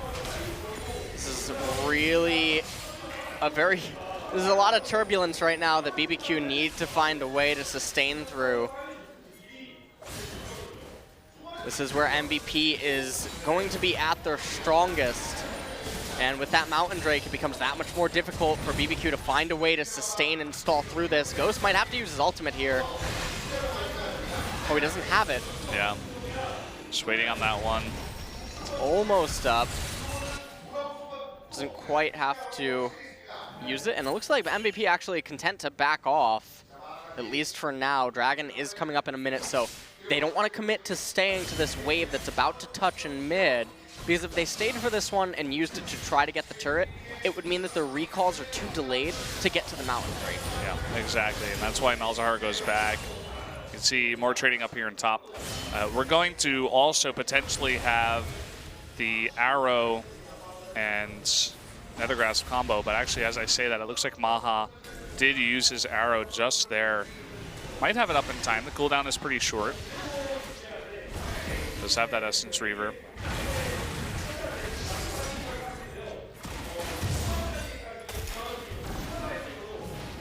Beyond claiming the jungle for his own. You can see tons of focus, super heavy focus down here. Totoro just gets blasted out of this game. And oh boy, Ghost taking a lot of damage too. Will throw out his ultimate, totally whiffs here. Ian will escape up towards top, and now Tempt in a rough spot. We're gonna have Nethergrasp here and Flash on Max, but he takes a ton of damage as well. So kind of a awkward spot. This might still open up the Mountain Drake here for MVP, especially because they do have Ad nearby. They pull the Dragon out to make sure that it's a little bit safer, and you know, just beyond the way that he's positioning would protect against any shock blast attempts. Is that a third Mountain Drake? Wait, do I they think it is. Really RNG like that? I think so. The symbol didn't change. Usually it changes right after. It's going to be a third Mountain Drake. We're going to take a quick look at this replay before we talk about that. So BBQ going in a little bit needlessly, trying to steal away the blue right here, and you can see that the fight is a little bit more than they can handle right now. The kiting that comes out from MVP's team, all of them being ranged champions, and you can see that BBQ doesn't really have a tank at this point in time. Bless not durable enough. Yeah, and Crazy was up top. I think he did have the Stand United, but just didn't find a opportune moment to jump on in there. And it is indeed another Mountain Drake. So someone put a lot of brown stuff in BBQ's chicken. That's how they're feeling right about now. Exactly what's happening to them. Poor guys. MVP, they have to be feeling so good right now. Yeah, I mean, they're not massively ahead in terms of gold score or, you know, kill score, but everything you're talking about is exactly right. If they can get away with it, they're going to be pretty happy with this one. I mean, if MVP managed to lose this game, that's all right. They will have careers ready for them in Hearthstone. Oh, man. Saw a picture on Reddit earlier of Wolf playing Hearthstone. Maybe that was on Twitter. I'm not 100% sure about that one. But SKT Wolf? yeah. Oh, yeah, because the games are getting too easy for him, man. It's like, yeah, I've had enough of this. He's got to do two You at got to play a once. real game like Hearthstone. He's got to alt-tab while he's in TR Realm. Temp takes top. 빨간팀의 포탑이 파괴되었습니다. Ed takes bottom. Meanwhile, there's a push going on in mid. And Tempt is still pushing. I mean, Jace's can push very, very fast, even though he's not the one with the double Mountain Drake right now. He can definitely chunk that turret. Look at how fast that's going down, as Ian was kind of just hanging around mid and not really doing much. Eventually comes up into top, but look at that turret. It's already at about 1/4 health. BBQ has about another 5 minutes or so that they need to just hold on. The plane is shaking, Brendan. All they have to do is survive the turbulence and everything will be okay. Ooh, he aimed that a little bit too far behind, and then we have the Flash Nethergrass come in, and this is the combo I was talking about with these three champions. They were just getting a little bit opportune with the moment with the arrow, but missing, and they're like, okay, we got another lockdown here. That's fine.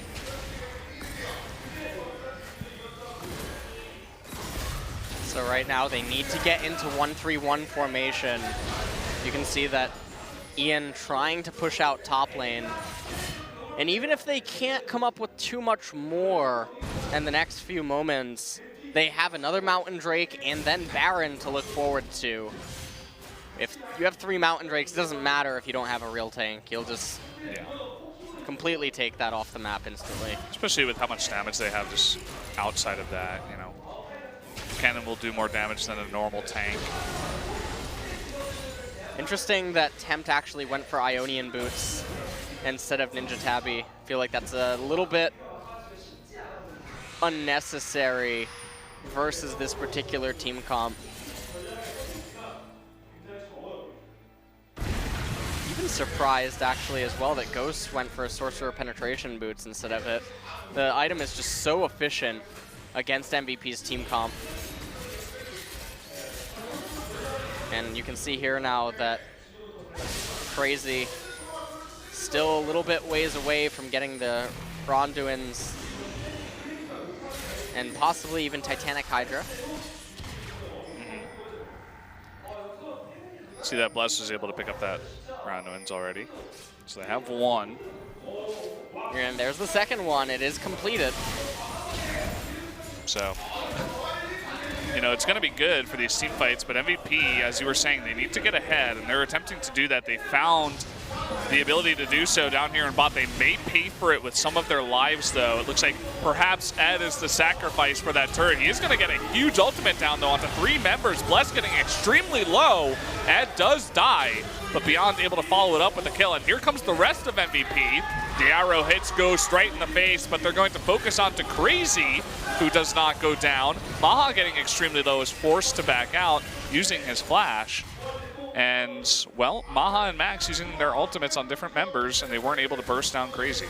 A little bit of miscommunication by MVP there, but if you look at the summoner spells that were used by BBQ, I mean, they almost expended everything that they had in that fight. And with the third Mountain Drake coming up, it's going to be really dangerous when Baron's on the field. Really nice shockwave, though, by Tempt to get Beyond to back up.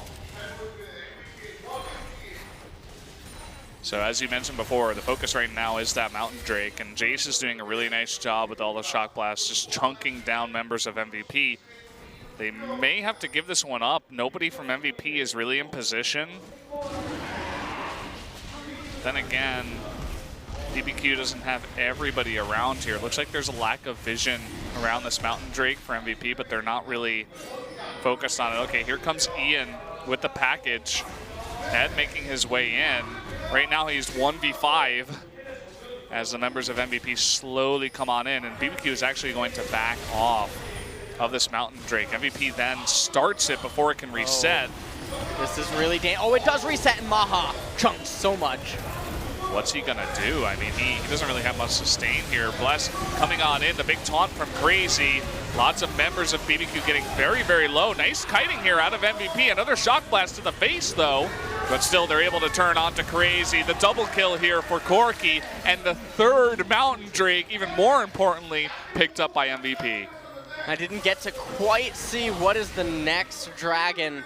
I think at this point it would be Infernal. If MVP were to really just knock it out of the... Oh my god! It is Infernal. It's Infernal, guys. It's Infernal Drake. Things cannot possibly go better for Team MVP. BBQ better never play the lottery. That's all I'm gonna say. Now they're gonna turn their attention to controlling the vision around Baron, as that's gonna be the next major objective. And you can see that even though the composition's in their favor, there's just so much that's working against them right now, and they haven't yet hit the point where they have stabilized. BBQ about one item away, but they might not even get there. Let's take another quick look at the team fight. So Dragon actually resets, and they did completely gut Maha out of the fight, but you can see that that Valkyrie able to do some work, and then the kiting that came out of Beyond Ian and Ed just able to do wonders versus Crazy and Bless, who can't quite stick onto them because of that frozen mallet. Also, able both to offer so much. Tempt and Ghost were both extremely low. They ate a bunch of poke themselves, so there was not enough follow-up. And as you mentioned, the big kiting out of MVP, where they could, you know, just separate both Bless and Crazy away from their team. And just that, and the small lead that MVP had before allows them to win that fight.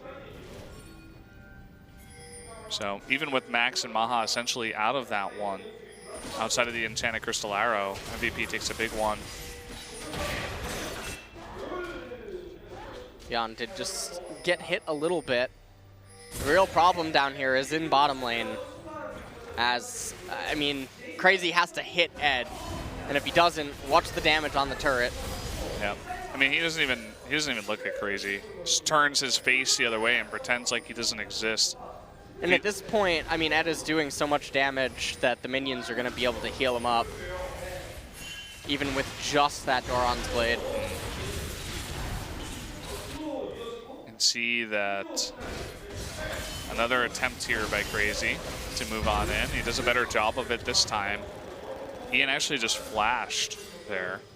A little bit surprising. Ed, though. He's in a bit of trouble as Tempt rotates down, and immediately the call for Baron here for MVP. This is huge. Look at how fast they take it down. There's the Ziggs ultimate. Bless comes on in, and no, he does not steal it. MVP able to take that one away. Now it's just about getting out of here. Ed doing a nice bit of damage. Oh, the collateral damage! Picks up a kill on his way out, does beyond as Totoro meets his maker. It looks like Maha was able to get out of there with that Baron recall. So they trade 1 for 1, but that was a huge move by MVP. They took down that Baron so quickly. Really unfortunate for BBQ that MVP has those Mountain Drakes. Makes it so difficult to coordinate against them, and any minor misstep is that much worse now. Yeah. What if it was 2 Oceans and a Cloud Drake? They would have had enough time to get in there as a team and deny MVP perhaps. A lot of things would be going differently.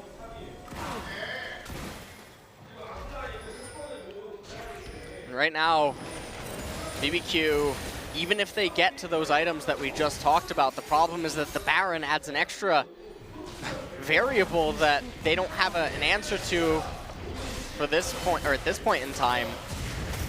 So they're gonna have to wait now to get to those items, but also for the Baron to fall away, but then the Infernal Drake's gonna get picked up by MVP, and that's gonna be so powerful on all of these champions. And all the while, because of these advantages that MVP is getting and all these turrets that they're getting so far ahead in gold, and they're kind of running away with the game a little bit, even though the composition may favor BBQ. If you're 15,000 gold ahead, it doesn't really matter what the comps are if you're shredding the enemy team.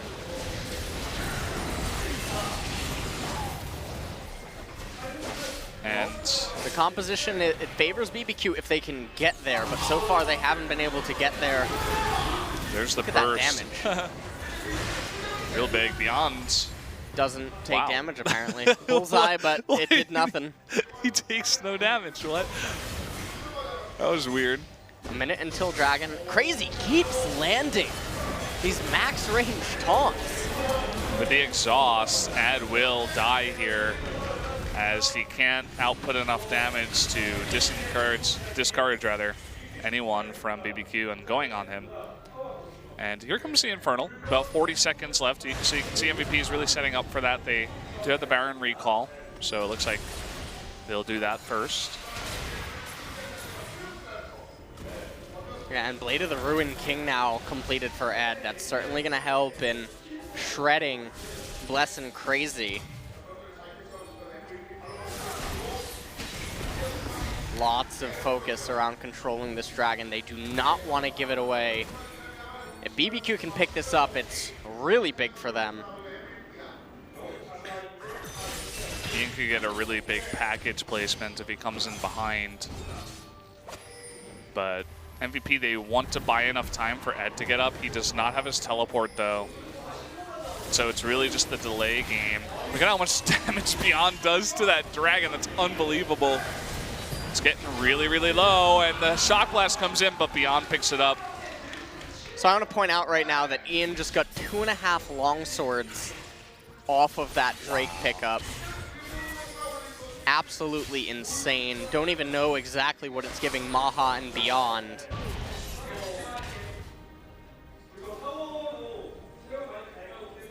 it's really good to put those numbers into words, because sometimes we're just like, oh, you know, it's a big deal, this Drake, but we don't actually say what it means. But that's just gigantic. Anyway, here, guys, we do have another fight, or an attempt at one, as Crazy misses his taunt. Almost 2.5 long swords. The Baron stats went away.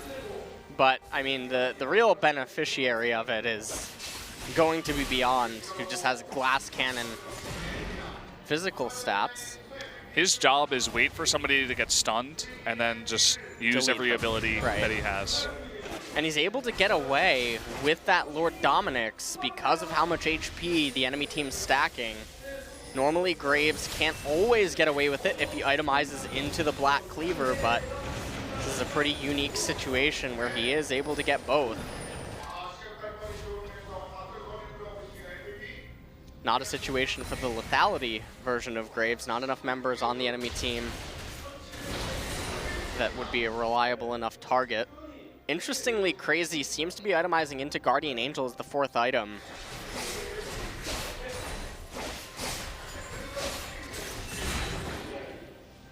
Taking a look at the gold, you can see Ed has been doing a better job of farming compared to the Shen. Also, Beyond is about 4,000.2 gold, 1,000 gold ahead of Bless here, just in farm and in kills. He's at 6-0-3, so that's a really scary Graves right now.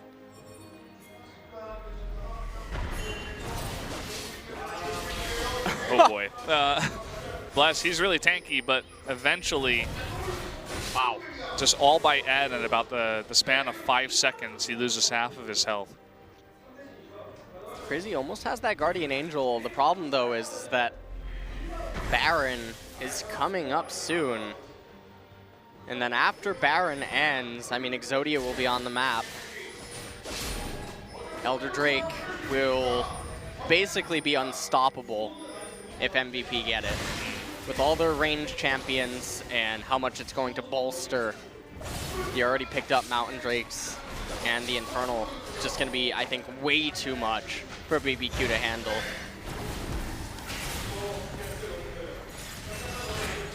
And BBQ has to be so careful about that Baron too. If they go out of position for 1 second, just like we saw it last time, but this time they have the Infernal and even more damaged items. So if they're out of position for even less than the amount of time they were in the first time, they're just going to lose the Baron. So they need to be so conscious of that. And all the while, we could have that split push happen again, Ed versus Crazy, where Ed now with the Infernal Drake, more damage, can be chunking those turrets 1v1. And what is BBQ going to do to respond to that? Baron is up in 5 seconds. Scryer Plant comes out to see what's going on. BBQ moving in position. They know we cannot give this away. Lots of vision being denied here on top. I'll be on of the so river. much value out of those ward clears. Ed in bottom. He even has red buff. To make matters worse. To make matters worse. And he has QSS now as well. So he's going Scimitar as his final item to be freed up if somehow BBQ would be able to lock him down. So he's just gonna, for the most part, ignore the Shen and probably keep hitting the turret. Yeah, I'd actually like to get a look at that. Yeah. Look at the turret. It was just at full health. What happened? What happened to the turret? It's gone. It's getting about 42 HP in auto. Oh, even more than that now. Yeah, you can see that Crazy doesn't have an answer to it. It is a ticking time bomb, and BBQ are hard-pressed now to come up with a solution to it, because eventually that cannon's going to get into the base, and they pull the trigger, and this might just be nervousness, like a panic attempt. Yeah, might be lights out here. I mean, they did a lot of poke damage to Ian. You know, that's definitely something to be noticed, but look at the inhibitor, it's gone. The inhibitor is gone, and even if they get the Baron, all MVP has to do is stall, and Ed will end the game. Yeah. And here we go. They're going to attempt to come on in, burst it down. Can Beyond get the steal? That's the question. It's Bless versus Beyond right now. Bless with the knockup. Bless dies, he and gets Beyond the 2 gets for it. 1. Unbelievable. And Tempt is going to pay for it with his life too. And that should be the end of the game. A huge play by Beyond. What a game out of MVP here. Able to make this composition work almost perfectly. Definitely with the help of some dragons as well. But they do make it work. Ghost on the run. Eden here just taking down every part of this base. That's the second inhibitor that goes down. And with 3 Mountain Drakes, these towers do not live. And down goes the Nexus. That's going to be game number 1 going to MVP.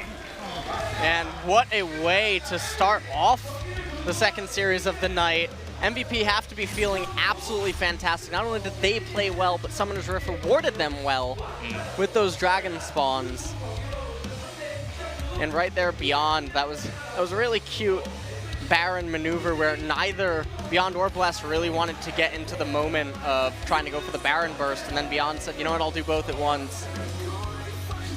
BBQ have to feel terrible right now. It wasn't even entirely their fault for how the game unfolded with those dragon spawns. What if it had been 2 Ocean Drakes or 3 Cloud Drakes or 3 Ocean Drakes? Completely changes the course of the game because of how it affects the macro decisions that go into things. And really difficult comp to pull off, but MVP made it work. Yeah, I was just really impressed with, you know, what they were given and how they were able to respond. So this is the replay once again. Yeah, so Beyond and Bless, you can see that they both stop damaging the Baron, and then Beyond has that perfect angle.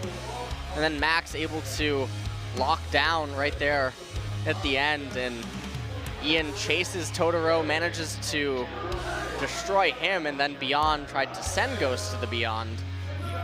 But he flashed over, and then it became the great chase. But the Nexus went down before he could die. So that is all for game number 1. BBQ are going to need something to bounce back in game 2, but for now we're going to go to the analyst desk. Yeah, that's going to be it for our first game here as we're going to take a break. So guys, we'll be back in 2 minutes with the analyst desk. We'll see you then.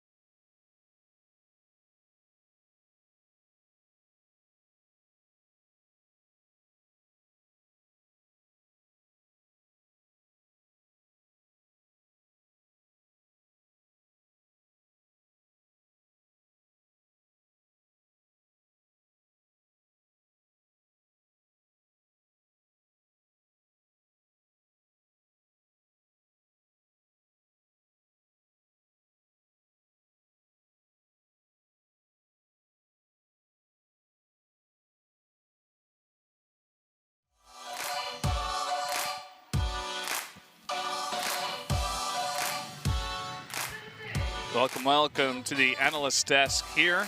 It's me, Valdez, with Binu. We're going to go over that first game, what exactly happened, the result, the MVP, and talk a little bit about it. And right off the bat, MVP killing it with the Dragons. BBQ came at them with the, the chicken team, And MVP had all the herbs and spices to deal with it. 3 Mountain Dragons and 1 Infernal Drake. Aren't chickens supposed to be descendants of dragons? That's a good point. Isn't it? I mean, what's going on here, BBQ? So, Kennen did a lot of damage. I think most of that was just auto-attacking Shen, and Shen's healing it back up. That's right. I think Ed finished the game with about 4 duds in his stat line, but don't be fooled by the KDA stats because he came up huge today. Extremely deceptive Kennen too. First you look at it and you think it's AP, but then you see the fervor of battle and it's an AD Kennen, but then he builds Wits End, so he does have magic damage. I didn't know what was going on. So let's hear what the Korean analysts have to say about that. Right off the bat, we're talking about the first gank that Beyond made onto Bless. Although Bless did have a gank right before that. More specifically, Helios is talking about Beyond's, game knowledge and sense to wait out the Tremor sense by not moving at all.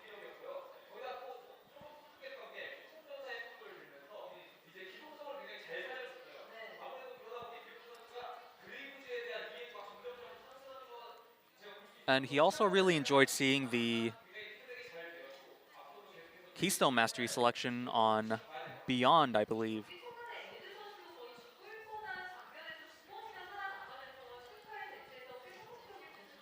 Of course, Ed had some narrow escapes on the top lane as well. And that's always great for MVP because drawing the jungler to your lane and managing to not give them anything. Helios feels like it's a huge contribution to MVP's success later on in the games.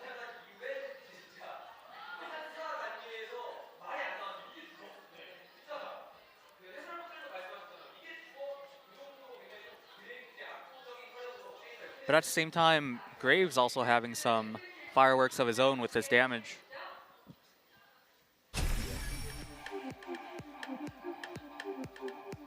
And here's that first gank we were talking about.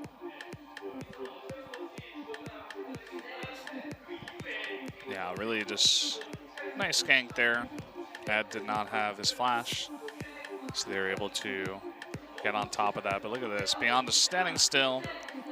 Really, really smart. Just waited for Bless to run right into it. Could not see him with the Tremor sense. Down he goes. Here's that CC chain you were talking about. Ash Arrow and Nethergrass, you can't escape that. Very deadly bot lane. Then Bless getting caught out with the collateral damage, burrowing right into it. And this is an interesting fight because Bless and Crazy, they don't do a lot of damage, they get kited forever. And Tempt and Ghost, they don't really land any damage because they get kited for so long. And, one Shock Blast comes out, but Jace was too low to really go in there and capitalize on the low members of MVP. So, and even though the Dragon got leashed, it was still low health once it got re-attacked. So, and this is a big highlight from the game, Beyond's play. The 2-for-1.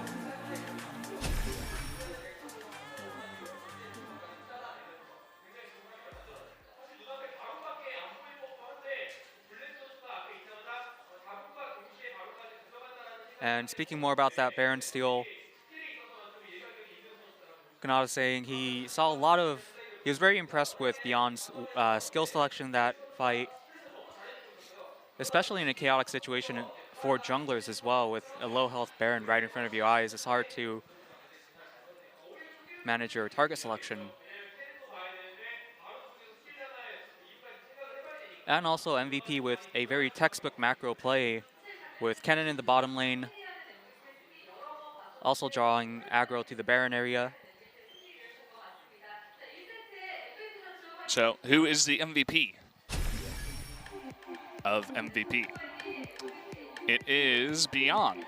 7-0-3, did not die a single time, 83% kill contribution, was blowing people up left and right. It was a very scary Graves that game. I think Ed also made a very strong case, but in terms of his stat line, and then he Beyond did get the Baron secure at the end, so definitely deserved MVP for him.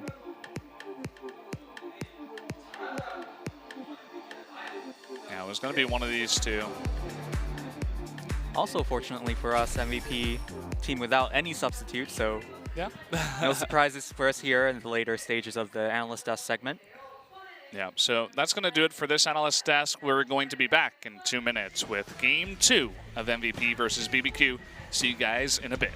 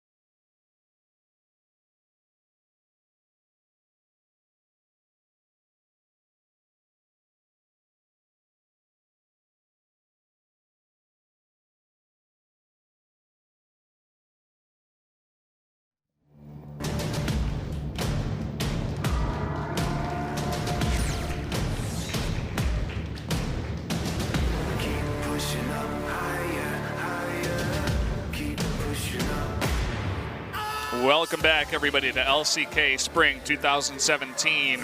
We're in the midst of BBQ versus MVP. MVP going up 1-0 so far in a pretty fiery game.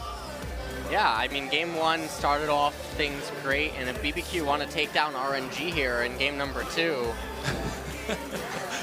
No, that's a different. That's a different region, LS. You're thinking about you're thinking about China. All right, but so we're gonna have a quick update, really quick. There's gonna be about 2 minutes before we go into the pick bans,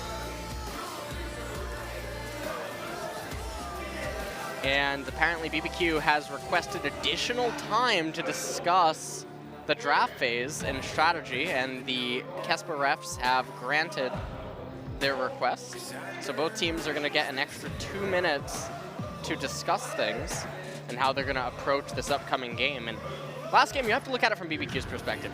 They had a superior team composition. They got out-blitzed. The Gods of Summoner Rift did not do them any favors and did everything they possibly could to make things better for MVP. And MVP just kept getting the Mountain Drakes, and it added a pressure that is not normal. And so in a different world where maybe Ocean Drakes or Cloud Drakes spawned, that game could have definitely gone differently, but that wasn't the case. And so the draft wasn't entirely the problem, but it did not leave them the option of being able to take the fight to MVP at any point. And so this time around, we'll see if they mix up their draft a little bit, but now MVP are on blue side. So we're gonna jump into picks and bans and see what this has in store for us, and we'll see if Ed has any other creative picks, because he's starting to develop into a person that you can't really predict. Yeah. And this is going to be really interesting. So we're not going to have like the Syndra Renekton bans that we had in the first game out of BBQ. So they're going to have a harder time taking away these champions from Ian, from Ed. And that can be a real headache for BBQ. And so right now, standard red side ban opening, Boris. Probably going to follow this up with LeBlanc here. Yep. So there is that ban. And now when it goes back over to MVP, we might just see another target ban. We already have the Jace being banned away. And if you're thinking about last game, I don't think that there was anything really too noticeable that was causing problems. So yeah, unlikely that we're going to see a ban targeted at any of the previous game champions. They had an answer for the Shen, you know, so it doesn't seem like that would be a ban. They can first pick something like Malzahar. Saw that work out for them game 1. I think this has to be a Camille. I don't want to see anything crazy out of BBQ. Camille getting banned now, and what will MVP opt for? With Rengar being banned away by them, it's a little bit surprising if they would opt into, and that's what I was about to say, the Graves first, as Graves versus Rengar is a very good matchup for Graves. So many good options on the table. They have the Graves. There's even, you know, Ashe out there, but obviously Malzahar. So now BBQ probably just want to go 80 carry jungler here. And highlighting Ashe. Does add a soft counter component to the Jin and Caitlyn. Can Maha play the Ezreal? Can he pull a bang? BBQ, Bless now actually going to reply with Elise to the Graves. So in that regard, a little bit of a, okay, never mind, swapping to Kha'Zix. Yeah. And I'm not so sure about that. It's going to be another physical versus physical matchup. Elise would have given him a little bit of an edge over Beyond's Graves. Now, MVP, how are they going to respond here? Highlighting Syndra. Immediately the camera goes to Ian. I mean, this guy, I still think he hasn't lost the game on Syndra. And if you have someone like that, you just want to keep on giving it to him, right? If he keeps on producing with one champion, you just got to keep giving it to him. If teams don't have an answer, why not? Well, we saw it, you know, a Syndra game earlier on tonight. The problem with her right now is that in the current meta, she doesn't have a true place. And so she ends up just being a big beater in the mid lane, where, yeah, she threatens a lot of damage, and she's obviously very strong and stuff, but she has a very solo queue feel to her currently. And it doesn't really offer your team to go into specific styles other than straight up fights usually, and Jin now locked in. The immediate response of Echo straight into the Syndra. Pretty standard pick into that one. Curious to see how Tempt can play the Echo. Now into the second round of banning. Still no top laners picked or supports for both teams. Might see some supports be banned away here. Interesting that BBQ is highlighting the Malzahar, even though they're on red side, they have that first pick available to them, but might be priority on Karma. And so now if you're looking at it from MVP, Shen, oh, there he is. Shen, you might want to consider banning away, primarily because, again, you have that Graves, but not just that. Synergy The with what? Echo. I was not like the synergy. The synergy with Echo and Kha'Zix is absolutely enormous. Couldn't quite get that out. Don't worry, it now comes out eventually. Banning the Thresh away from Max. Thresh on blue side, significantly stronger than Thresh on red side. And this is looking like it's going to line up for a red side Karma, so MVP might want to consider banning that away here. Do it. Yeah. Yeah, Yeah. I mean, we've been seeing this more often. It's pretty standard that you ban that out. And so they will respond with the Lulu.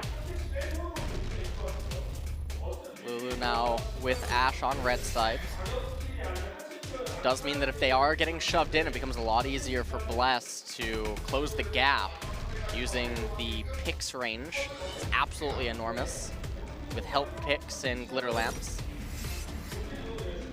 Now MVP looking like they might just go with a top lane Nautilus. No Scion pick. Yeah, you noticed that it's up. Surprise. And yeah. To see that Ed is opting out of his Scion.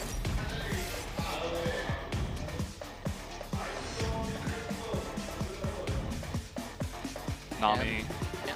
Nami's gonna offer a lot of nice disengage though. And even engage purposes. And instead, at the last second though, you told me earlier to go talk to Max about Tom Kent. Well, you had a little chat with him during the break. Nautilus came up from the depths and got on Tom's boat.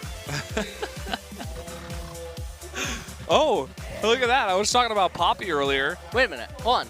Graves has his cigar. Yeah.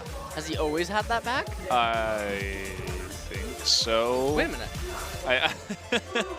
Wait a minute. He has a cigar in the animation. Yeah, he does. They took that from him. You know what? Nautilus being a pal. Listen, I'll tell you the story. So Syndra, she came from the void, and she had this like crazy idea about art. And so she talked to Jin about it. And so Jin sought out his guy from the depths, all right? So the guy came up like Godzilla from the ocean, got on Tom's boat, they went to the island, okay, Rito Island, and they got Graves' cigar, and now Graves is back from the beyond. Are you sure they didn't go to Cuba?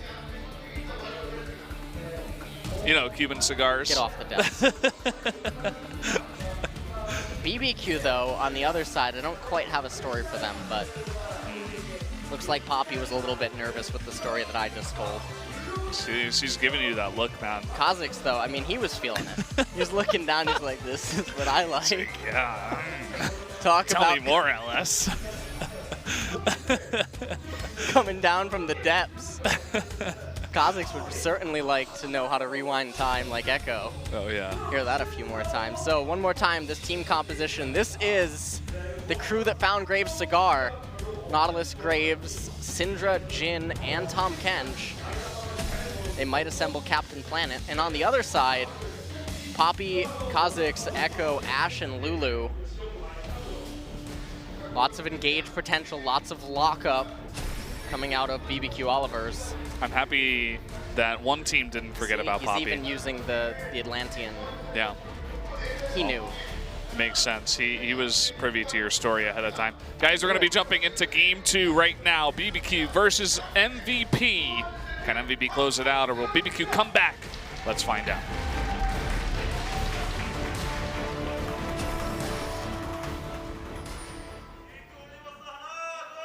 소환사의 협곡에 오신 것을 환영합니다.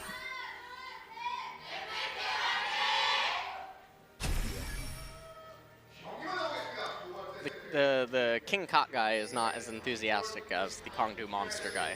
Yeah, the Kongdu Monster guy. Oh, hold that thought. Uh-oh. Can he get the third? There it is. And I mean, he has the tongue lash. Disappointed. What? I'm really disappointed. Did he just decide not to use it? This is a gentleman's agreement. He's just like, nah, not feeling it today. Lulu, you get a pass. All right. So, right now both teams fanning out. Had to brush that one off, right, Ellis? Yeah. Not happy with that Tom Kent's play. You could have easily have just traded Exhaust for potentially getting 2 summoners out of BBQ. A little bit surprising that they didn't opt to do that. I feel like that's a handshake they should have been willing to take, and now, you know, we mentioned earlier actually how we had not seen Poppy in a while. Beyond has to work on his triple shots. Extremely difficult actually at the Raptor camp with Graves, but can be done. He actually didn't finish the Raptor camp. He's going to blue. He just got level 2 off all the small Raptors. Yeah. Now he's immediately going over to blue, and Bless now, because he had that ward, able to immediately go into Beyond's blue side jungle. Yeah. Good placement on that ward. Good foresight. Oh, and Ed now coming down. This is... He's certain he's going to find Graves a cigar, man. This guy's trying to steal it, this little bug. I mean, they see him, but... He doesn't want to catch anything, so he's moving back up. That's why he's wearing protection. Yeah. It's a lot of armor. Oh boy.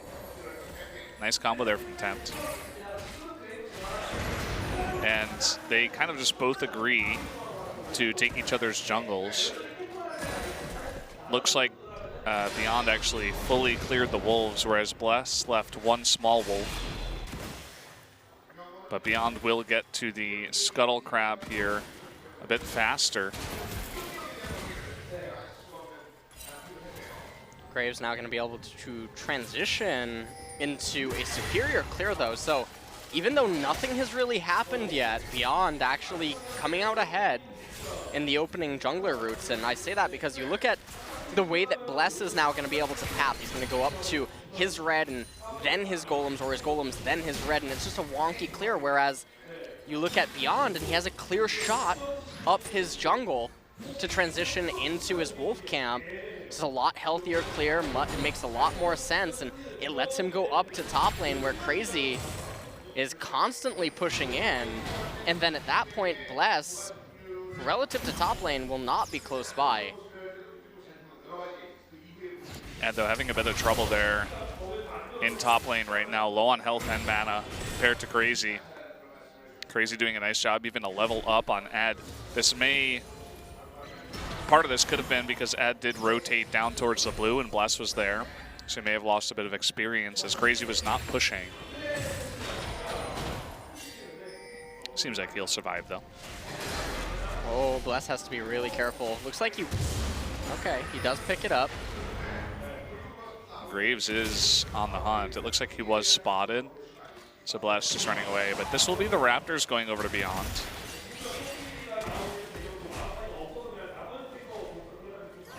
Of course, lots of pings going down there as they did see him go in. So good information on where he is. Still beneficial for MVP and Beyond. And so right now, game is in a little bit of a passive phase. BBQ probably don't want to look to do anything until bottom lane has that level 6. Extremely difficult to set anything up in any of these lanes.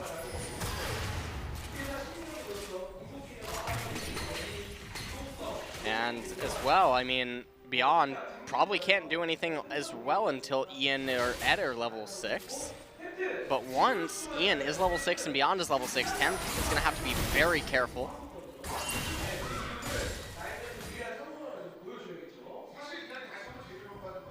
Bless walking on in. There's actually no vision over there. That's not too common nowadays. Finally pushing down the ward, but Ian could be punished for this. Going to be jumped on by the red buff Bless.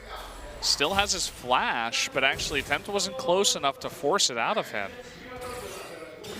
So Ian will survive and keep his flash. Does use his ghost.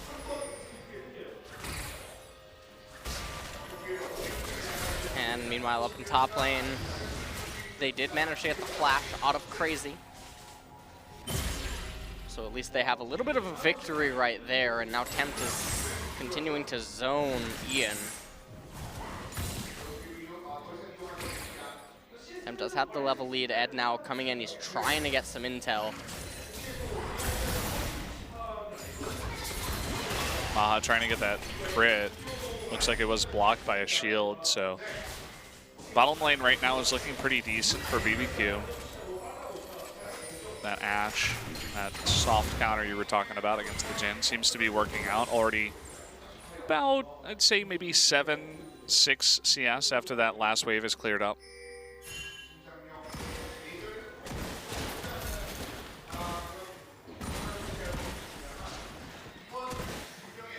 Infernal Drake to start the game, so no lack of, exciting dragons here in this series.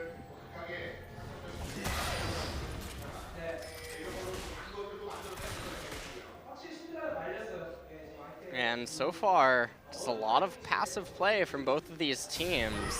First dragon of the game, though, is an Infernal Drake, so obviously both parties want to get that. Difficult for me to say who it would be more worthwhile for. Obviously, the Jin and Syndra would benefit greatly from it, as well as the Graves, but as well, I mean, Echo, Ashe, and Kha'Zix all equally benefit from it quite a lot. This was spotted by the Hawkshot, but they're actually just baiting in Bless. There's the ultimate. Bless survives. First blood in top. What? Okay, we missed that one, but that... Ed confused Poppy's lollipop as the cigar, so that's what was going on. Yeah, that's what happened. That's what, yeah. He got really mad.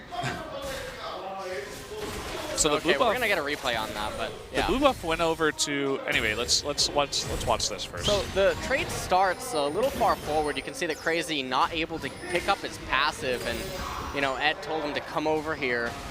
Crazy a little bit late, and then just a nice kill by Ed. Nice solo kill. That's what happens to me. Crazy, yeah, he doesn't have his flash available to him. That's what happens to me when I play against Nautilus in top lane. I hate it. Max showing us that he can hit all, well, never mind, but, oh, he missed again. Close. Ghost and Maha low on mana now. But with Max this low, just having trouble sticking around. I'm just gonna let them push this one in.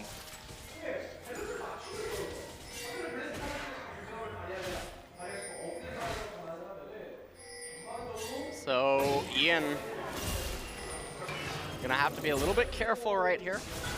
BBQ now turning their sights onto the Infernal. And Beyond does have a level advantage over Bless, a little bit stronger of a smite. Has his flash too, has the burst. Can he line it up? No.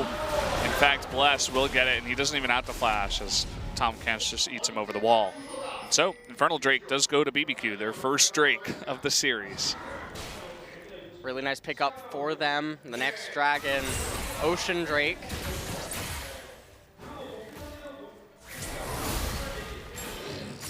Tempt has been really slippery in mid lane with that Echo, making it so difficult for Ian to hit him with any of his skill shots. And you can see it reflected a bit in the CS, already about 13 ahead as BBQ, or rather, I should say Tempt.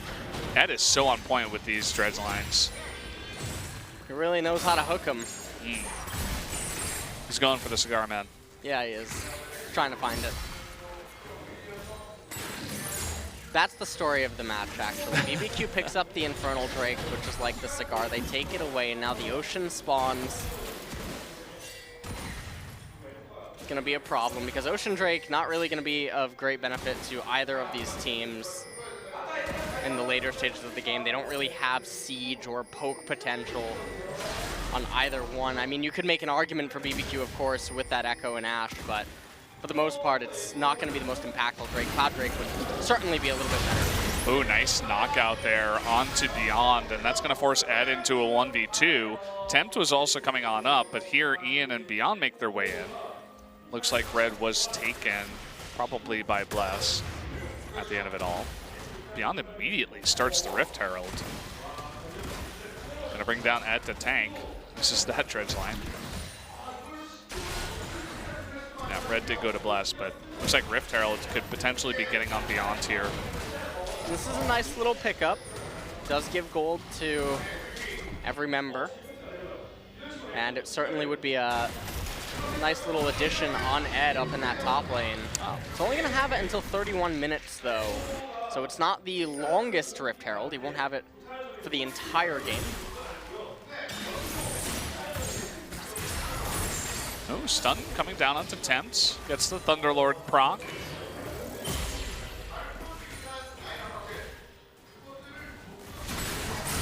And actually, Tempt wants to turn this onto Ian. Really nice bit of burst damage.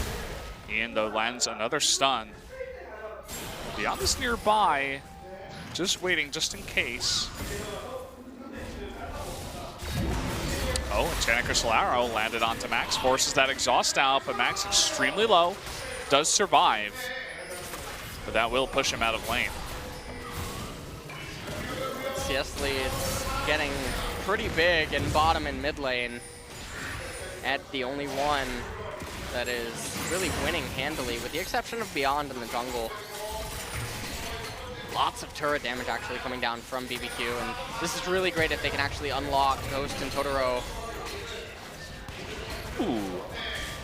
Slip into the side there was Ghost. Did a barrel roll. Abyssal Voyage trying to catch Bless, coming up short. So right now we haven't really reached a critical point in the game yet. Not really going to reach it until most of these champions have 1.5 items. That's really the spike for MVP, whereas BBQ, I mean, they're looking to have 2 or 3 items, but their impact with 2 is definitely very big. Oh, Smite Fight. Looks like Bless was a little bit early. Beyond able to pick that one up with his Smite at about 18 health. Something really low.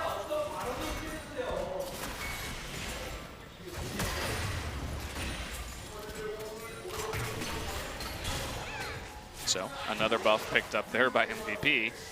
They're winning in that regard.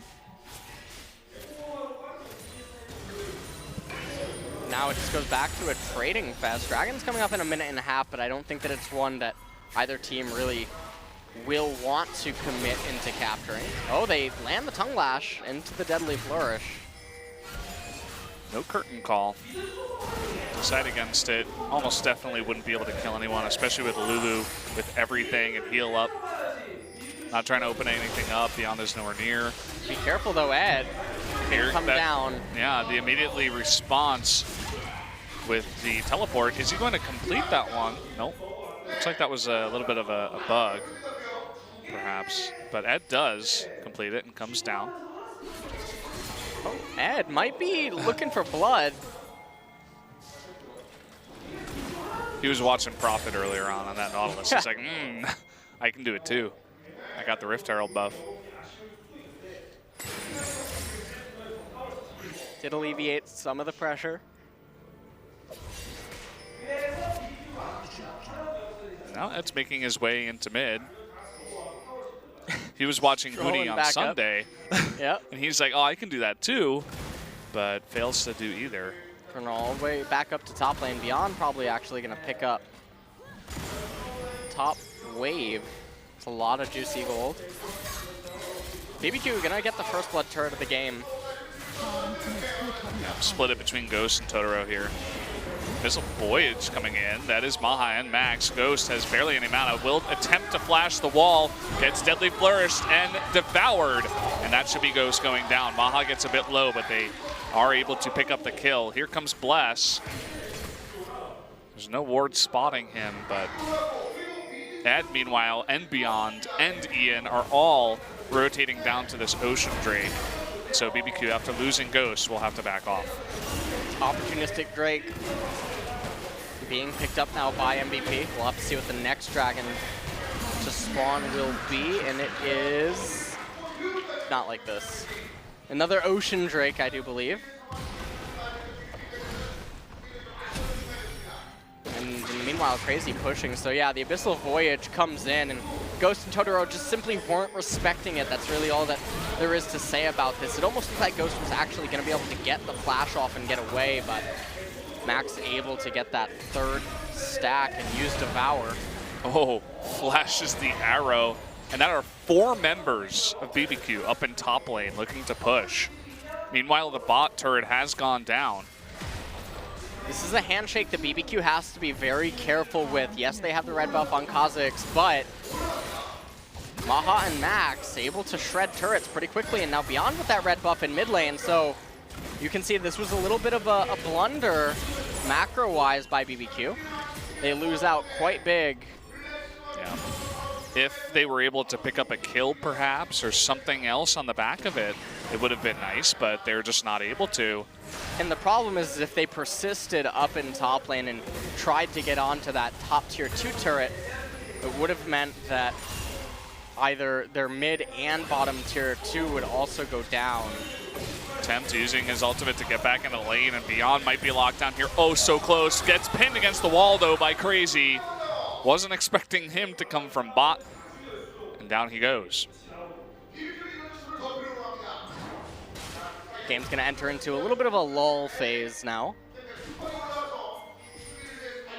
Ed. Not much activity. Yeah, Ed trying to get some damage onto that turret. Has that Rift Herald as well, but he knew that someone was coming up to top lane. And the thing that MVP has to be careful about is BBQ have the 1-3-1 available to them later on. It is a little bit weakened due to the fact that they are on red side, but still an option. But Tom Kench also will play a part in shutting that down with the Abyssal Voyage. It's very easy for MVP to turtle their blue side jungle, use Tom Kench to position around and teleport members to wherever is necessary. And then in addition to that, I mean, neither Crazy or Tempt are really going to have a way of dealing with Nautilus. I mean, he's not going to be able to do anything to them, but he's just going to be a complete wall. A giant suit of armor. Walking around the rift. Extremely scary. As you said, lots of survivability on this MVP team. Ian trying to throw the blue buff off of the rift. Looked like it was his pet for a little bit, like a giant daisy. But decides he does not want to join the dark side of Syndra. Looks like Beyond might steal this for a third time. Probably just going to give it to Ian. Yeah. Interesting that she threw it further. I'm not quite sure if they had Vision of Bless, but that would have been a pretty feels bad man moment. Oh, yeah. If Bless was coming around from Wolves and just smited it.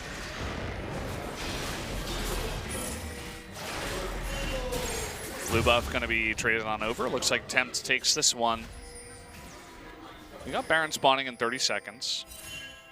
And a second Ocean Drake is next, so that's kind of awkward, another opportunistic one. Very close game in terms of gold and kills. Within 1,000. Ian looking to open that lead up a little bit more. This is so surprising that Ian looks like he's going to get away with this almost. Beyond right there to protect him. Yeah. Beyond wins out again, 2-level advantage.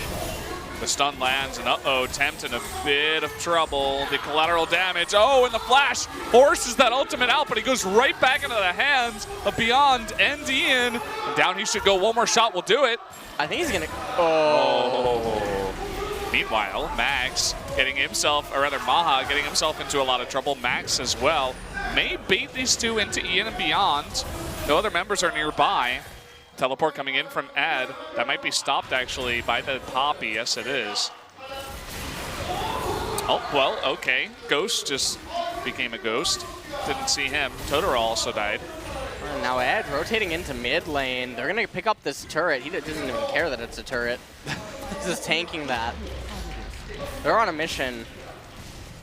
Now they're going to begin to pressure middle tier 2. Teleport on Tempt. They're not respecting it. MVP could get sandwiched.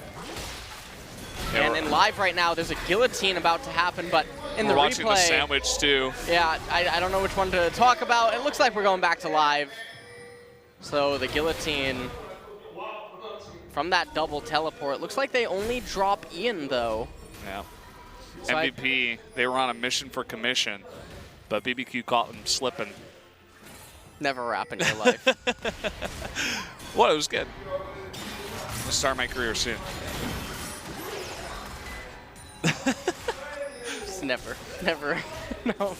LF's gonna take his headset off, walk off the desk. So, yeah, I mean, they were trying to get that turret, but they paid for it with the life of Ian. Unfortunately, BBQ really didn't have any objective to go for after that kill. They kind of just farm in mid. And Ocean Drake spawns, but Ian is back up now, so even if they really did want that Ocean Drake, not going to be the easiest objective.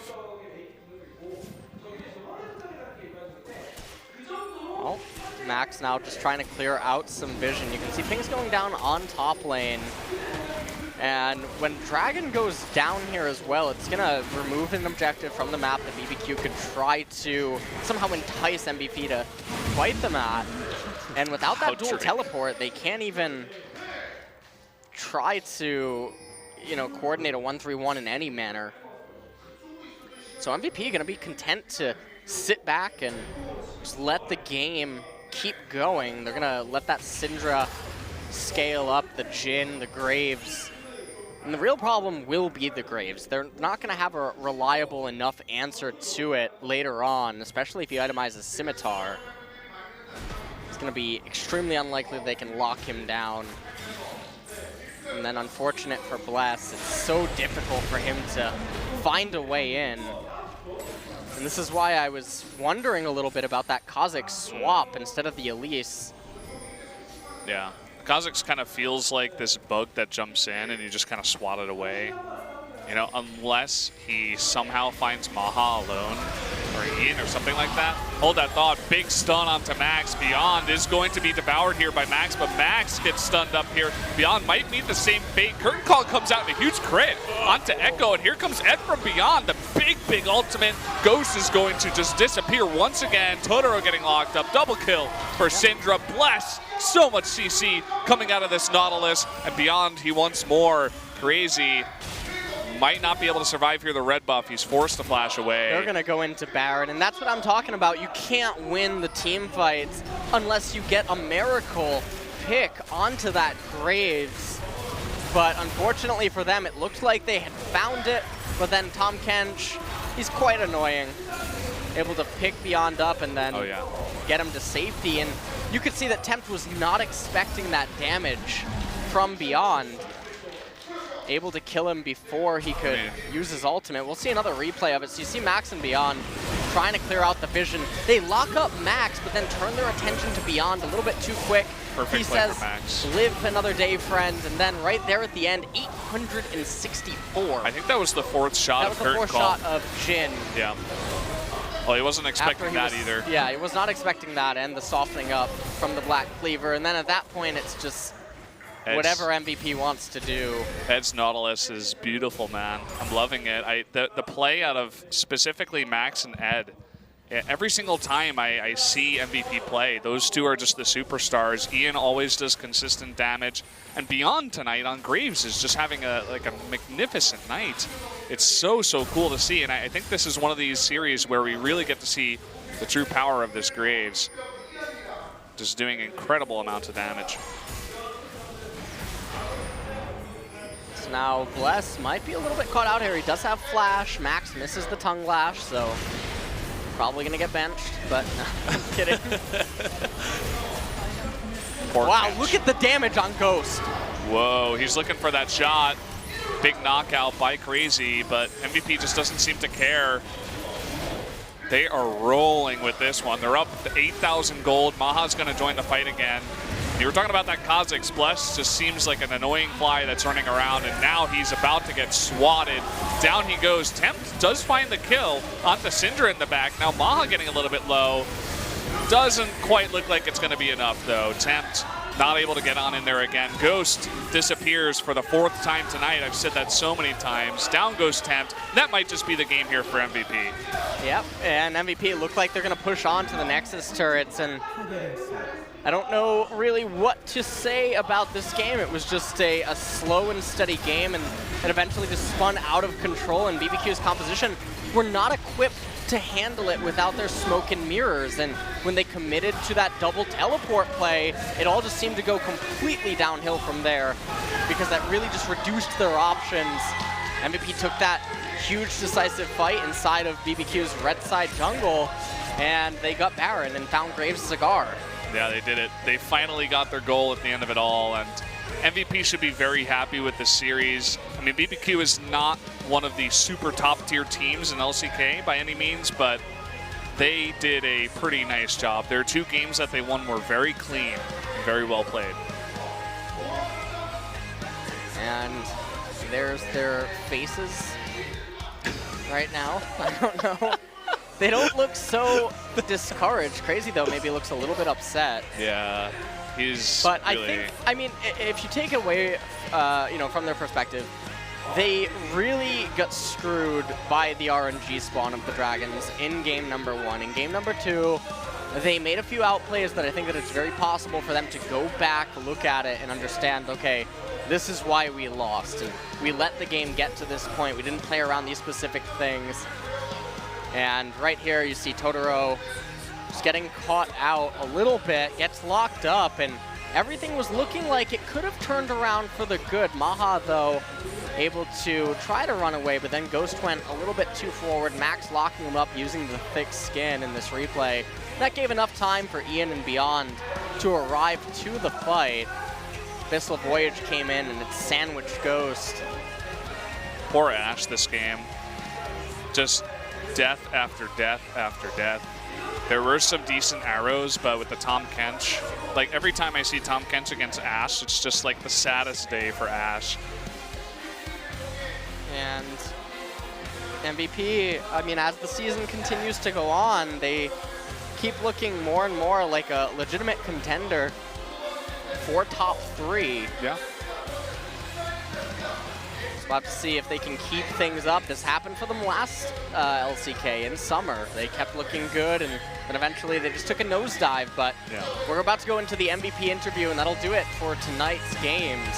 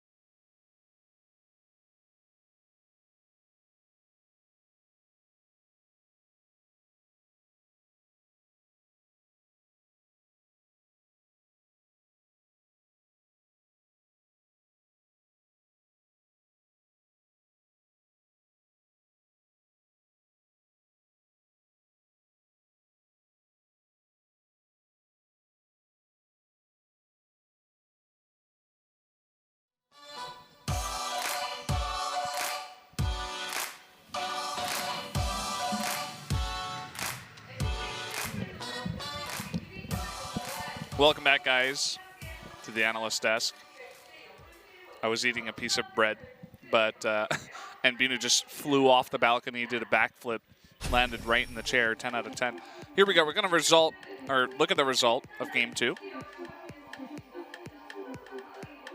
And what can we say? MVP with a very clean 2-0 to the series, and I definitely agree with you there. What you said towards the end of the match segment, saying that it looks like MVP's actually finding a very good rhythm at this halfway point of the season.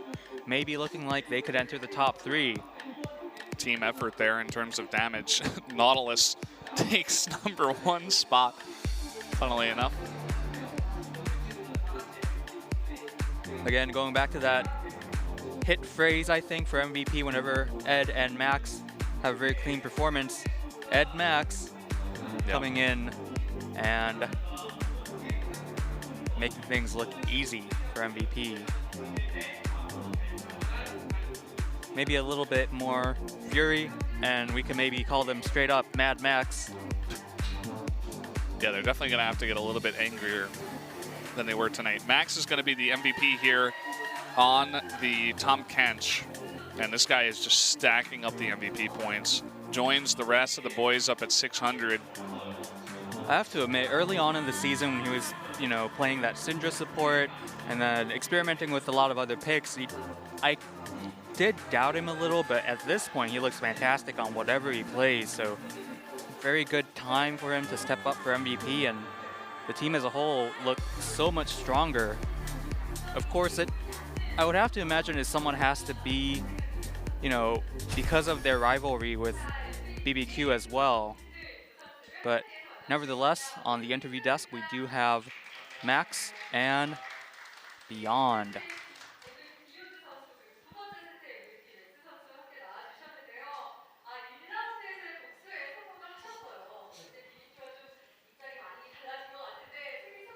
So a great revenge victory from the first round. How do you feel? And Beyond says, we lost in the first round to BBQ, so we really wanted to win the match, and I feel great. Max also saying that he feels great as well. Especially because he beat Ghost. Of course, kind of a history lesson there. Max used to be on CJ, Ghost used to be on CJ. They used to be their substitute bottom lane at different points in time, so maybe a little friendly rivalry there between these two players.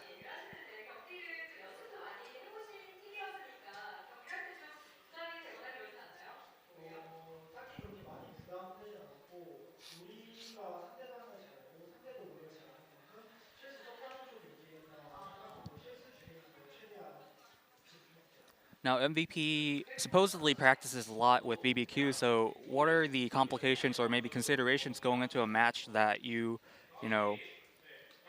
consider to be your scrim partner? And Beyond says, well, there aren't a lot of complications. It's more of that confidence that you know the opponent and the opponent knows you as well. So he focused on minimizing his mistakes to get the victory today. Now, Kanata asking Max, what does he think of support Elise? Is it viable?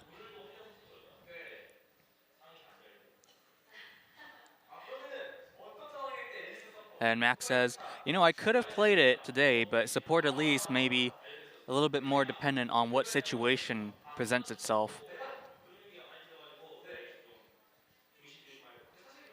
And saying that he's going to be a little bit careful with bringing it out in the tournament.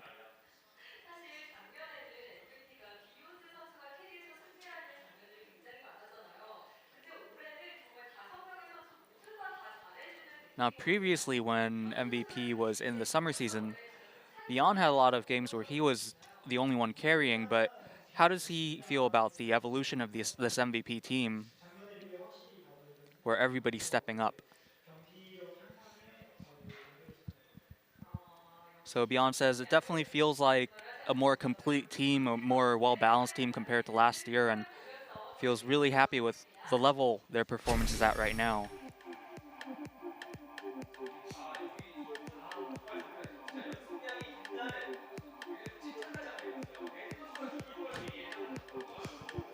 This is a Beyond replay, not an anti-Ed replay before. So Kanata asking him, it looks like you actually knew all these kind of events were going to happen in place, showing your practice workload and expertise in the sequence. And Beyond says he basically predicted that Ed was going to die, but the Rek'Sai had only one place to go, and you see him taking advantage of the Tremor Sense to get that revenge kill onto Bless.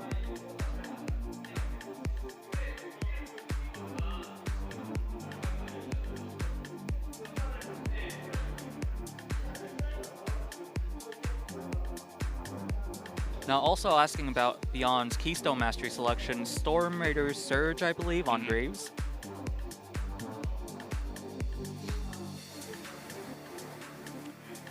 And Beyond says, I only got the tail end of his answer, but he says it's a very, very great mastery on Graves because you do have the burst damage to activate the mastery, and especially for a jungler when you're running through the jungle, you have a lot of situations where you're being chased or chasing after someone, so he finds it to be very useful on Graves.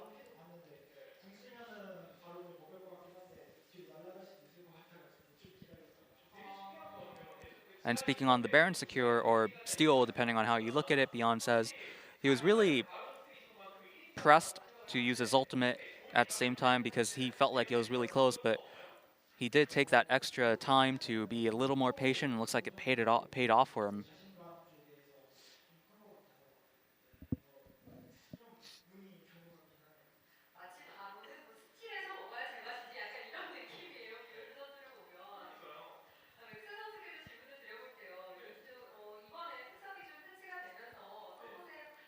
So question for Max, the 7.4 patch added a lot of new mastery changes.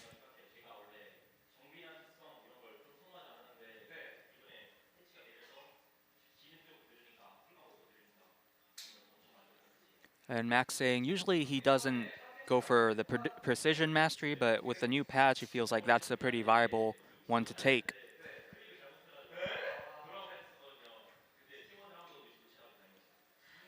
However, he does say he misclicked something leading into one of today's games. Thankfully, none of his teammates noticed.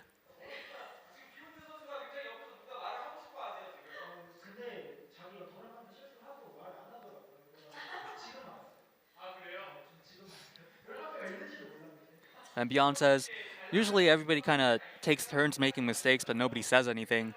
I myself just realized now.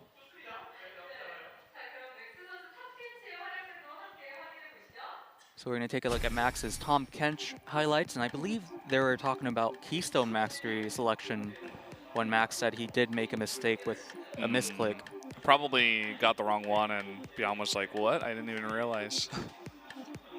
If I remember correctly, he had It might have been something like Thunderlords, or I don't really know.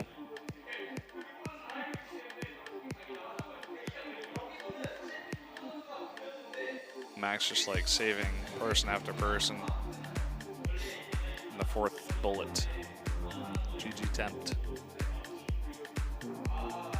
Now, let's highlight Beyond and Max kind of starring in the beginning stages of this clip. Max says, I thought about whether I should kind of ditch Beyond, but he did end up staying alive, and he did end up killing the Echo.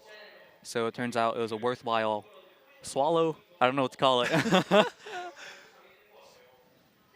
A worthwhile swallow indeed.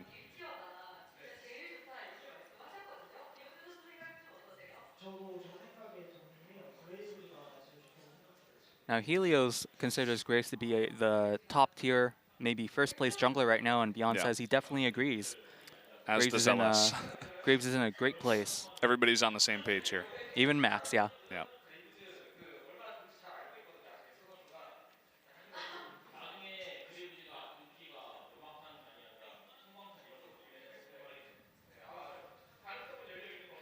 And saying, Max, you know all about how good Graves is.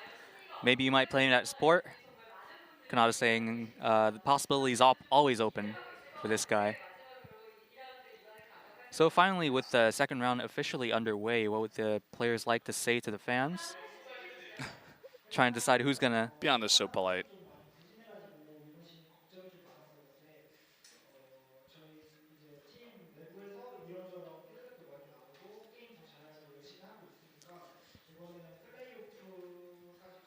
So Beyond says, so far we've been somewhat underwhelming in the first round, but we've shared a lot of feedback internally within the team, and we're really looking to make it to the playoffs. So he asked the fans for their support and a lot of cheers.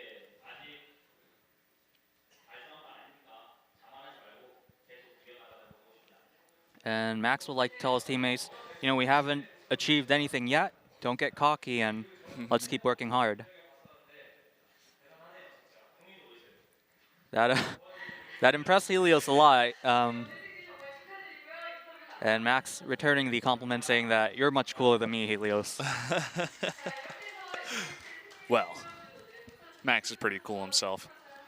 So that's going to do it for us today, guys. We'll fill you in on the matches tonight. It was 2 2-0s, SKT taking out Jin Air, and MVP taking out BBQ.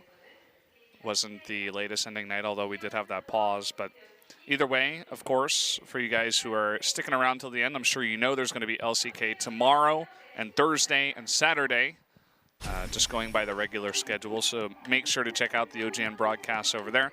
We are going to take a look at the standings as well. You can see that SKT does keep their first place spot, 10-1. And looking at MVP, they're getting very close to both KT Rolster and Samsung. So we were talking a lot about how MVP is really beginning to scratch that surface to like claw their way into that top 3. They're getting really close, and they have a good chance if they can continue with their momentum. Very drastic records both at the top and bottom of the table, and like you said, given the events of the last 2 days, KT Rolster, Samsung Galaxy, and MVP definitely looking like big contenders for that playoff, you know, berth and the big 3 spot. Of course, the latter being just a matter of pride, but still very important.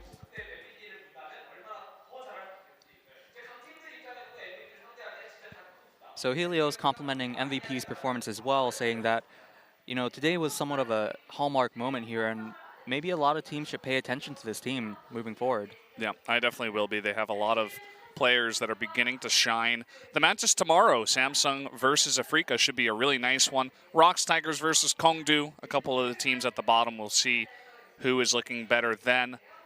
And then, of course, some more games over at SPOTV next week on Sunday and Tuesday. But that's going to be it for us, guys. Thanks once again for joining us for all the games tonight. And we'll see you next time here at SPOTV.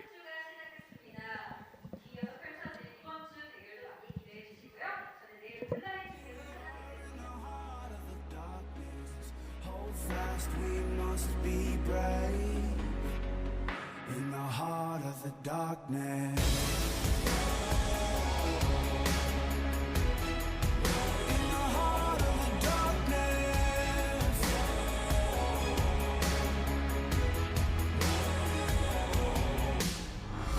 Here we are in the heart of the darkness. Here we are in the heart of the darkness. Love is the sunlight. Tell me what you feel. Is it alright? Sitting on the bed at the back of the room. We can get along if you want us to. Tell me what you want out of this life. Tell me what you say when the mood's right. Sitting on the bed in the back of a room. We can hit it off if you want us to.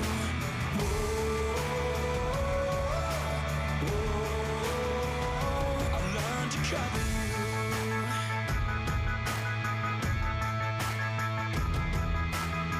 Some girls like the boys who are fast. Some girls like making it last. Who are you? Some girls got so much to prove, but those girls got nothing on you. Who are you? Who are you? Won't you tell me now? Won't you tell me now? Tell me what you love. Is the sunlight? Tell me what you feel. Is it alright? Sitting on the bed at the back of the room. We can get along if you want